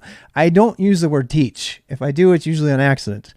I don't like the word. Teach is a transitive word that implies that I'm going to take my knowledge or my skill and I'm going to inject it into you. That doesn't way it works. Very aggressive thing. Learning is not. And I've said so far, I actually lost a student over this. Their mother was a teacher and I lost a student over this. It's a true story. I said it very publicly on Twitter and I got yelled at because the parent pulled their kid out because I said it. And what did I say? I said, nobody teaches anybody anything. What do you think? Should I have been yelled at for saying so? I was trying to make a point. I was playing with words a little bit. My point was this, that at best you can help somebody create the conditions for themselves to do their own learning. And that a teacher is a Socratic method. Absolutely. So Socrates totally got this. Socrates was probably the biggest, according to Plato, because nobody knows because Socrates didn't write anything down, right? And nobody teaches anything. What we do is we create conditions, we facilitate, we create conditions, we ask questions, we play the fool. That's the Socratic method. We create the conditions for the person to do their own education. And if you're doing this properly, like Socrates, you're an annoying asshole because you're saying, I don't know, you tell me. How can we figure this out together? You can know the answer. And they're like, well, just tell me the answer. I don't want to just tell you the answer. I want you to discover the answer because that's how you're going to learn it. And that's how Bill and Ted were taught. And the fact that Socrates was one of the people in the Bill and Ted adventure is further proof that movie is deep. That movie is really deep because these write-off metaphorical kids who were like total waste heads compared to the traditional, what do they want to do? Go in the military school? But then it being the heroes. Why? Because their mentor, Rufus, what does he do? Their mentor, Rufus, comes to the situation. He says, oh, we got to help these people or our whole world's going to be destroyed. Our future depends on them. And I mean, it's just so full of metaphor. The whole thing is just full of metaphor and allegory. And he says, okay, I'm going to do what I can. He says, so what does he do? He shows them how to use the time machine, and then he gets out of the way. Rufus doesn't stay with him. Why doesn't Rufus stay with him the whole time? Why doesn't he stay with him? Why isn't he there next to them the whole time? Yeah. So because it's too much, we just do Docker for this year, and we'll do Kubernetes right after. So the reason that Rufus doesn't stick around is because he knows that they're not going to learn what it takes for them to save the world unless they do it on their own. And they have to go through these experiences and they have to learn it. So that is Freirean education. Freirean education, Socratic method, whatever you want to call it, that is true learning. That is true learning. And nobody wants you to learn that way. You know who doesn't want you to learn that way? You know who oppresses you first? I'm going to read this is very controversial. I'm going to get myself in trouble here. I don't know if I want to read it. I might get really yelled at. Yeah. If I can find it, I might be able to find it right now. Yeah. Yeah, I don't know. Basically he says oppression starts in the home. Yeah. Certainly did in my home. I mean, I had a very, my mother was very, and we're going to talk about her in a bit. And ask carefully, I help people with our code. We're not doing it right. We're doing a boost right now. So, we're not, yeah. Parents, yeah. Your parents are the ones that teach you to sit there and shut up and don't speak until you're spoken to. Right? But how did you learn when you were a kid? And this brings up another book I'm going to show you.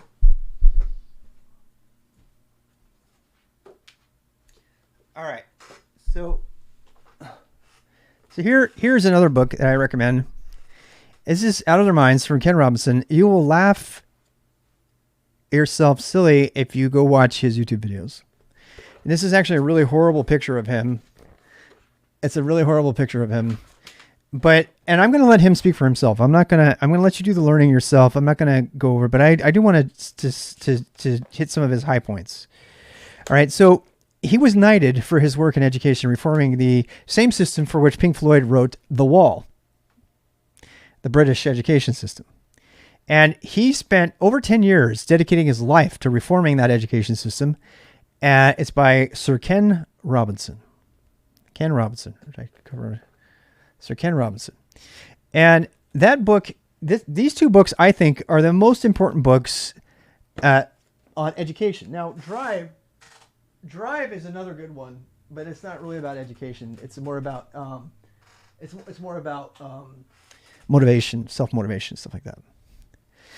So Ken Robinson was knighted for his work, and he basically came to several conclusions. He's absolutely funny. He's a total comedian. He's given several TED Talks. You can go watch those. But one of the great things about him, Drive is by Daniel Pink. Daniel Pink. Yeah. Drive. Do you want the names of all the books? It made people do punk rock. He passed away in 2020. This is true. It's very sad. Yes. So we have Pedagogy of the Oppressed from Paulo Friere, and we have Out of Their Minds from Ken Robinson. You don't have to read these books away, but I suggest you do. And we have Drive from Daniel Pink, and I don't think I have my copy with me right now. I think it's saved. Try to find it. I don't see it. Yeah, I don't think I have it. No, it's packed. So, and we only have 25 minutes, so I'm going to kind of hurry here with my stories. And what was Ken's main thing? Ken's main thing was the same thing we were talking about repression. And these are his exact words. The current traditional education system, his exact words, beats the creativity out of children. They are punished repeatedly for being creative. And his contention is, which is very well backed by science, is that children are naturally creative and inventive and inquisitive, and they want to do all these things. And they are also natural learners. They know how to share. You watch children teaching each other things. They'll yell at each other and they'll slap each other and stuff like that. But they will teach each other. And you can watch other animals in the animal kingdom, mammals in particular. You can see how they teach each other, and they naturally want to do those things. Creative schools, yeah.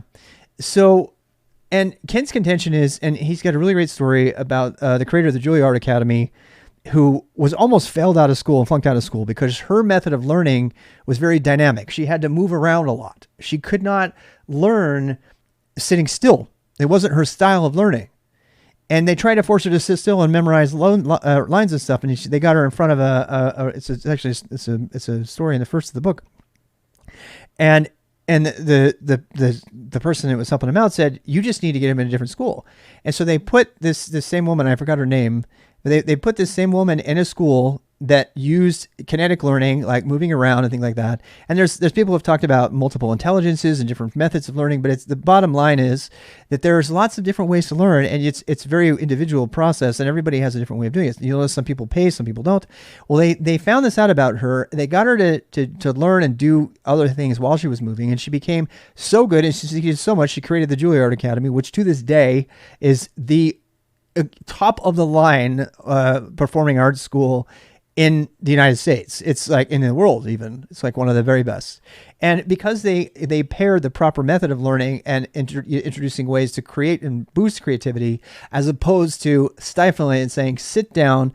And he talks about how the form of education that we have today actually came out of the military. It was actually based on a Prussian military where they lined people up in rows and everything because it was more efficient. It was more efficient to teach people this way because they need to get out there and learn how to make takes so we could blow up our enemies. And that style of education is still the one that we use today. For the most part. Now, lots and lots of schools have changed and they've seen this. Montessori is kind of leading the charge, but they're, it's project-based learning, it's one-on-one, it's exploratory and all of that. Well, so why is all of this, a thing, and why is this so important? Well, this is a part of becoming an autodidact. And I have accidentally come across the association with my name, RWX. And so I'm going to go ahead and put this out here as kind of a mnemonic thing for you. It's not my own invention, but it just happened to work out. RWX is a set of permissions in Unix, but it's also a method for learning.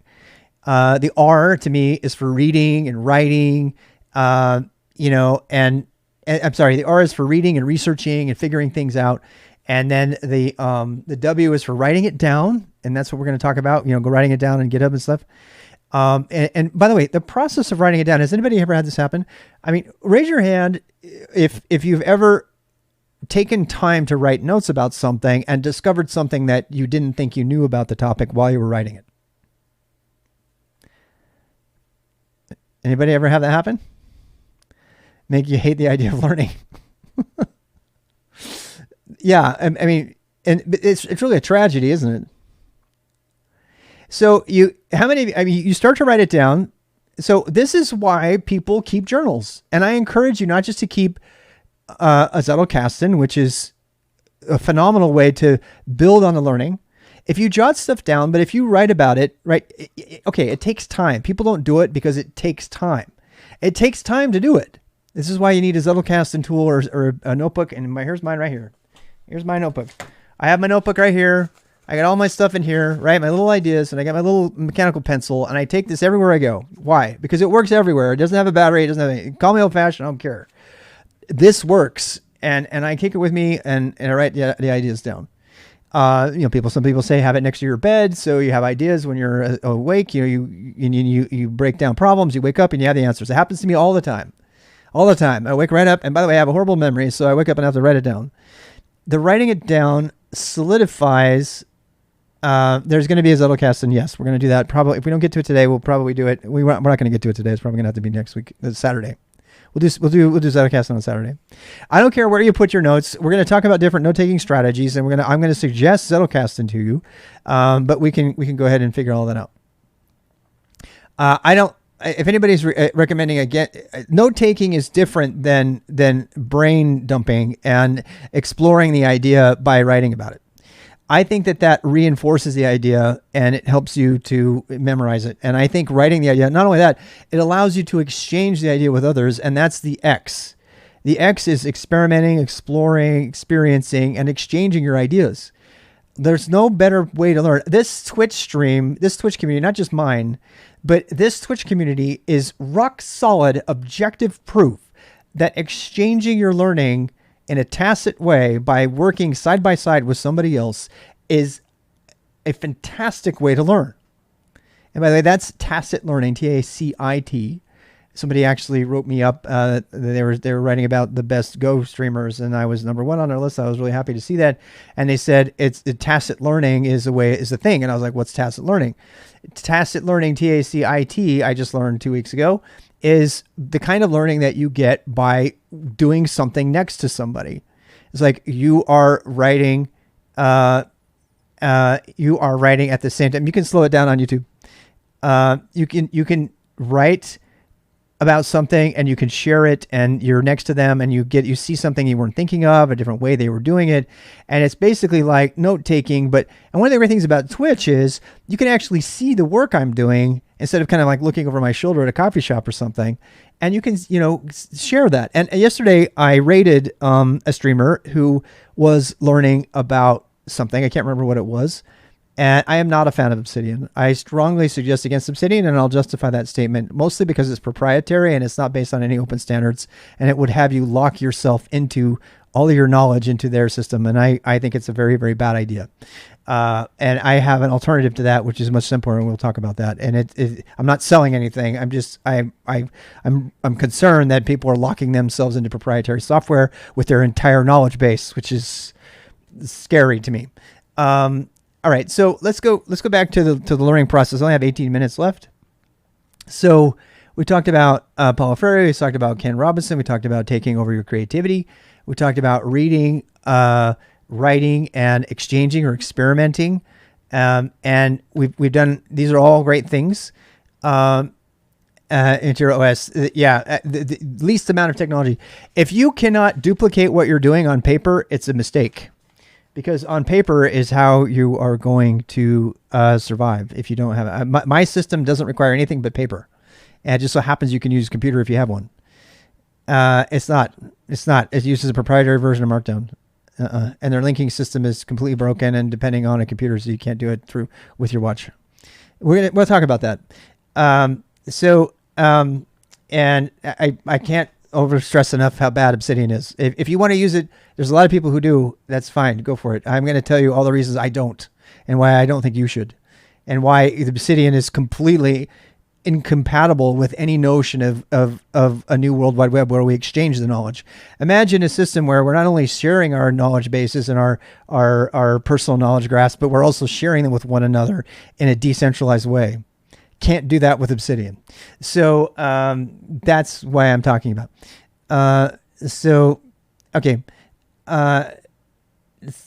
And then Ogre Emacs for me. Yeah, and that's fine. A lot of people use the org mode, and that's fine too. As long as you don't want to... Look, you can have your own method. We can debate methods all day. But I want to get back to a couple stories about people in your life that it may have motivated you to learn, and some of the good learning opportunities you've had. Keg is not Web3. It doesn't need Web3. It's transport agnostic completely. It doesn't matter what your transport is. So yes, the answer is yes. Question. Think about somebody. That's actually not a question.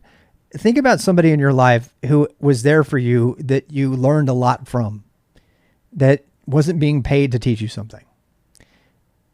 Can you take a moment and write in the chat the name or the position or the title, the first name of those people? I want you to actively think about somebody. Somebody who actually helped you learn something in sort of a mentor capacity, because I'm going to talk about some people that have done that for me. And normally right now, I would ask you to remember that, and I would have you talk about it for a bit so that you could make your own association. Yeah. See if you can find that person and you can think about that person. And I want you to focus on them for a second and just maybe you just kind of relish the gratitude you have in your heart right now for that person. You know, everybody's got one if they look hard enough. Yeah, first chef. Wow. Personal trainer. Yeah. I mean, it's amazing the different ways they come, you know. Oh, taught you how to survive in the woods. Really? Wow. Math tutors, your father, your grandfather. Yeah. Typographic teacher. Ooh. Yeah. Peter, the team leader, your mother. Yeah. One of the ones that comes to mind to me is Joey. You know, I have several that are going to come to mind. So some of them were official educators and some of them weren't. And I'm going to tell you about 4 of mine. And while I'm talking about mine, I encourage you to, because you can't tell me the story about yours. So I would love to hear the full story about yours. I would sit here right now if I were doing this in person, and I would have you tell me your story. And I would encourage you, if you have the means, to write about it right now or later or this week, to maybe spend a little bit of a moment. Since we're kicking off here, to dwell on those people, to focus on them, to give them energy, as they say, or to write about it and to do a remembrance of them. Because the more that we can foster that type of learning, the more our society is going to progress. The more we're going to progress, the more suffering will be reduced in the world. Education is the best way to improve the world, according to Mandela and Stalin. So that's the way to go. So let me tell you a quick story about the people that I look, you can trace, I don't want to get too negative. But you can trace all of the absolute batshit crazy wrong problems with the world right now to a lack of education. And frankly, a lack of desire to get education. Why? Because somebody said it already. Because somebody has had such a negative experience with education that education has been demonized. Knowledge has been demonized. Learning has been demonized. And, we just need to know about X or Y, and then we don't need to actually learn how to critical think for ourselves. We've been told not to do it. Because why? Because as Paulo Freire says, that is the goal of every oppressive society. No matter how free you think you are, some element of that society is trying to keep you to learn just as much as you need to be an automaton. Like, I don't know, learn how to code for code.org so you can go work for Google and then live under their tyranny. My point is, you've got to, look beyond. And I'm going to tell this story. Okay, so first of all, my mom. Quick story about my mom. So I haven't talked to my mom in several years, full disclosure. Since the Facebook thing and the Trump thing ruined our family relationships, I cannot have a conversation with her. It's just too hard. It's too hard. So I made a conscious decision to not do that anymore. It's one of the great tragedies of my life, and I feel like I'm a cop out all the time. People tell me I should reach out. I probably should, but I have chosen to avoid those interactions rather than have them go down very, very negatively. And they're all still Mormon and everything. So I've chosen, but I want to say something very positive about my mother. When my mother always got me to ask questions as a young person, avid reader. We'd have these great conversations after school, when I was frustrated, and she would ask me to go ask for myself, whether it be God or it be, about a science thing. And I was a horrible writer. I was a horrible, handwriter. I had horrible handwriting, and back then you got judged on it. People made fun of me. I kid you not. I had teachers in junior high hold my handwriting papers up and make fun of me. And hey, thanks for that. And around that time, I was like 8 or 9, and my mom said, "Well, let's try this." And so she got, and I still have it here somewhere. I think it's put away, but I have my Royal typewriter, and she got an old Royal typewriter, and she put it in front of me, and she said, "Try this." And I became obsessed with typing, like 8 or 9 years old. And it took me forever, but I became the first, old mechanical typewriter. I became the first kid in the school to type their paper at that age. And so I went from being made fun of to being, and instead of the teachers holding a paper, say, "Look, Rob type his papers now." And that was all happened. And I love telling that story because there's a lot of stories, there's a lot of lessons in that story. One of them is make your weakness a strength. I could have complained about how bad my handwriting was. I got so tense about it. It was just so intense. But I didn't. And I ended up turning it around. I used something else, and I became one of the better people. And for that, to this day, I was typing things. I've got typed papers from my baptism when I was 8 years old. I typed it out at 8 years old. At 8 years old, I typed out the impressions of my baptism. And, a bunch of stuff like that. Really good personal advice. Nice. And so the third thing, is that I started, so that was the thing. But the story is about my mom, because why? Because my mom saw that I was frustrated. She said, "Well, we can't really change his stars right now, but let's give him another option." And it was because I had a mentoring sort of mother around who said, "Hey, try this." And so I was able to do that. And because she saw the opportunity and she used it, that was the thing. So a couple other people I want to talk about. Mr. Polson. So Mr. Polson was a retired, he walked with a limp because he was a retired police officer. He's taught 6th grade. And he decided that he was going to take on the problems of society by teaching children about how the judicial system worked. And he created a world-class mock court system in an elementary school in 6th grade. And I was in it, and I was obsessed with it. I thought I was going to be a lawyer my whole life, which is kind of ironic. And I became a lawyer in his system, an appellate judge. We actually did cases that were handled by the principal that they thought were binding. I was once sued for knocking a girl's pencil case off of her desk, and I had to defend myself in court. And it was amazing. And it was because this educator was the most kindest people I've ever known, took it upon himself to do this with his years. And he followed up on me quietly all the way through high school until he finally passed away. And amazing human being. And I'm so grateful to have them in my life. Mr. Lundquist, who is my gifted and talented teacher, which I was fortunate to be singled out in junior high, put in a class of that you did whatever you wanted to, which is really how everybody should have been taught. And he taught us how to learn. He taught me about Bloom's taxonomy.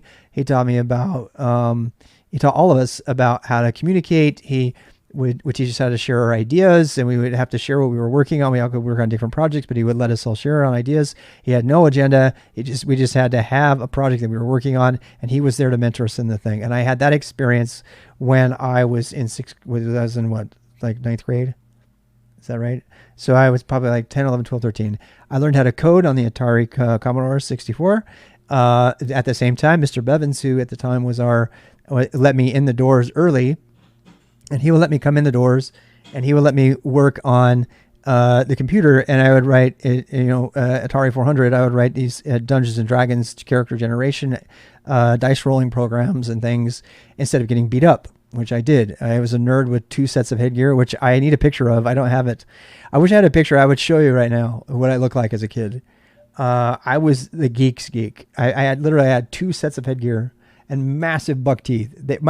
My front tooth right here was so big they had to pull it out because it was a weird monstrosity.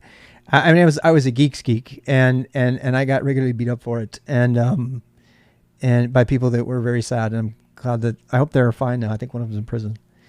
But anyway, Mr. Bevins let me in. He would encourage me to teach. For 3 years I had to wear that stuff. I used to pretend like I was Luke Skywalker because I had headgear on, like it was a microphone or something. At one point I didn't even care. I was like, I'm just going to be silly. I don't care. I used to wear a hat too. I used to wear a derby. I used to wear a derby with a feather out of it, and people, it was a felt hat, and people would take it and they would like crumple it on the floor. I swear to God, I could have been in a John Landis movie. I could have been. And then fast forward to my high school year, I'm like walking the homecoming queen out to the middle of the field because the homecoming king, Brent Raby, wasn't able to go. So anyway, what did I just do? Oh, I'm not doing anything. If I did that, it was on accident. What are you guys doing? Are you trying to read in more into what I'm doing? I'm just not some alt-right sign. That's not what I'm doing. All right. So, if anything, it's the scout sign. You guys know about that, right? I was like, anyway, so, those who use their thumbs to show 3 and those who don't, did I do this? Or did I do this? I do this a lot. Is that bad? Which one's a good one? I do this all the time. I don't know if that's like an alien crawl or something. The German, I don't know. I'm not German. Am I German? I must be German. Speaking to count to 3. 1, 2, 3. I see people do that all the time too. Oh, you guys are funny. I hope they're not gang signs. God, don't get me in trouble here. This is the thumb for 3. Does it really? Oh wow, I did not know this. All right, and then so that was it. And then Joey. Joey was literally my chin-bearded mentor, chin-bearded vegan from Portland, Oregon, who went to Reed College, dropout, and he's the one who taught me about Solaris. And you already heard this is how I learned about Linux. And I just wish I could do Solaris at home, man. I wish I could try that out, And very quiet. The guy's very quiet. He always said, well, you could always use Linux. That was the most important words I've ever heard from Joey. And I was like, what's Linux? And because it's like Solaris, but at home. And so I started using it after that. Anyway, so what obstacles have been in your way? We only have 4 minutes left before we wrap this up. What is Solaris? Solaris is a version of Unix that came out after AT&T Unix, upon which Linux is based. Yeah. Using Twitter via chat IRC to indicate WeChat. Why WeChat and IRC? We can answer that question later. We're going to talk about that later. WeChat's a lot better. It's based on it's a BitCheck's descendant, not IRSSI. Yeah, it's just a lot easier. It's got a lot of modernisms to it. Anyway, so let's see. What else are we gonna do? So, through like means like school. I met a lot of my mentors at school. To be honest, there was one guy who wasn't really my mentor. He just was kind of cool. And then my other mentors were at work, and that Linux guy was my mentor. What have the obstacles been in your way to learning?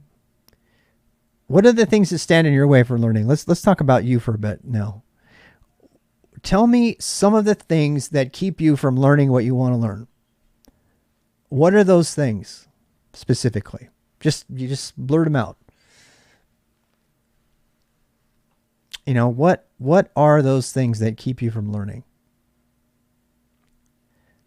Frustration, depression, time, the regular ones, right? Any others? Time distractions, communication, ADHD. Oh my God, that's a good one.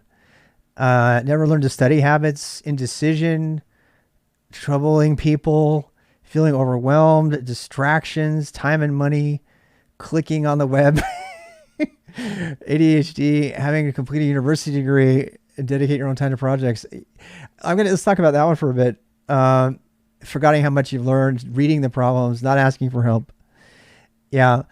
I remember being so annoyed at college because I couldn't study what I wanted to study. And now I understand that Dartmouth and other colleges have open curriculum now.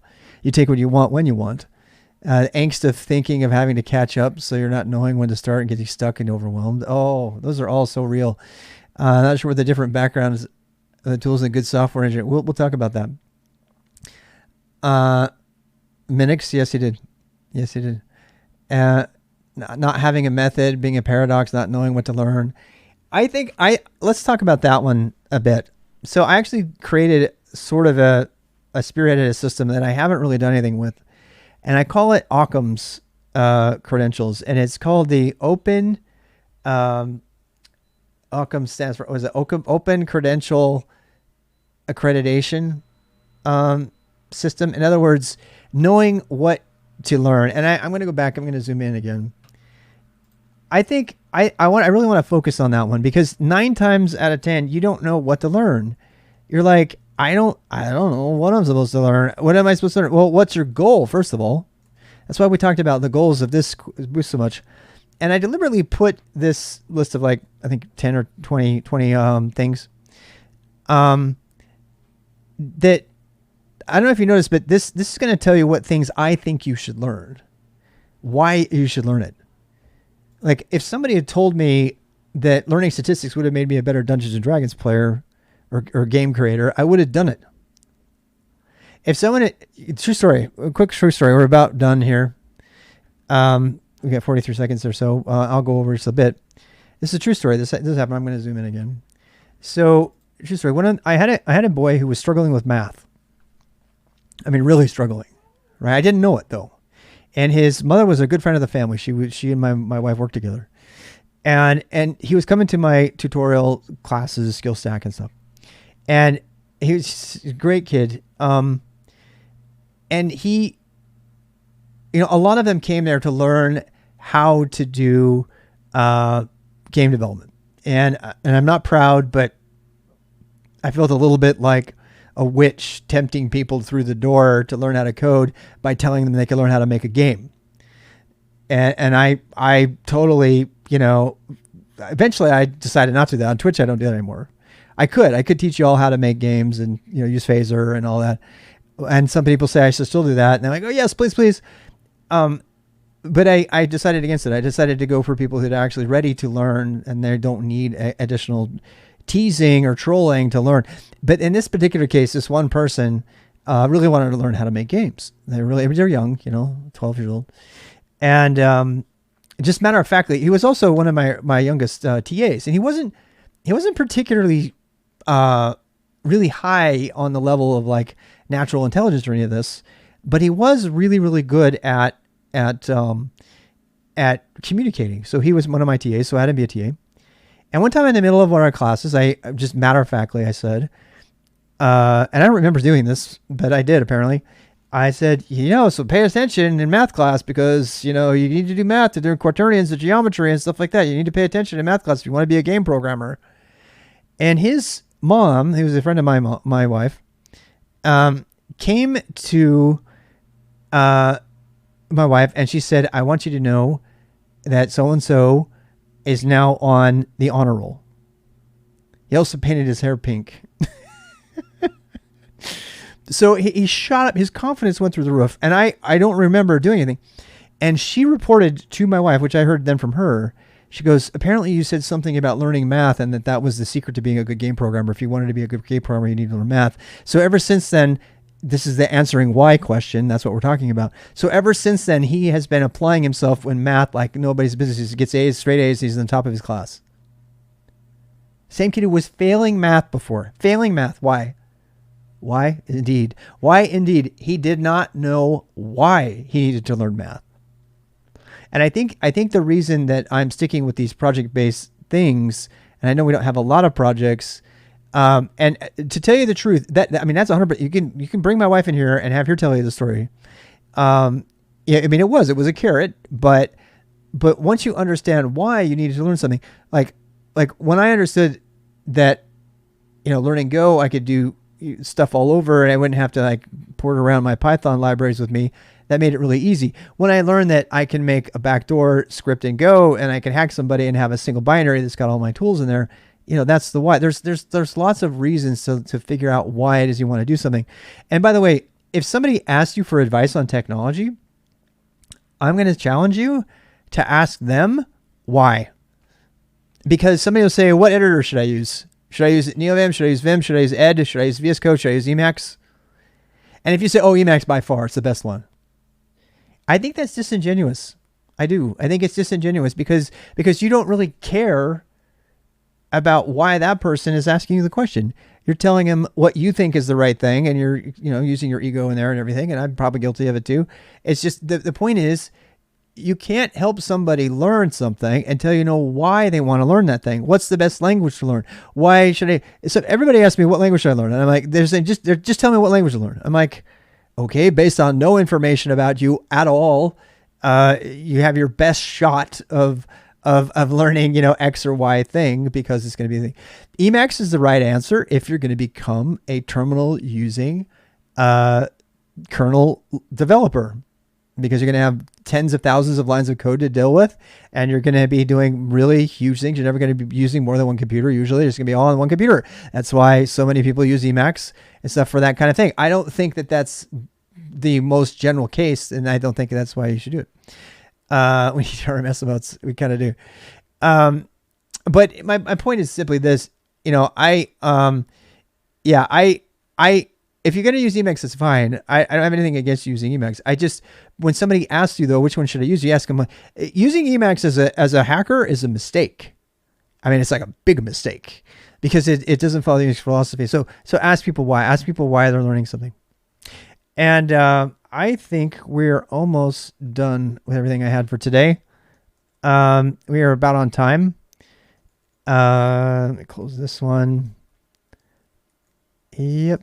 One more thing. I'll let you guys see what I'm doing. So here we go. We've got people who help me learn, places you can go learn, building your network. We're going to talk more about that later. We didn't get to Common Mark and Zettelkasten. We will start with that on...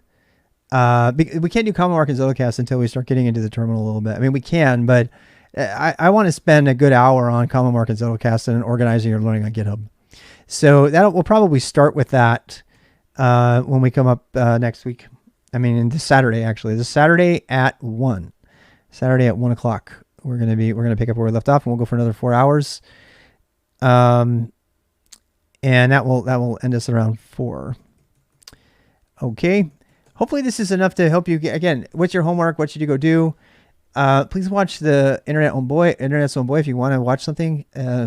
Bring tissues. It's a real, tearjerker.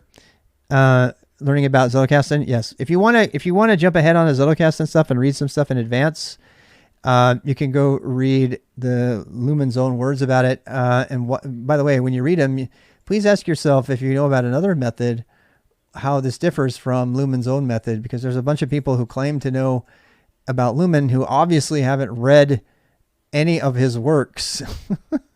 They just assume they knew it and started writing about it. I'm like repeating myself here. That's kind of funny. Yeah, Aaron Swartz is great. So if you want to read about not Baz Luhrmann, if you want to read about Luhmann, Nicholas Luhmann, there's the one to read, and specifically communicating with slip boxes, learning how to read it. This is really interesting. The R in reading, these things will. He was alive till very recently. Actually, I don't remember the day he died. Actually, I don't want to talk about any other method until we actually cover the original, which is Nicholas Luhmann. And you can go. I strongly recommend you read his entire paper about how to do slip boxes. He talks about things that other people don't even consider. Everybody who does Zettelkasten uses index cards, and he specifically says don't use index cards, and he says why. And everybody who's ever recommended that has obviously never read his own work. So just read. Go to the source, people. Don't read a blog that says somebody else said something. Read what the person said whenever possible. I mean, does it have to be said? I guess it does. And that goes with me. And so I try to tell you my sources as much as I can. Alrighty. So on that note, I'm going to go ahead and shut it down. And we will probably raid somebody, but I need to shut the stream down right now. So I'm going to go ahead and shut the stream down, and then I'll start a new stream. And if you guys want to hang around while we raid somebody, we can do that. I'm going to do that really quickly right now, though. Okay.